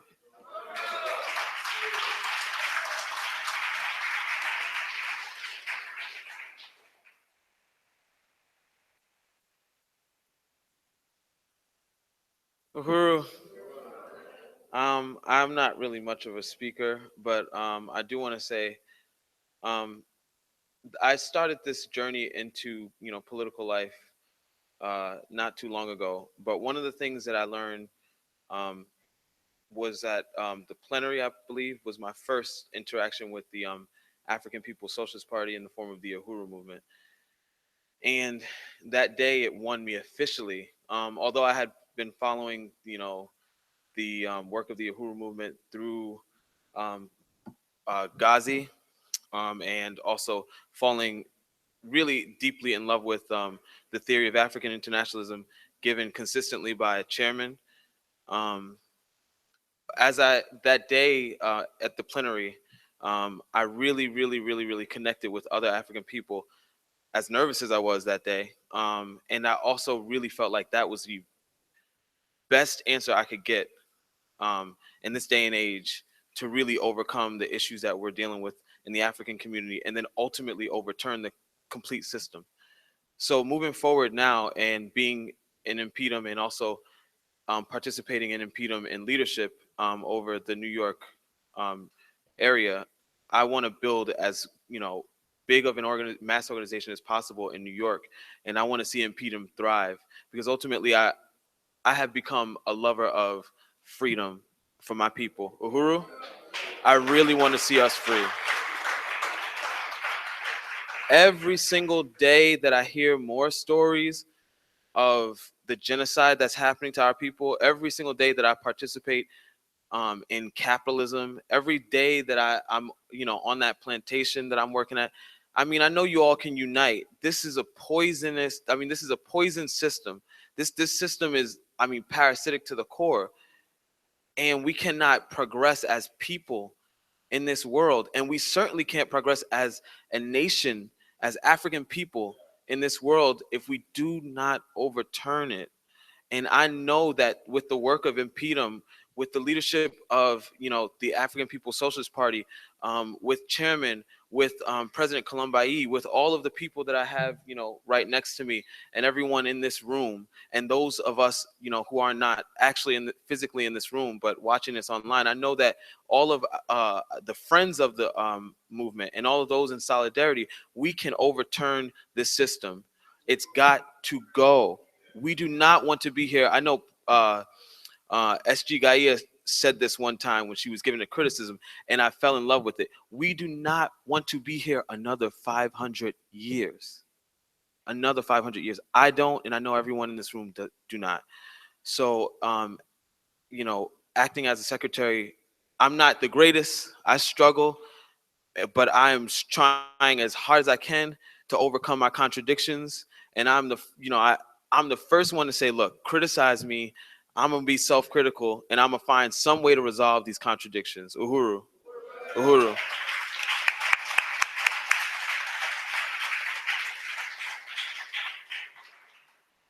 So President Columbai thought it was important that you heard from the people that she nominated in this slate.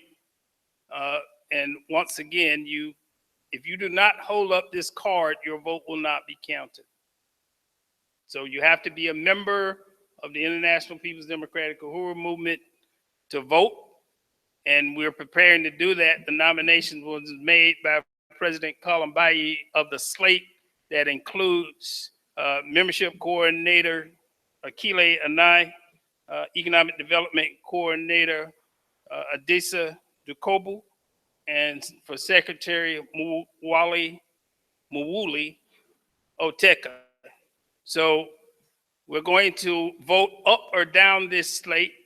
If you vote in the affirmative, that means all 3 people will be elected. I just want to make that clear. So all those in favor of the slate put forward by President Kalambayi, show by raising your voting cards in the affirmative. Liu is counting, so hold them up. You can vote too. Y'all can vote.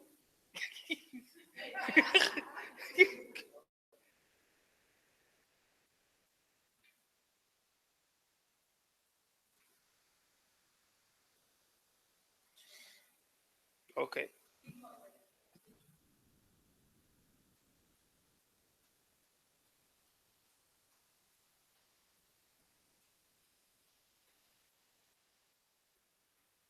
Okay. Okay. All those opposed?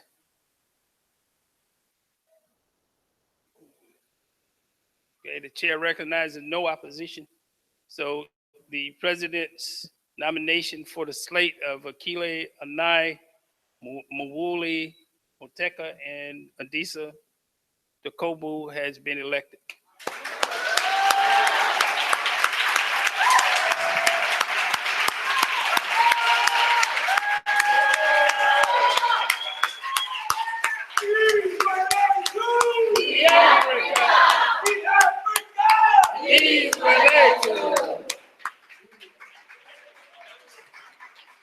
So y'all might want to stay up here because I'm sure they're going to want to take pictures and that kind of stuff. So I think the president, did you want to say something, Kalambayi? President Carl? She's using her executive authority, you see. So, Uhuru. Uhuru. We are winning. Uhuru. I appreciate each one of these comrades, and I'm delighted to have Akile and Adisa for another year on the IEC with me to do the work. And I am honored to have Oteka to come and join us as well. We had a beautiful, it was a struggle, and struggle is beautiful. It's beautiful when you're struggling, you know, you're moving towards something. And so, you know, contradictions are great because they give you opportunity to grow. And so that's what we have. We served, we learned, we got some bruises, some war wounds, know how to go, how to move. But this year is a year to build. And this IEC is going to be calling on each and every one of you in your areas to do the work so we can build. So the next convention, we'll be talking about, you know, having some other things happen. But, you know, this year we got members. We wanted to consolidate the organization, have some structures in place, find out what it is that we're doing. And now we call to build. We need leaders. You know, we want to build you to leaders. So we're going to be having a lot of political education, a lot of mini intensives in different areas. We're going to be calling, Akile going to be calling you because she's doing a campaign around the 3 drowned girls, outreach, how to do outreach, selling the spirit, you know, and different things that we're going to be doing in our areas. So we need you to step up, get out your shell, and be a leader. Uhuru.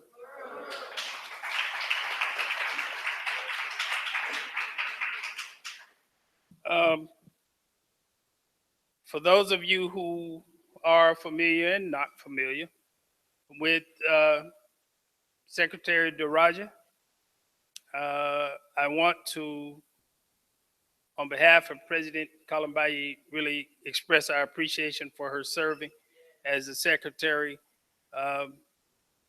Where is she at? Is she hiding? Stand up, Roger.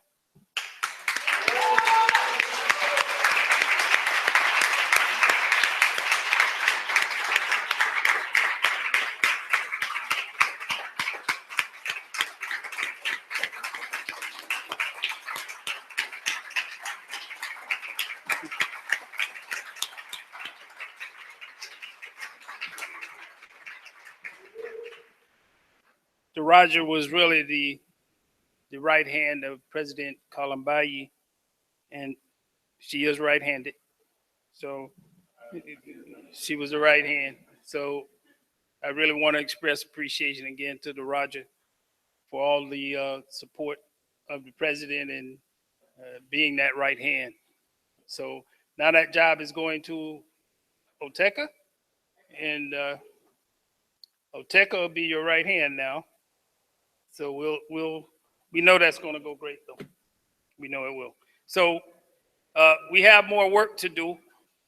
I just want to say a little bit about what we're going to do. We are going to revisit the Constitution, two sections of the Constitution, Article 6 and 7. Adissa, can you pass out those? What you're going to see now is the original copies of the Constitution. If we run out, make sure you get next to somebody with one. We should have enough, but maybe not. I forgot to mention that one of the things Adissa learned as she developed into an economic development coordinator was how to be a tightwad. I could not get her to print 70 copies of this thing to save my life. I kept begging her and she wouldn't do it. So we got 30 copies, I think. So I can't argue with that though.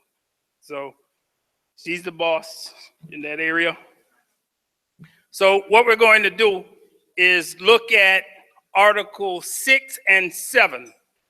There have been some formatting proposals put forth by President Kalambayi, and there's also been a pretty dramatic revision proposed by President Kalambayi to reinstate the office of the treasurer. She was not comfortable. Last year, we changed the Constitution and made the treasurer an appointed office under the Economic Development Coordinator. But as the year has progressed, President Kalambayi thought that it was much more effective to have a treasurer who was on the IEC reporting directly to the IEC and under her leadership, so she can keep an eye on the numbers and where the money was. So the IEC supported that decision, and what has resulted in that decision is some reformatting. But one of the key areas in that change has been the reinstitution of the secretary.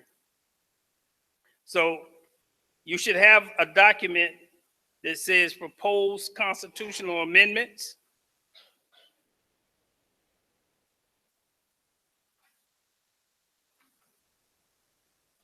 Looks like that, kind of like the other stuff we got. But it says Article 6, InPDUM, International Governing Structure. That's how it starts, and it says proposed constitutional amendments. So if you're looking at the original Constitution, you will see what those revisions were.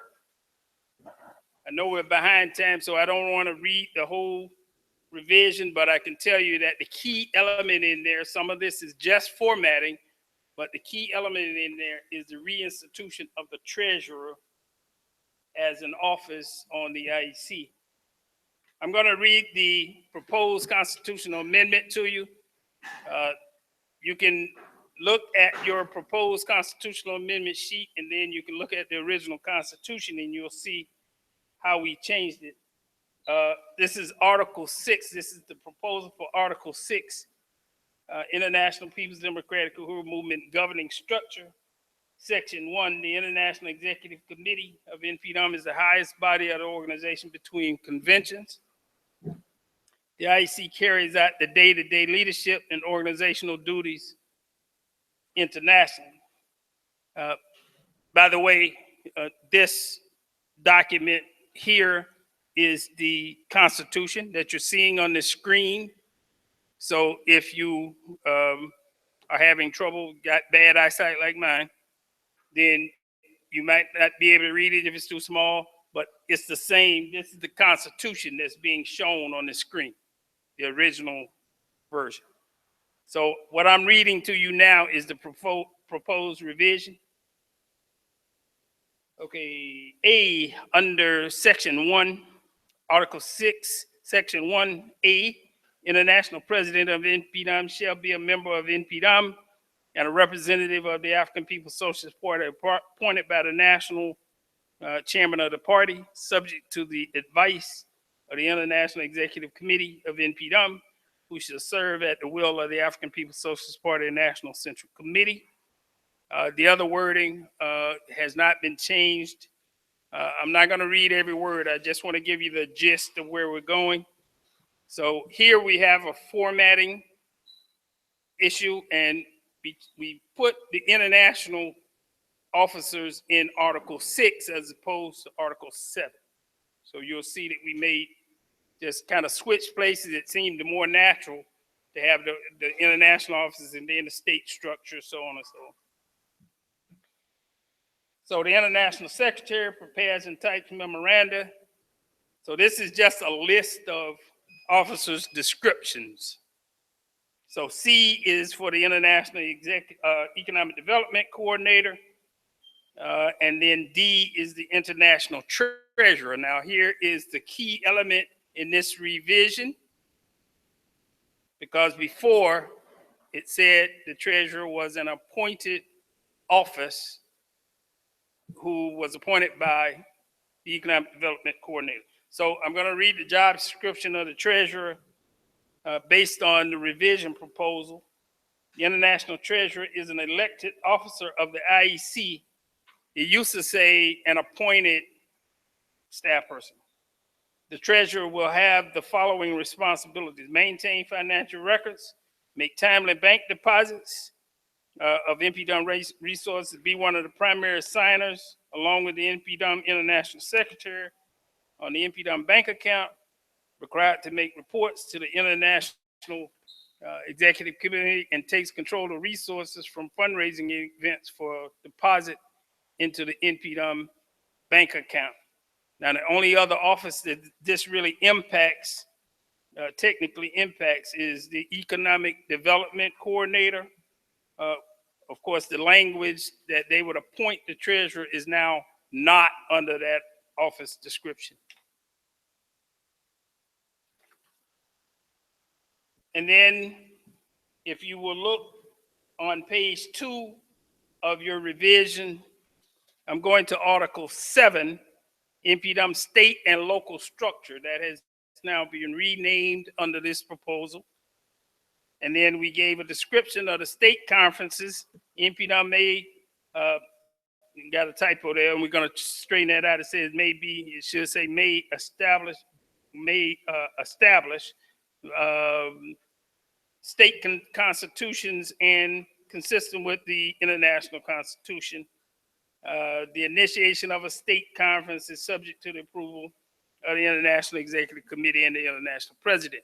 So this just describes how the IEC, the International Executive Committee, and the President, International President, arrives at the decision and how it can be done to organize state conventions. Say you have multiple branches in a state, then the International Executive Committee can say, well, that state needs to organize a state conference.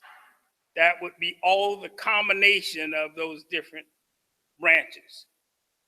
So, and then Section 2, Article 7, Section 2 talks about the local branches and how they're organized, and then talks some about the local officers, which would include the treasurer if this proposal is accepted. So that is a synopsis of the constitutional revision to Article 6 and Article 7. Is there any discussion? That's the motion on the floor to accept the constitutional revisions to Article 6 and 7. Is there any discussion? President Kalambayi, any discussions?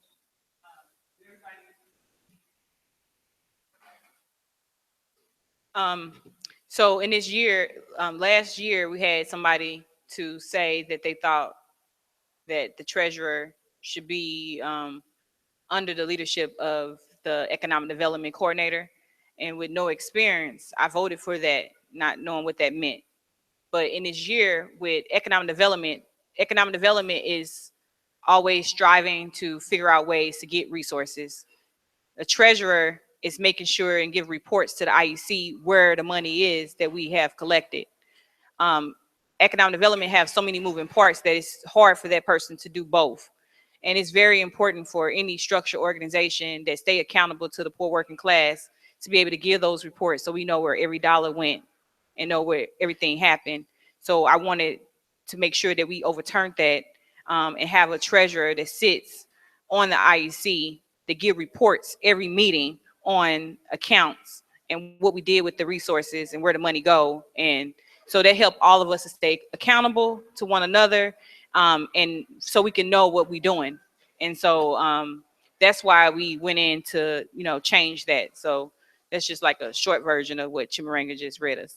That, the treasurer definitely need to be in every IEC meeting to give me reports, because I report to a higher body.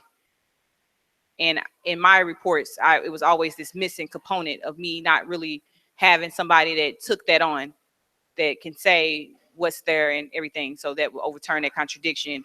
So we have a treasurer. Uhuru, any other discussion before we call a question?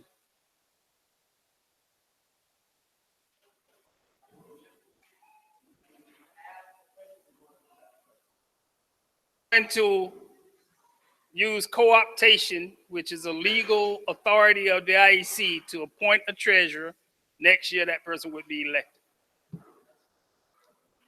Next year, that person would be elected.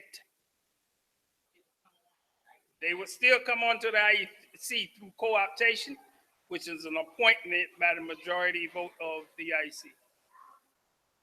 But now this is a structural change that we're making that comes into effect as soon as we vote, if it's in the affirmative. Any other discussion? Yeah, I've said it several times. International Executive Committee, that's what IEC stands for. So it doesn't stand for EEC or anything like that. It's IEC, International Executive Committee. Is there any other discussion before we call the question?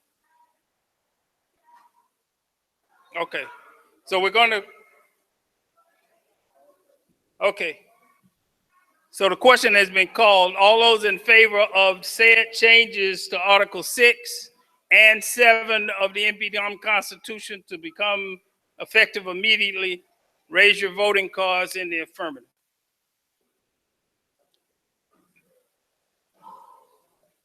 Are you counting, Leo?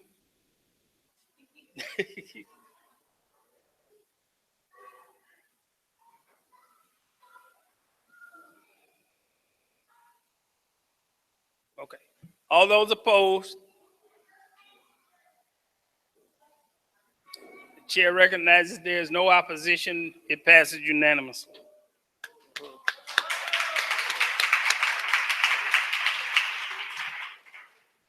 Comrades, I want to express my appreciation for everybody's attention and your diligence in listening to myself and President Kalambayi and passing this amendment. I think this was something that she really wanted to happen, and I'm glad it happened the way it did. It was a unanimous vote. So you have a mandate, and let's make it happen. So we will be sending out something to let people know who gets that appointment. That would be an elected office next year, but it will be appointed. President Kalambaye is intent on filling that position through what we call co-optation. That would mean she would appoint somebody and we would vote on that appointment. So with no further ado, I want to call up Leo and just express my appreciation for the great work that all our members have done in this election. And I guess at the end, we'll do pictures of the IEC. I guess that's what we'll do at the end. Uhuru. I just wanted to give an update on the resources. We had a goal of $300 and we raised $320. I'm sorry, $335. Uhuru.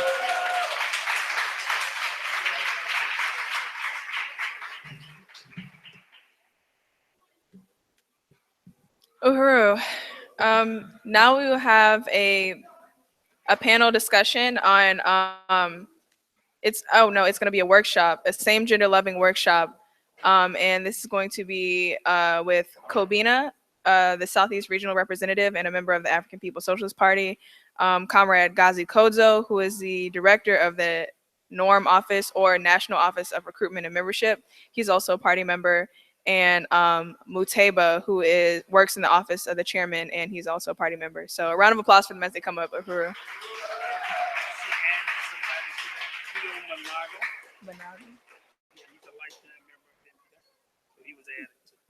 Okay, and also I forgot to mention, but Cleo Manago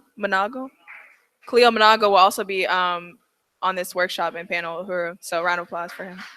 Oh, and he's also a lifetime member of InPDUM, Uhuru.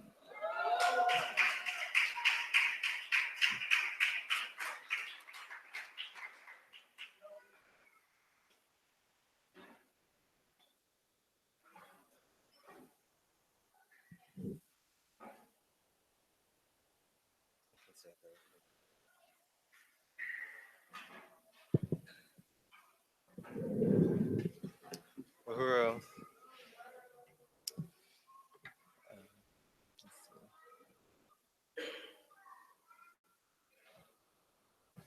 What'd you say? All right, Uhuru comrades. My name is Muteba, and like Liu said, I am a proud member of the International People's Democratic Uhuru Movement, and the administrative assistant chair in the office of the chairman, Amalia Shatella.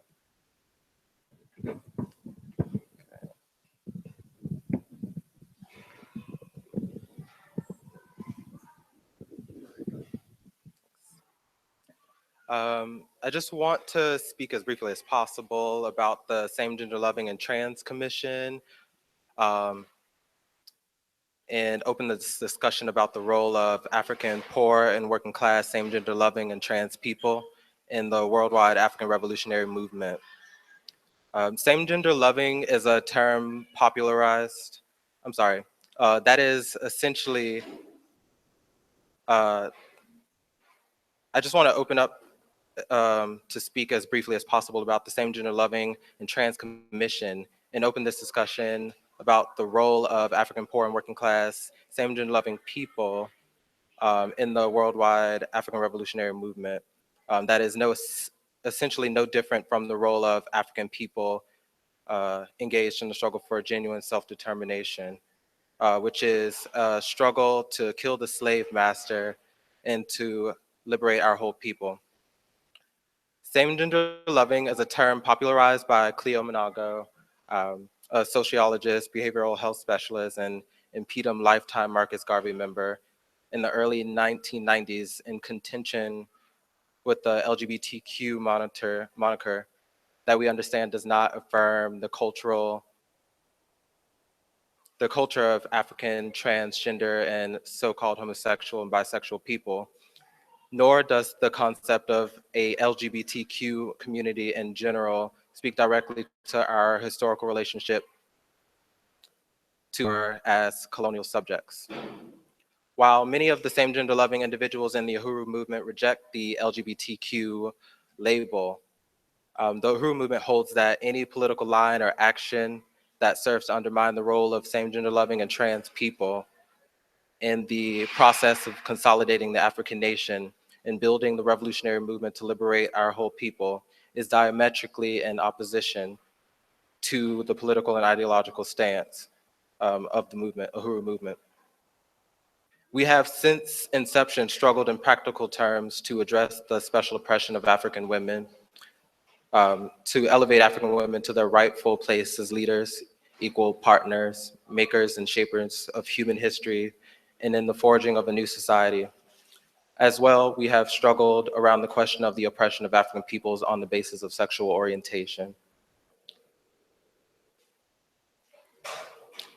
While we can unreservedly point to African same-gender loving people that have been openly involved throughout the ranks of our party and mass organizations, and who have assumed key leadership roles at present and throughout the organization's history, there is still much work to be done and struggle that has to be made in order to get out in front of this question and contradiction as it exists in the nationalist so-called African liberation movement in general today. With this understanding, I proposed at this year's 25th anniversary International People's Democratic Uhuru Movement Convention, we moved to consolidate the initiative resolved during the 2013 annual convention to build the SGLT Commission, whose express objective will be to, one, protect and defend the democratic rights of African same-gender loving and trans people, to ensure the contradictions specific to our community are addressed and overturned in the process of liberating our whole nation, and three, bring as many of our comrades as possible into independent revolutionary political life and organization. Because frankly, regardless of who you're fucking or not fucking, or what your gender identity may be, if you can unite with the right for African people to fight and end our oppression, you are a comrade.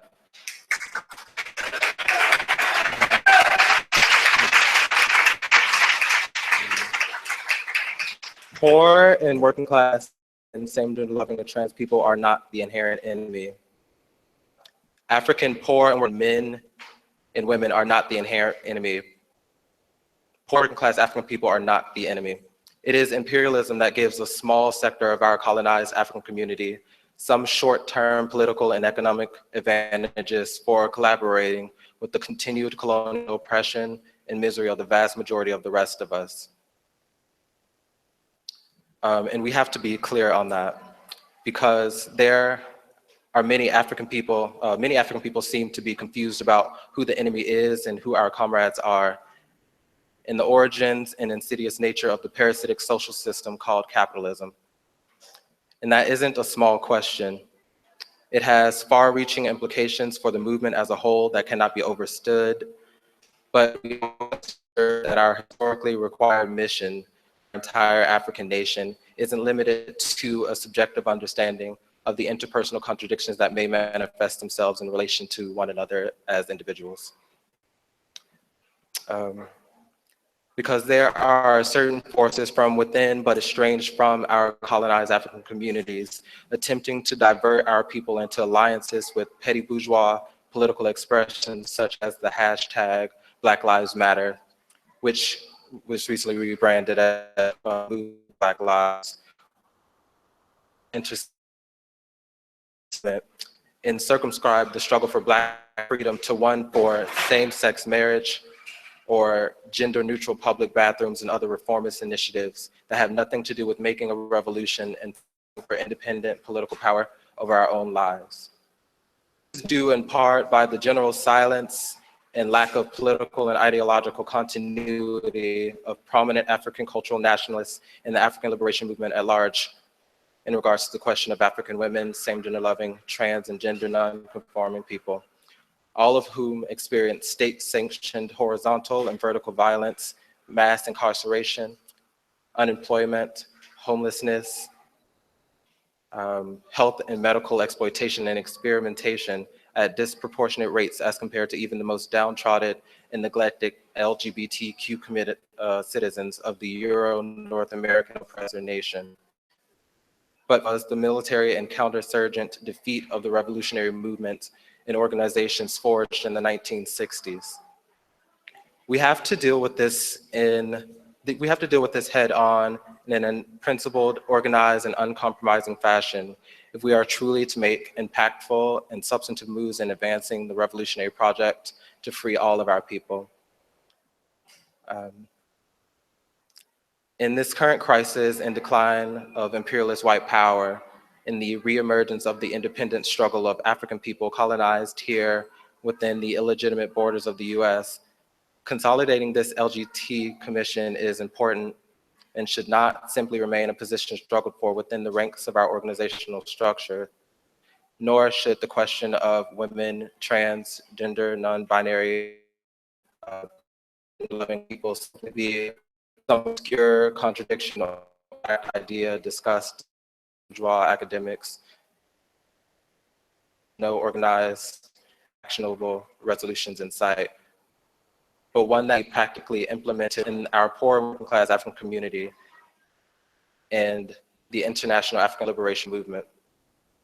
We're calling on you to help us build this commission and utterly destroy the arbitrary geographic and social borders that inhibit us from coming together as one nation. Guru.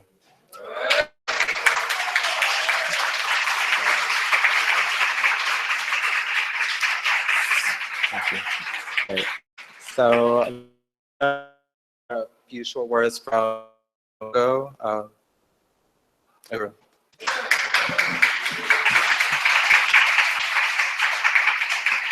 Uhuru.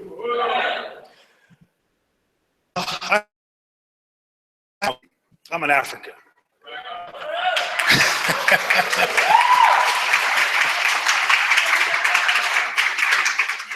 And I appreciate the applause, but I'm announcing it. To me, you know, Ray Charles could see it, but and Stevie Wonder, you know, Helen Keller, whoever you want to pick. But I announce it because there's people who believe that if you're a same-gender loving person, that's not possible.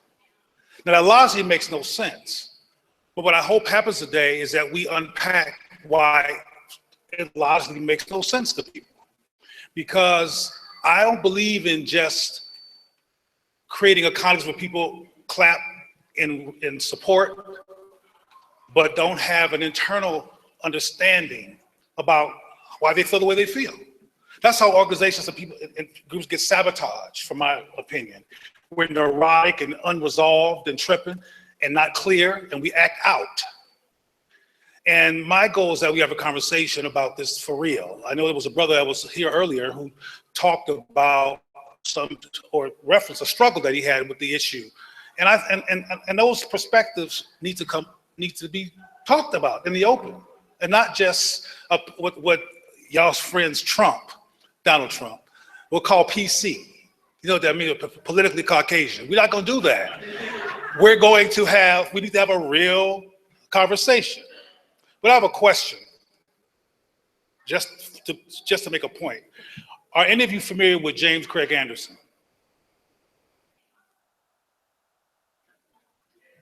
Okay, well, this might be helpful to people who think that it's impossible to be treated like an African and be same-gender in this context.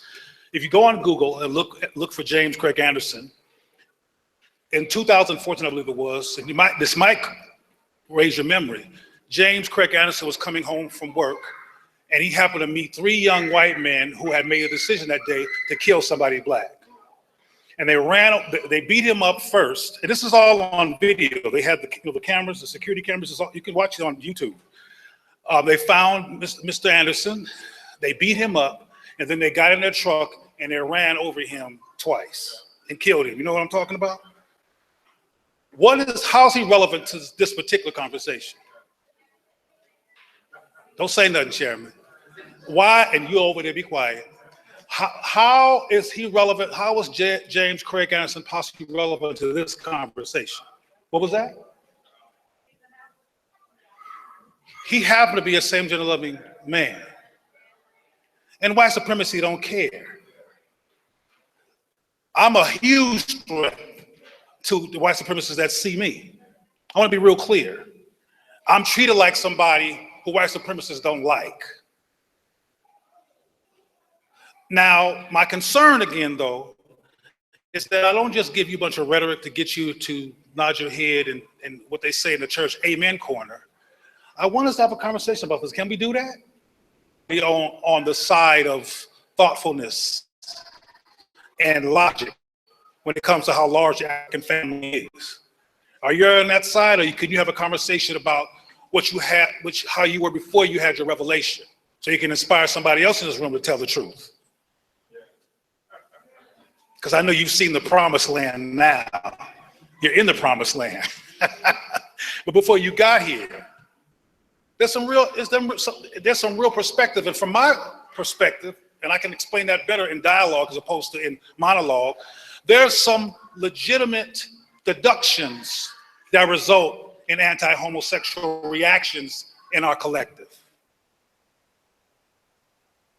Deductions that result in anti-homosexual reactions in the African collective. What am I talking about? I gotta do a monologue. I don't wanna do a monologue. What? Okay, well, let me give you some hints. Some people's concern, who, as far as they're concerned, they love Africans, and the African makes a difference to them, and they really are serious about affirming Africans, believe that homosexuality is a side effect of the effeminization and social and historical castration of Black men. Now, is that a stupid deduction? You're not being politically Caucasian. Is that a stupid deduction? No, I don't think it's. But you think. There's some people who are concerned that as a result of some of the most brutal oppression that humanity has ever seen, which was exacted on us, that there's some Black males who are so agonized about the brutality of white supremacy on them that they have run away from being men and have turned into women. Is that an absolutely insane deduction? Huh? I can't hear you. So you don't think there's such thing as a biological Black male who is tortured by that experience in a white supremacist context, that's always on his ass and literally murdering him disproportionately, to say, fuck this, I'm putting on a dress? You think that's a possibility? Anybody ever considered that? Or is it just the people, the other Africans? What I'm trying to do, as opposed to a monologue, is raise the context for some of the anxiety that, from my perspective, are legitimate deductions. You know what I mean by legitimate deductions, right? That people, based on their worldview and what concerns them and what has happened to them, are putting two and two together and come up with their for, based on what concerns them, and sometimes based on what's happened to them and based on what they've considered. I mean, one of the most anti-homosexual persons in the African movement who cannot stop talking about it, I'm real clear based on my professional background that he's been molested. That's not funny. That he's been molested. And in a country that castrates Black men all the time and makes Black men, terrorizes Black men. I mean, it took Ida B. Wells to slow down the lynchings. Bros were scared to death because they lived in a patriarchal society where they were not, don't come in conclusions about how I feel about patriarchy. Just listen to my point. They couldn't be patriarchal in a patriarchy. They couldn't have no balls, where balls was the living end. You understand what I'm saying? They were literally cut off. Not for 3 years, not for 4 years, not for a century, not for 2 centuries, but over 3 centuries. So there's some terror among people, but I'm talking about men now, who tend to be the primary arbiters of the anti-homosexual reaction in the so-called African, allegedly proactive collective. There's some unhad conversations and some unhad intervention on that they were raped, some of them, because men can't talk about that. And there's no space invited or created for them to casually talk about that, so people fester and go off and do crazy stuff. You understand what I'm saying? And sometimes even some same-gender loving people don't have what the understanding that I have and counterattack viciously. And we have black on black insanity and conflict instead of understanding why you feel that way. What's going on? Instead of fuck you, you homophobe, which is what the LGXYZ, whatever the alphabets are, have trained us to do and trained black people to do, to be anti-black and counterreactive and among black people and sabotage pro-black possibilities. So I'm here to get your motor turning and get you to think about some things, because there are subjective, logical, if you will, deductions that lead to some of these perspectives that don't go away because we pro-homosexual. That's a mistake, because people will implode. Even when they learn to be politically Caucasian and say in this room on a dais, I accept homosexuals. Then they go outside. Because it's hard for a lot of black men who already feel like their manhood is at perpetual risk to be running around with some punks, because they already feel like they're punks, because many of them are, in the context of white supremacy, who's running things right now in terms of balance. Anybody know what I'm saying? And when somebody thinks they're a punk and feel like a punk, they don't want to be caught in association with what they believe they might be. See, there's more going on here than being so-called anti-homosexual. I mean, why would somebody give a darn about what somebody's doing at home? That's not a rhetorical question. Why would somebody give a darn about what somebody's doing at home, in their house? Because I'm sorry?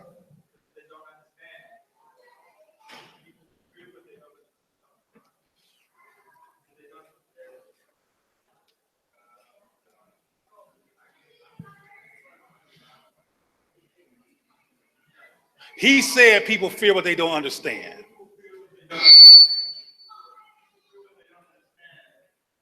Out.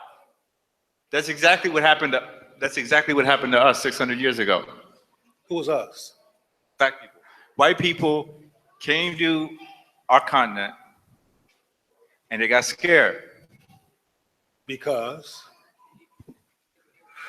they didn't understand? There's 400, there's multiple reasons. Hundreds of years don't matter. I see your point. There's multiple reasons, as Colleen Bray just said.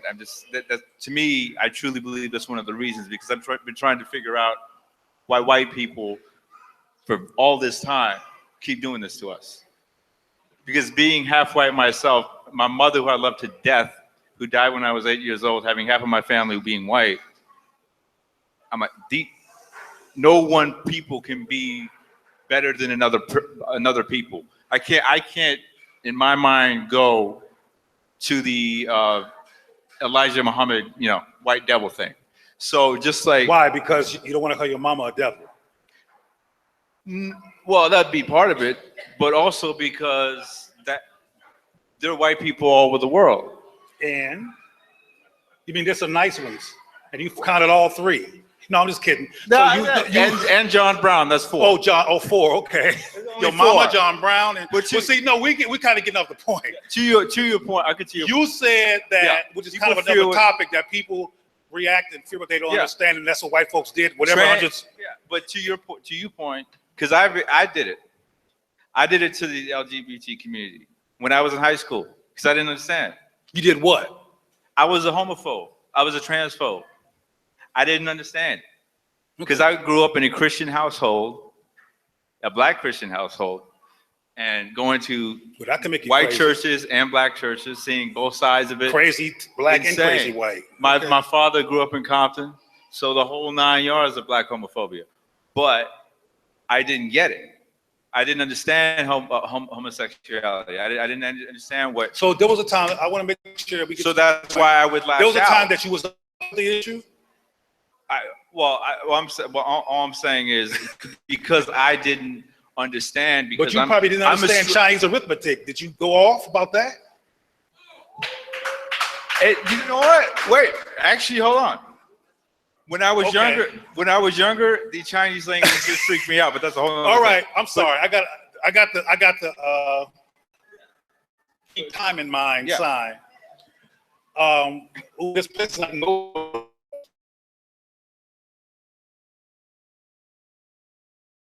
I don't.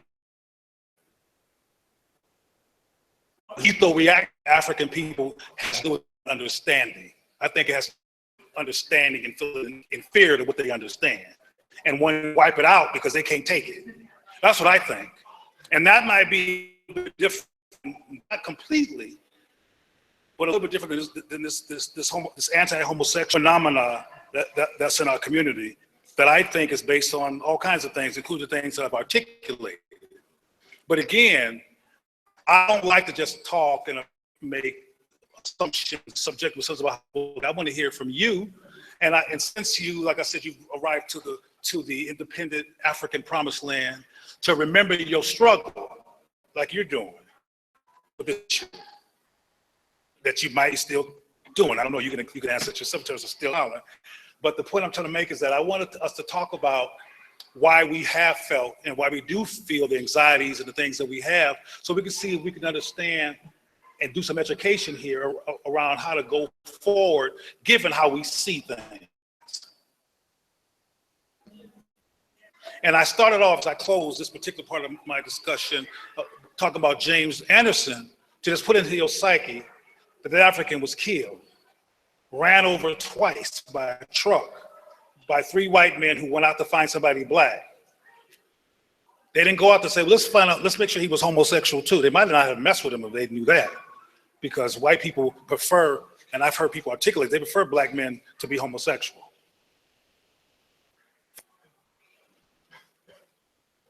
Can I say something?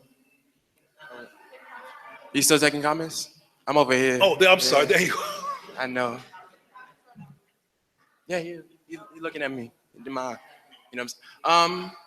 I'm just gonna add something to what you said. We're gonna have a question and answer period, right? I'm sorry, I don't want to be rude, but I think we're gonna do that, right? You're gonna have a community conversation, because I want to hear from you, man. Yeah. But I want to make sure these. It was just gonna be brief.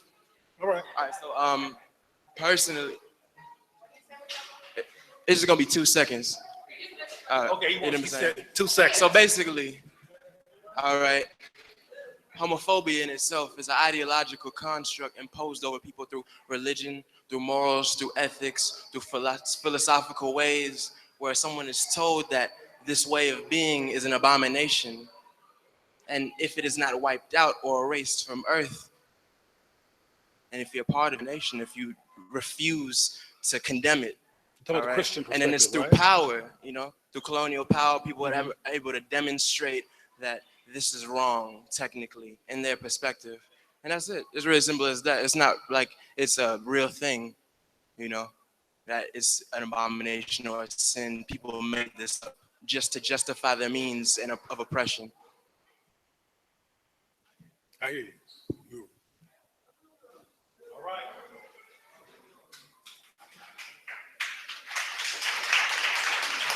right. Next, we're going to have a few words from Kobina Bantushengo, who's a member of the African People's Socialist Party.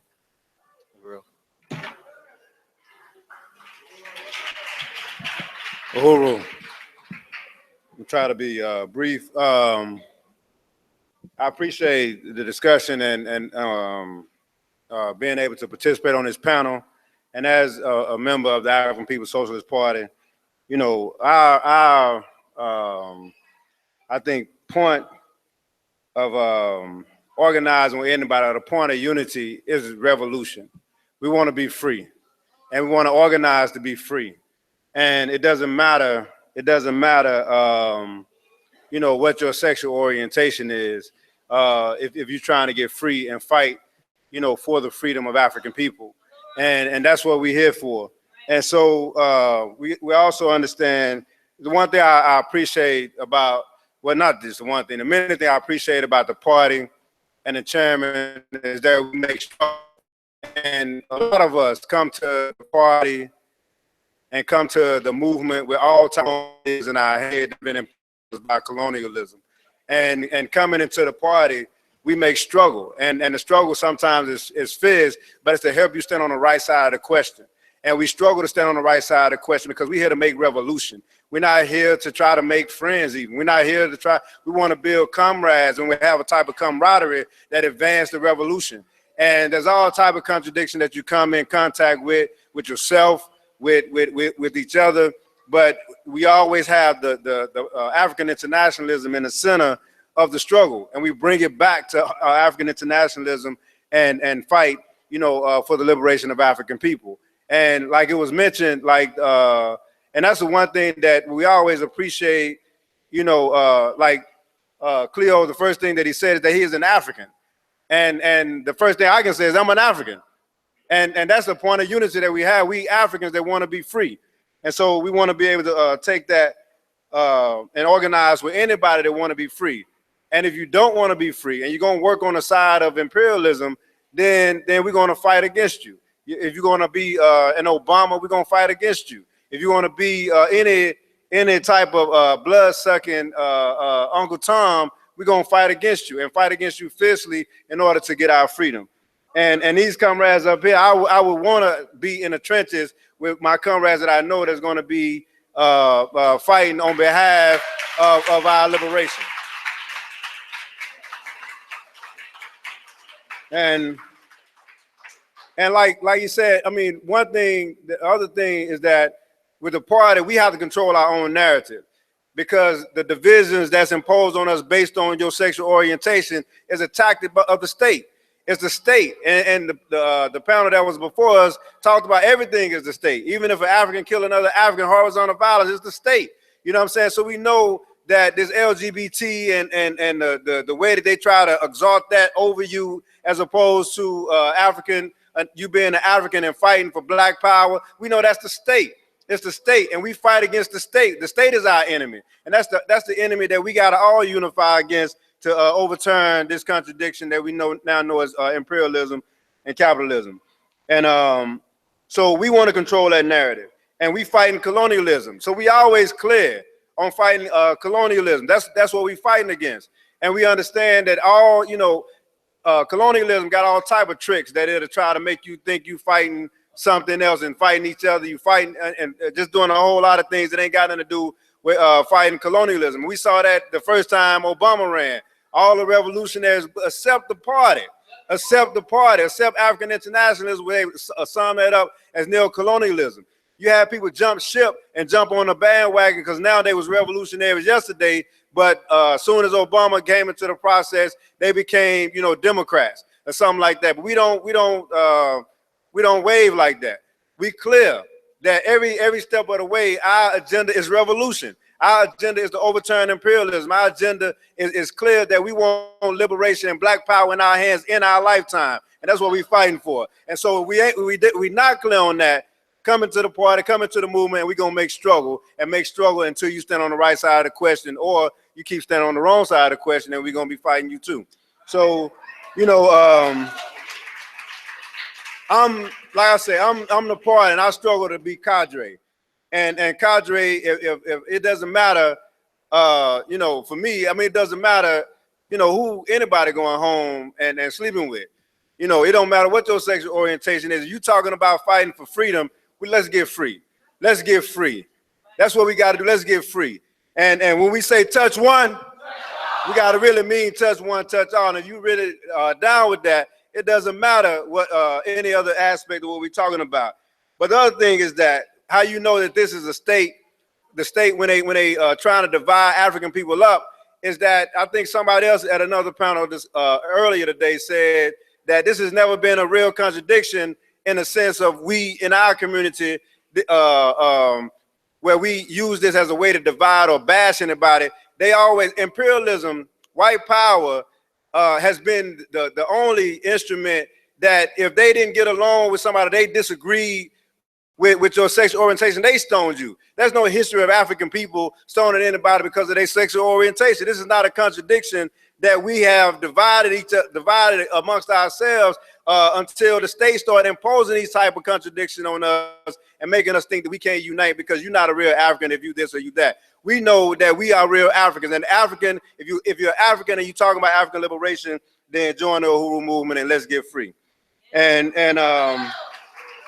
we got to stop, you know, going into their narrative and allowing them to determine to us, make a determination that this is how we define and this is how it's going to be and this is how we're going to struggle and this is the way to struggle, and you can't struggle for African liberation if you this or if you that. That doesn't mean that Africans not going to come into this process with the wrong ideas. But if you're honest, what I've learned in organizing, what the party has taught me is that if you're organizing and people only have, imperialism has a monopoly on the narrative, an honest person, when they hear the truth and when they hear, you know, African internationalism, they unite with it.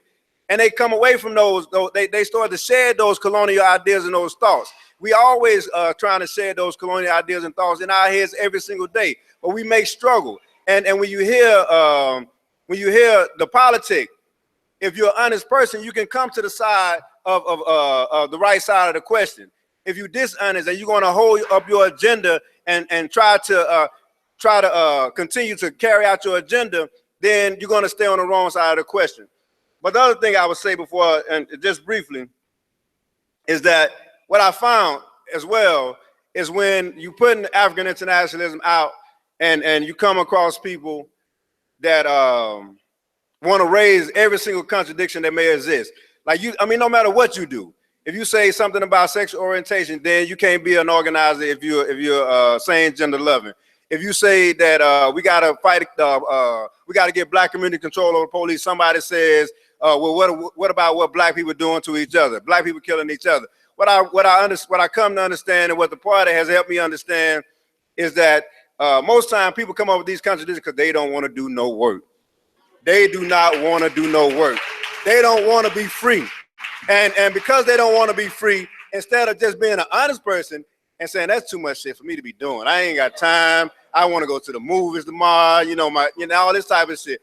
People will start coming up with every single contradiction that they can in order to not to do shit. You know what I'm saying? Literally, not to do nothing.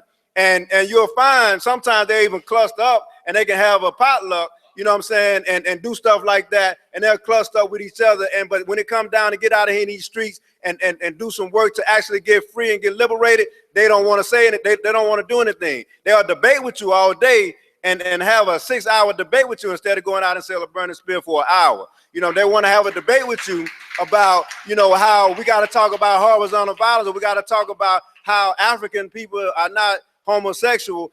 This is the state dividing us up, and these are cowards that don't want to do no work for us to get free. I want to be free, and I want to be free, and I want to be free. So I want to be free, and any African that say they want to be free, I don't give a damn what you're doing, what religion you are. I don't care what your sexual orientation is. Let's get free. Let's get organized. Uhuru.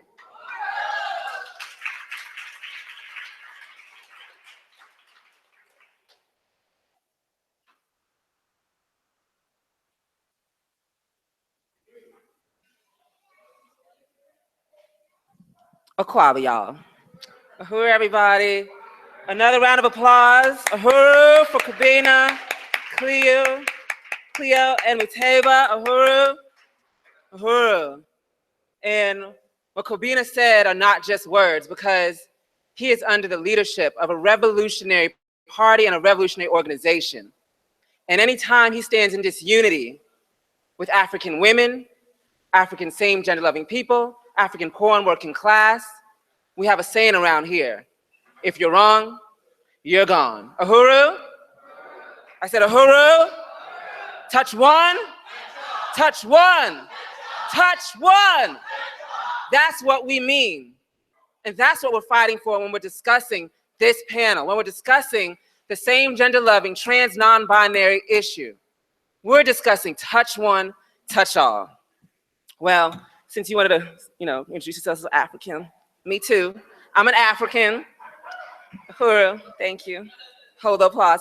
And if you haven't guessed yet, I'm same gender loving. I know, shocker. But I'm here.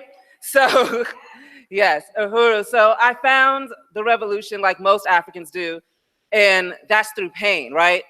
Just some instances in my life that brought me to the revolution was, one of my earliest memories is, let me give you the framework. In New York, in Brooklyn, there was an African child that was shot by a store cloak owner because the African child took out a Snickers from the store. And the African community decided to protest his store. So all the African people in the protest came in his store and sat all throughout inside his store and out his store so nobody can come in and shop at his store.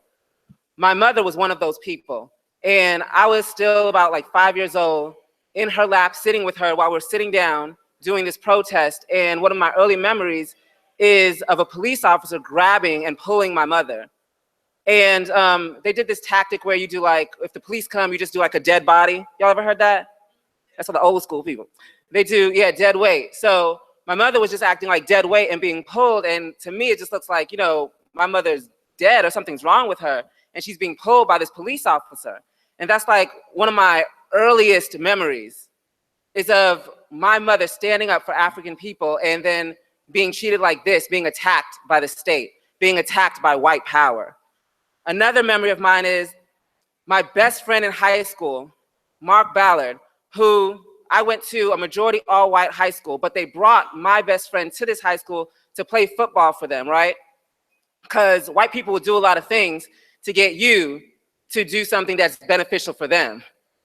So that's what they did for my best friend. And because he was out on curfew and he had weed in his system, they decided to kill him that day.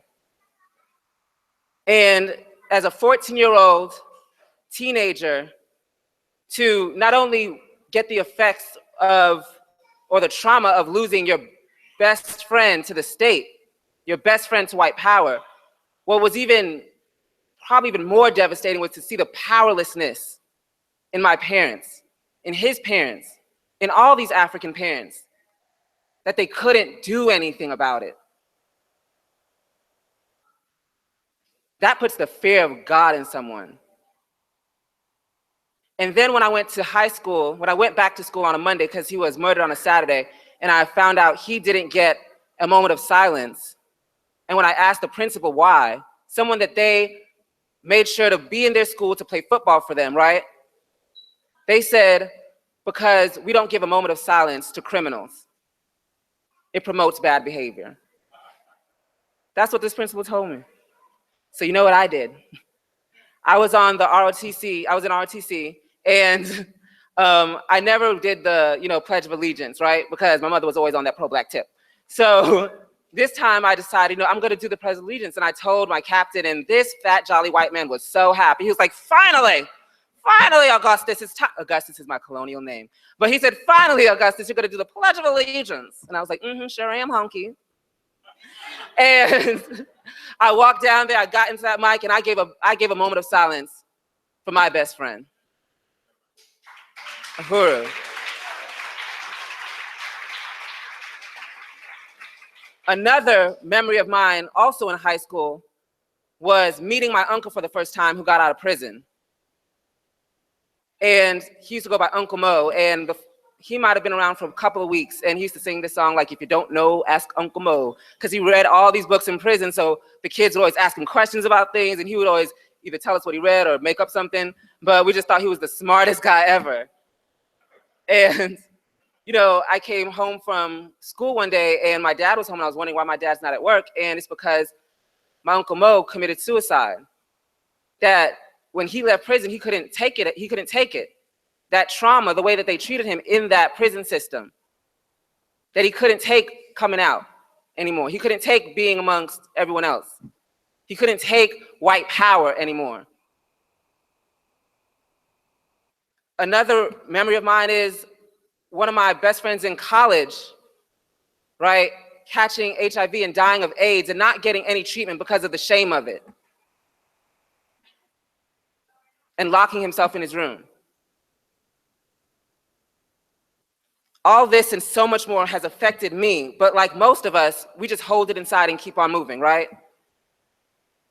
But all of that hurt and pain came to the surface when Trayvon Martin's killer, George Zimmerman, was found not guilty.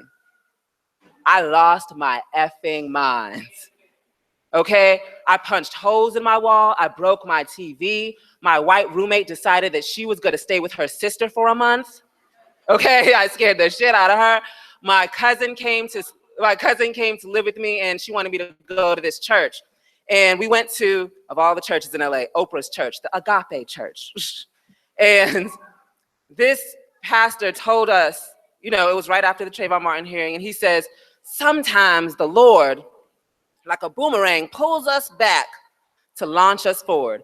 This is just the Lord pulling us back. I said, well, either that bow and arrow is made out of titanium or that has broken, because we've been pulling back for 600 damn years. Uhuru? So that didn't settle with me. And as most Africans, I started studying and trying to learn, what is this? Why is this happening to us? But most of all, not why this is happening to us and what's happening to us and what happened in the past, but how to get the hell out of it. We all just want to get the hell out of it. We all just want to be free. So that's what I was fighting for. That's what I was searching for. And I started making, you know, videos just talking about it, because going off and writing it wasn't doing it enough. I need people to hear my voice. I needed you to see that I was angry. I needed to see that this shit needed to stop. And, you know, the videos became viral. I never understood why, but I wasn't complaining. I let it happen. And, but out of nowhere, after the videos went viral, these quote unquote leaders of, you know, Pan-Africans, leader of the Pan-Africans, came out and made, you know, statements and videos against me because I was same gender loving. And they said I was pushing a gay agenda. And they said that, you know, that my videos was talking to me about my experiences as a same gender loving person, and that doesn't, their struggle, that's not something we're going through as African people. I beg to differ. My mother being dragged by the police is not an SGL experience, it's an African experience. My high school best friend being murdered by the pigs is not an SGL experience, it's an African experience. My uncle committing suicide from the trauma that he experienced in prison is not an SGL experience, it's an African experience that you all have experienced. You all know someone right now in prison, right now. You all know someone that left prison, came home and wasn't right anymore. So even after they get through those walls, they still in there. My best friend dying of AIDS is not an SGL experience. It's an African experience. But I wanted to be free so bad. I wanted to be free so bad that I said, you know what? If the issue is about something that I don't really have time doing in my bed because I'm too damn busy, then I'll just be fucking celibate. Like, goddamn. Because I just wanted to join this revolution. I just wanted to be with my people and fight for freedom. And I wanted my people to be free. But then I started to read these comments in my comment section by these people, these Uhurus, who commented a lot and said Uhuru a lot in their comments, and they were just laying down all these things that, you know, really spoke to me. Like, for instance, the only divide in the African nation is if you are on the side of the oppressor or the oppressed. Quotations saying that the poor and working class, the African poor and working class, have no material interest in oppressing anyone except for the oppressor. How powerful is that, y'all? That African people don't have a problem with populating, they have a problem with staying alive. I was like, who are these folk? They're powerful. And I linked up with the Uhuru movement and saw that I had a place in the revolution. I felt so relieved that I actually quit smoking weed that day. Uhuru. Yes, yes, yes, yes. Yes. I saw that the International People's Democratic Uhuru movement was not on the defense. I saw the Black community control of the police. I saw the Black grand jury. I saw the Burning Spear newspaper. I saw the Tyrone Lewis gym. I saw all these things that this movement was doing and saying, F what you heard, we building a new world. Uhuru.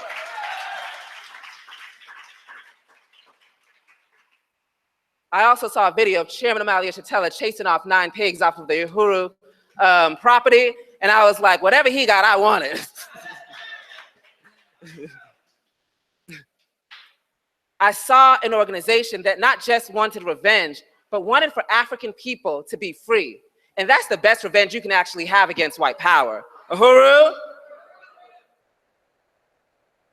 You know, I even used to listen to some of these online radio shows that were against me or against same-gender loving or non-binary African people. And one of the comments that kept coming up was saying that, you know, the only organization, the only revolutionary organization out here that's going to, you know, accept him is the Uhurus. That's the only one. That's the only one. And everybody kept saying that to me. But it wasn't just the only revolutionary organization that was going to accept me. It was the best one out there, mother. Like, Uhuru! I'm holding back the mother effers, Jen. And I wanted to give that to African same and gender loving people, African trans people, African non-binary people, that we had a place in this fight. We had a place in this fight. And I also had that same message to African women who message me every day, exposing how these other organizations use and abuse them. I needed them to come here to this movement where you're safe, where you're powerful, where you're heard, where your leadership ain't questioned. Here, where you see leadership like Kolumbai, Kalonda, Deputy Chair Ona, Secretary General Gaida Cambone.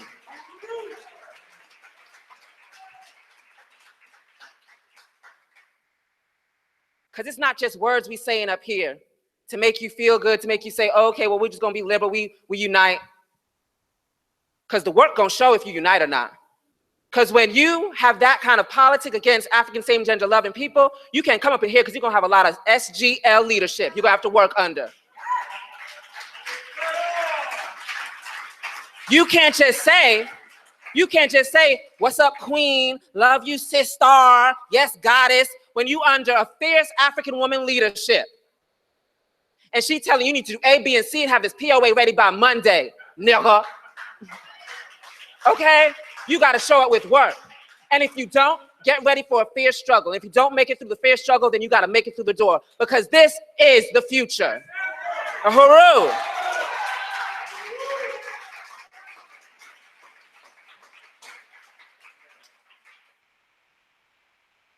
Anyone who wants to be a soldier for the Black liberation, you gotta come here. You got to come here. Because the United States Army ain't just made up of men. So why should we limit ourselves in our ranks? The United States Army got men soldiers, women soldiers, gay soldiers, and even trans soldiers now. They celebrated it at the White House. They colored the White House the trans flag color. So now trans people can join the United States military and bomb African and colonized people for their resources. Equality is here. Because white power understands, as long as you can unite with their narrative and pull a trigger, they got a place for you. Well, we got the same rules. As long as you can unite with African people being free and you can pull that trigger, we got a place for you.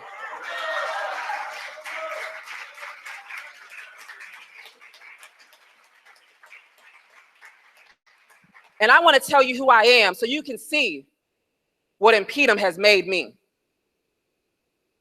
I fight for African people and African freedom 24 hours and 7 days a week. I quit my job and moved cross country so I can be under a leadership that works, a leadership that gets African people to freedom. I gave my body and mind to become part of an organization that will crush white power forever. I stand side by side on the front lines fighting the police with my comrades, face to face with these pigs. With the movement, we even shut down a gas station because they called an African woman a bitch. With my comrades. The pigs killed these 3 African girls. My comrades popped up on Killer Bob Galtieri, telling him and taking the fight on with him. And that was a big cracker, y'all. He was about 6'6", okay? And we were in his face. I was in his face with a blowhorn telling him, I'm coming for that ass. Kunde told me to tell you, we coming for that ass.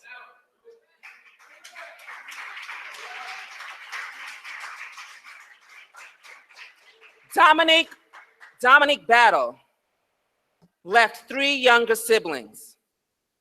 2 of them are in that room. Ask them who picked them up at school. Ask them who helps their mama out around the house. Ask them who makes sure that their 16-year-old brother who's under probation, why he be coming home on time for this capitalist, colonial, mother effing curfew that don't make no sense, but we gotta go by it because we don't want him back behind bars. Ask them who's doing that. That's me. So if I ain't a man, show me who is. Because in this time of revolution, a deep voice and having sex with a woman ain't enough. It ain't enough.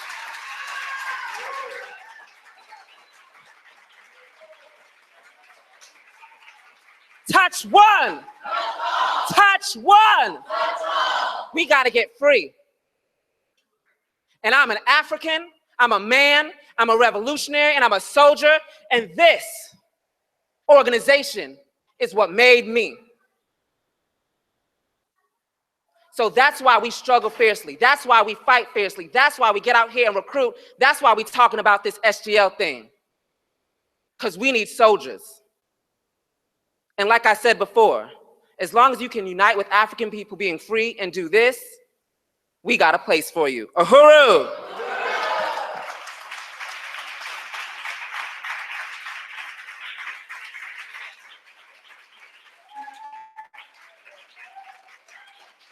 Uhuru! Uhuru! Now is the time where we can open it up for questions and answers. Questions and answers if anyone has any. Uhuru.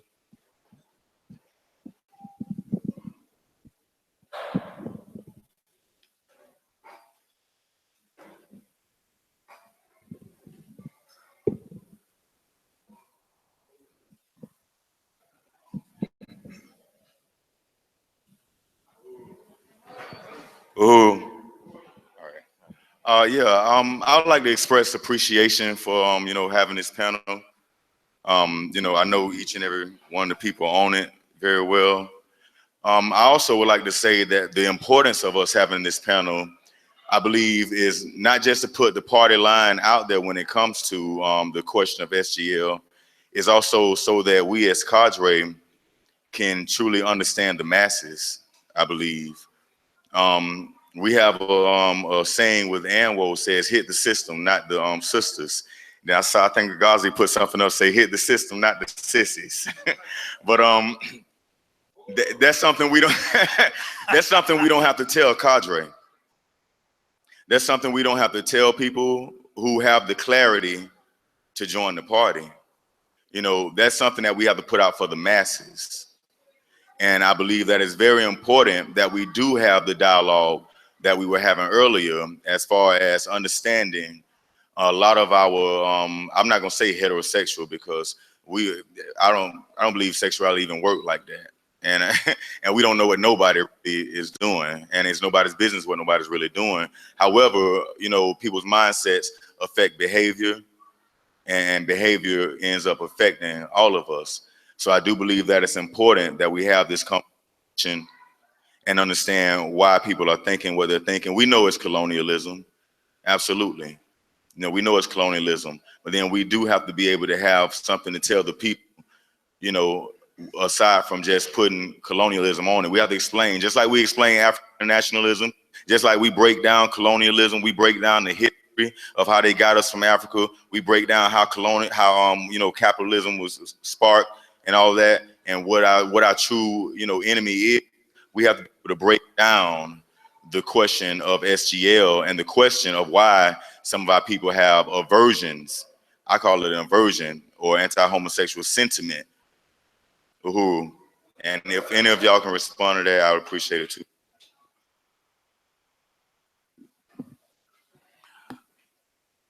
At the risk of sounding however it sounds, I agree with what you just said, Kashama.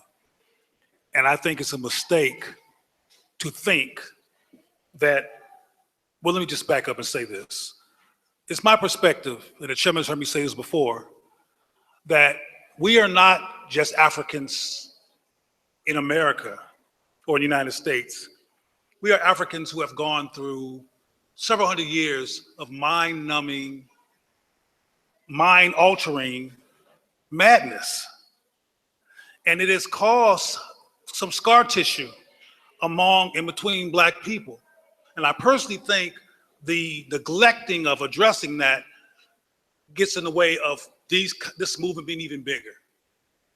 Because you have to know how to talk to people regarding why they feel the way they feel. I don't necessarily agree, and I think these were some of your sentiments, that it's as simple as either you with us and you understand what we're doing, or you're a colonialist. I think there is amidst Black people some confused human beings who need some clarity.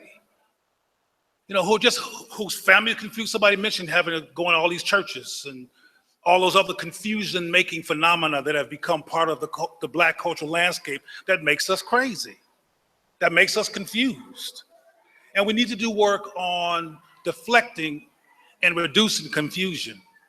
And how we reduce confusion is having these conversations about why people think the way they think.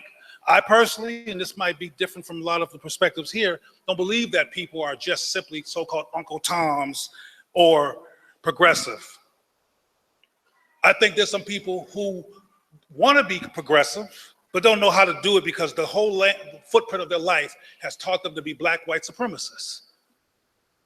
It's kind of like no matter how African you are, if I demanded that you break out into Swahili, even at gunpoint, you might have to die because you don't speak Swahili. You speak the colonial language. And for most of us, that's the only language our psyche can even fathom because we know nothing else. And that's a contamination that has an impact on us as well. We all should be in this organization. Everybody African and who claims to care about African people should be in this organization. But there's some unhad conversations that keep the disorientation going. I mean, for example, and this could be, he can correct me if I'm wrong, but like Marcus Garvey, who was an inspiration here, Garvey's also from the Caribbean. There's another way of thinking among Blacks who are in these jet Black organic spaces that still have white colonialism all over the place and still has some contamination. But it's different being in a predominantly Black contaminated space and a mix with the contamination space. There's a difference. And I think that worldview and that difference creates a different type of person who has the capacity to have more clarity on an organic basis than a lot of so-called African Americans who are simply in the slaughterhouse. So I just think there's some important conversations that we have to have, that if they're ahead, there'll be even more people here who are aching to do the right thing. I come in contact all the time with some very, very famous Black people who are seduced by white supremacy, who are seduced by the myth of their relevance in a white supremacist construct because they got paid and just all seduced. But I've been around some of them long enough to know that they're confused, and there's other things they want to do, but they're afraid and they don't have the footprint, or somebody talking to them in ways that they can unpack themselves and self-reflect and come out of the white supremacy scar tissue and be African. I think that's important to find ways to do that work with people, and I think it's going to take more of us out of the white supremacy trauma trance, as I call it.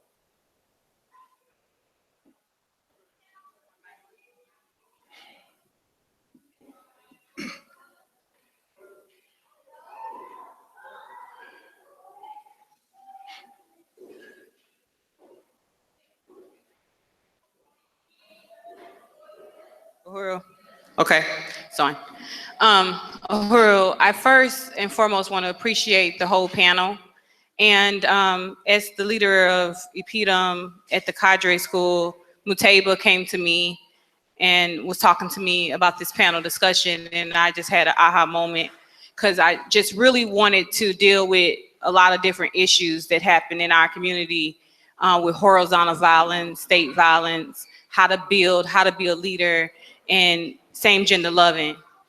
And what I wanted to say about, like, I come from, like, as far as I can go back in my history of anybody in my family was Christian, and not just Christian, but Church in God in Christ. And even though it's living and live, and you hear the rumors about maybe somebody who is same gender loving, they don't say it. They never got married, or they are married, but you hear these stuff. But it was a place where this was a total thing that you just do not accept. And even coming into the movement, and this is why I have a deep, profound love for the strategy of the party, because it met me at a political door where I was at.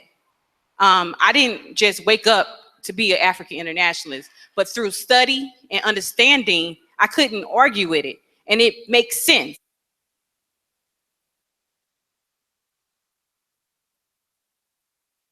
Sister, didn't the recognition of severe attack and crisis on Black people, that you were in a situation that you had no choice but to recognize, also influence your trajectory?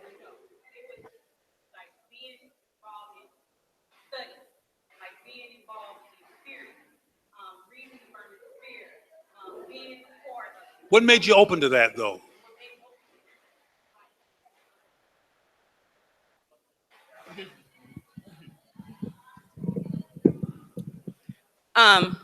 Really, it was being able to challenge myself, understanding, like, becoming, being open in Ferguson on ground zero, desperation of needing the answer, opened me up to a lot of things. But, I was on the wrong side of the question on a lot of stuff. Like, it's Christians that have a hard time sitting through this, because these are things that have been given to our people, right? And so it helped me to study, like reading the spirit, coming to political, like thirsty for knowledge, to understand the whole question that I'm African, to understand that a lot of stuff been pushed on me, and it's contagious, because through me becoming an African internationalist really opened up a whole thing in my family of my father being able to be comfortable enough to come out and say, I can be myself. And then my mom, but what me explaining to her and my father helped us still be a family and not be strifed.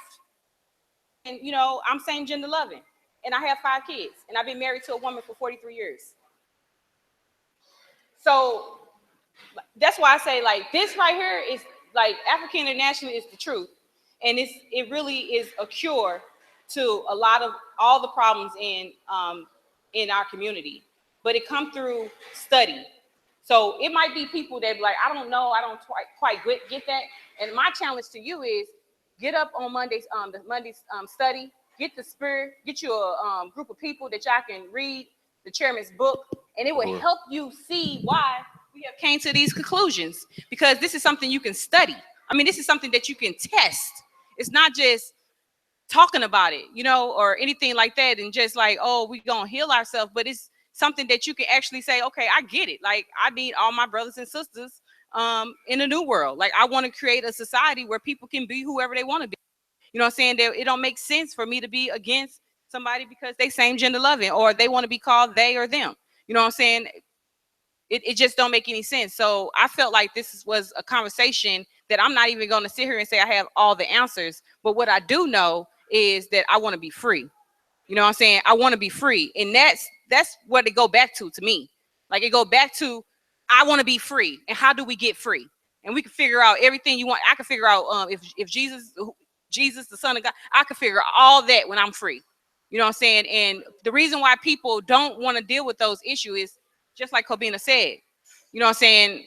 Just like he said. And so no matter if somebody want to be a known coon or don't want to be a coon, you decided, when you decided I'm going to be against somebody for their sexual preference, or I'm going to be against, I don't want to be a huru because I'm spiritual and they don't say pray or whatever like that, that you saying to yourself that I don't want to be free.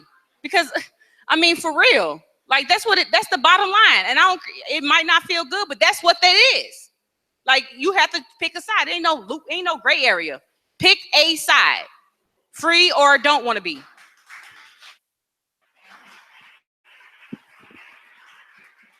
I did want to just say that I think for me as the party poured everything together for me, and African internationalism. I think for me it seemed like everything is in some ways simple, but the process and going through even obtaining simple things are not an easy course. You know what I'm saying? Because even if I said I want to go out here and want to run 10 miles, like I can go out here and run 10 miles, but you know, I can tell you each step is going to be a problem. You know what I'm saying? It's going to be a contradiction. But and what I'm clear on and being a part of the party, it helps me to see that the party and African internationalism take the wool off this thing. It takes the wool off your eyes and help you to see shit for what it is. I ain't got to make nothing up. You know what I'm saying? It just help you see things for what they are. And when you see things for what they are, you know, you become more clear on what it is. We need a revolution. We need a revolution.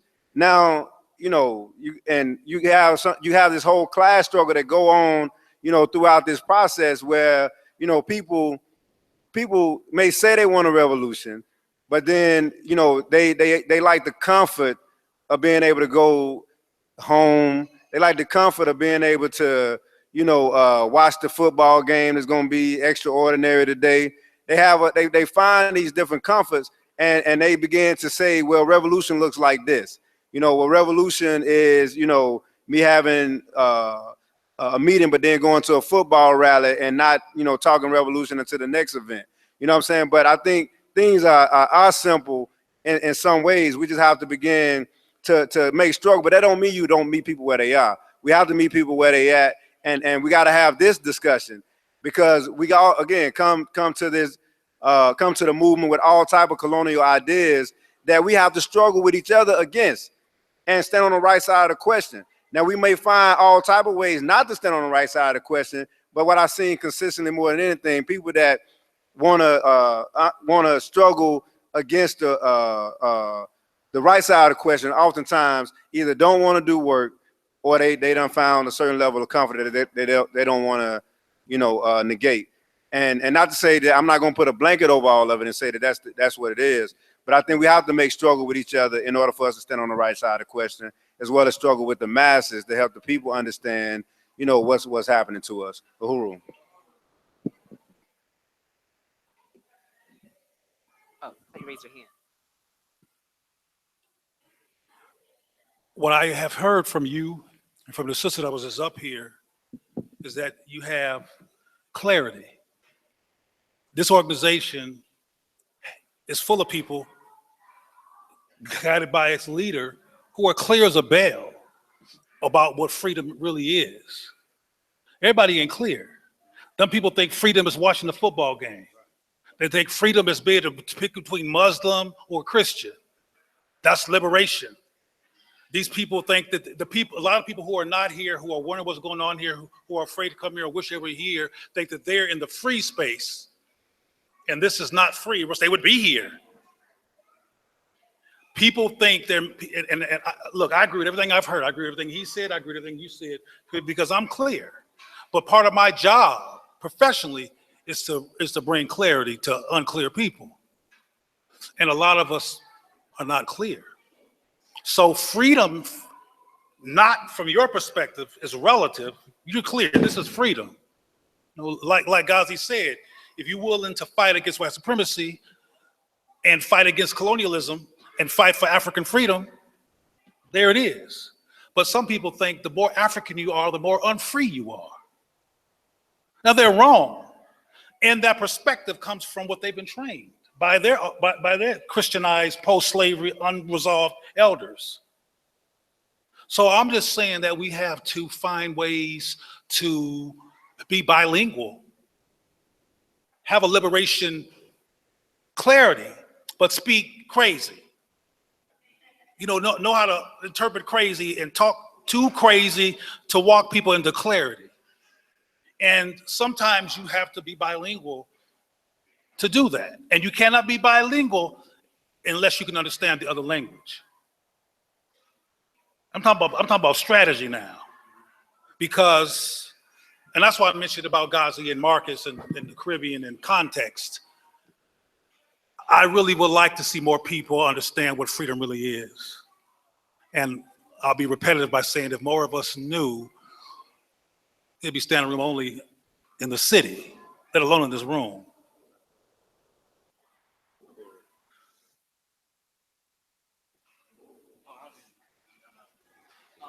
I didn't want to step in front of anybody. Quick question. Clear. Y'all can hear me? Oh, I thought I was loud. Sorry. What would you say to Dr. Umar Johnson if you had the chance to sit down with him? If it was just you and him, and the same gender loving thing came up, but not just him, Dr. Francis Welsing, you know them all. But what would your, I know you said it, but you have to break it down for a dummy, if that makes sense. Break it down for someone that. I have had conversations about this with Dr. Welsing, and I have attempted to have a conversation that included these issues with Umar. Before you go to Umar, what did she say? Before you go to Umar, when y'all had the conversation, Dr. Welsing. Well, most of people's perspective of Welsing in terms of her allegedly anti-homosexual perspective is based on the ISIS papers and based on that chapter on sexuality. You might be bothered by my perspective on that, which is she's a psychologist. People go to her who have emotional problems, so her hate is about people with problems. And homosexuals with problems came to her because they were struggling with their homosexuality, and she wrote about it. So the context of why she has her perspective is rarely ever broken down. Everybody just says she's homophobic and goes off and doesn't contextualize where she was coming from. Well, if you are a psychiatrist and people come to you to complain about their sexuality because Christ said it's wrong, and that's who your audience is, and you write about it, it's going to be about dysfunctional homosexuals who hate themselves. So that's the context of Welsing's perspective, which she wrote the ISIS papers, long time ago. Her perspective on that advanced. And, yeah, she wasn't fixated on that. In closing on Welsing, because I want to get to Umar, Welsing, like a whole lot of black male rant movements, are what I call post-castration black male resurrection attempt movements. They're trying to resurrect black manhood. They're focused on patriarchy and trying to get black men to be able to be patriarchal too and outman white folks on their terms. So that's what they're doing. So that's a whole nother. But getting to Umar, and that can be real quick, even though it might confuse people, you can't talk to somebody who doesn't have the balls to have a conversation. And he don't have the balls to have a conversation. He does not do dialogue, he only does monologues. And anybody who only can do monologues, don't trust them. But we're used to going to the church we come from a culture in this country where we go hear a monologue every Sunday, millions of us. Not a dialogue, not a counter perspective, not a consideration of other ways of being, but Reverend Goodfoot, whatever his name is, running his mouth. So people like Omar attracts those kind of people. but he does not. But he cannot. He doesn't have the capacity to have a conversation.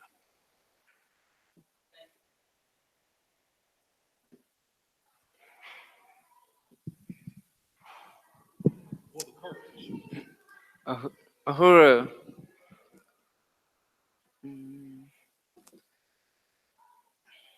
Like Kulumbai said, and a lot of us said here, like, we want to get free. And at the end of the day, our people are dying. Our people are dying. Our people are being pushed into prisons. African women in prisons are being forcefully sterilized. The water in African communities are being poisoned. Africa is being bombed and droned every day to steal their resources. And we understand that this is colonialism. We understand that this whole anti-same-gender loving politic that's in Africa is pushed in Africa and in Jamaica and all over where Africans are. Africans are catching hell, and the majority of them are poor, working class, and starving. And that's what we have to change. That's what we have to change, because while they're causing this whole friction, this whole divide between telling African people that you have to attack gay people because somehow this is God's, you're poor, you're starving, you're diseased because God is punishing you because the gays are taking over. While the rulers of these countries, the petty bourgeoisie, the neo-colonial forces, are making billions off of that trickery. That don't sound crazy to me, that sounds smart. And what we gotta do is get smarter and let them know that that's an opportunist way of looking at the situation. You have a short-term view, because the long-term view is African people are gonna get free, and African people are gonna come for you and every other sellout. Because while they are attacking gays, there's trains and trucks and boats stealing our resources in Africa. There's planes dropping bombs on African men, women, and children. There's drones attacking and terrorizing African people. There's police, America, in the UK, even in Jamaica and Trinidad, murdering African people for white power.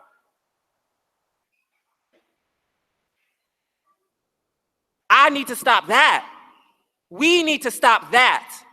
I would love to have this conversation, but I gotta get free first.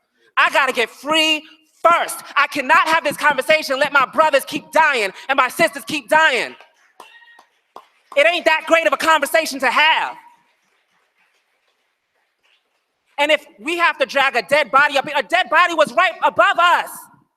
An African mother had to bury her child because he fought for African people and for African freedom.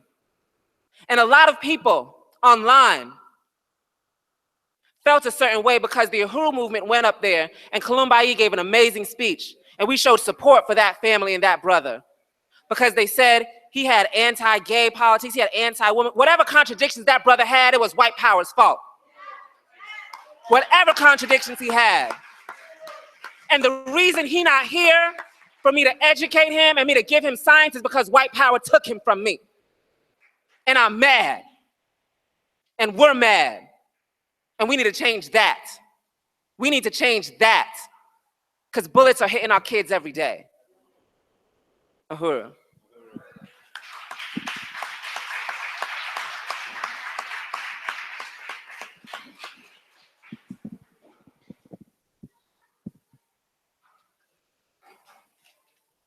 First of all, I would like to join everybody else in acknowledging the significance of this discussion. And I would like to also acknowledge that it's significant that Cleo Manago is here with us today because it was in 2013 at an InPDUM convention in St. Petersburg, Florida, that he became a lifetime member of InPDUM. And also, actually, he has had an important impact on the Uhuru movement. And that cannot be overlooked.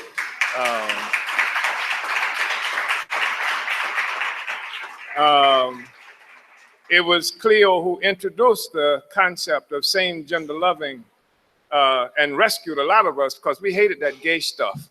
I didn't know anything about how happy anybody was, you know, understand, as a political definition that they were happy, right? So I thought there was, you know, and awfully wrong. And also because the whole gay liberation movement, the gay movement was in contention, always in direct contention with the struggle for Black liberation. Always has been in contention from its very, not from its very inception, because actually it was same gender loving Africans who actually kicked off the modern so-called gay movement in this country. But they were consolidated, and there are whole blocks of so-called gays throughout this country who are participating in gentrifying African communities everywhere. And this notion that somehow that somebody is homosexual, therefore that automatically places them on the right side of history as some kind of progressive historical force is nonsense. And that's thrown at us all the time. And so Cleo's participation, I thought, was really important because our party, before meeting Cleo, before discovering this language, has always been, almost all of its history of the party has always been a party that was opposed to the oppression of African people, period. And the fact is that we lost the sector, we lost the whole French sector of the African People's Socialist Party, the French sector. And most of the people who were in the French sector came from highly condensed African populations immediately from Africa. We lost the whole section because our position in not condemning Africans who were homosexuals, etc.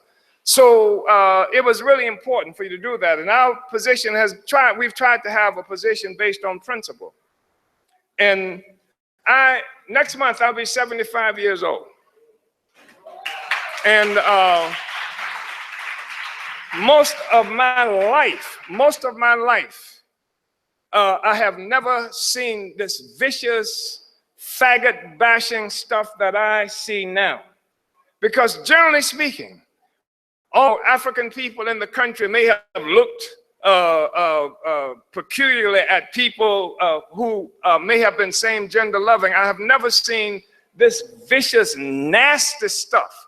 It is an ideological position that has intervened into our community.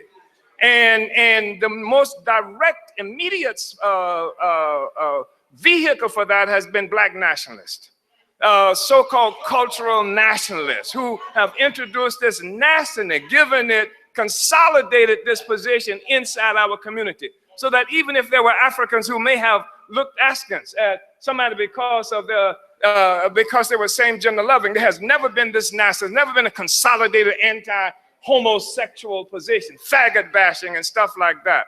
I've never seen anything like that. And it's because in many instances, too many instances, Black nationalists are nothing but white nationalists turned inside out. Black nationalists, nothing but white nationalists turned inside out. And they interpret the world the same way the white nationalists, the imperialist powers interpret the world. And given an opportunity, they would do the same thing to Black people and anybody else that white power, white capitalists do to everybody else in the world.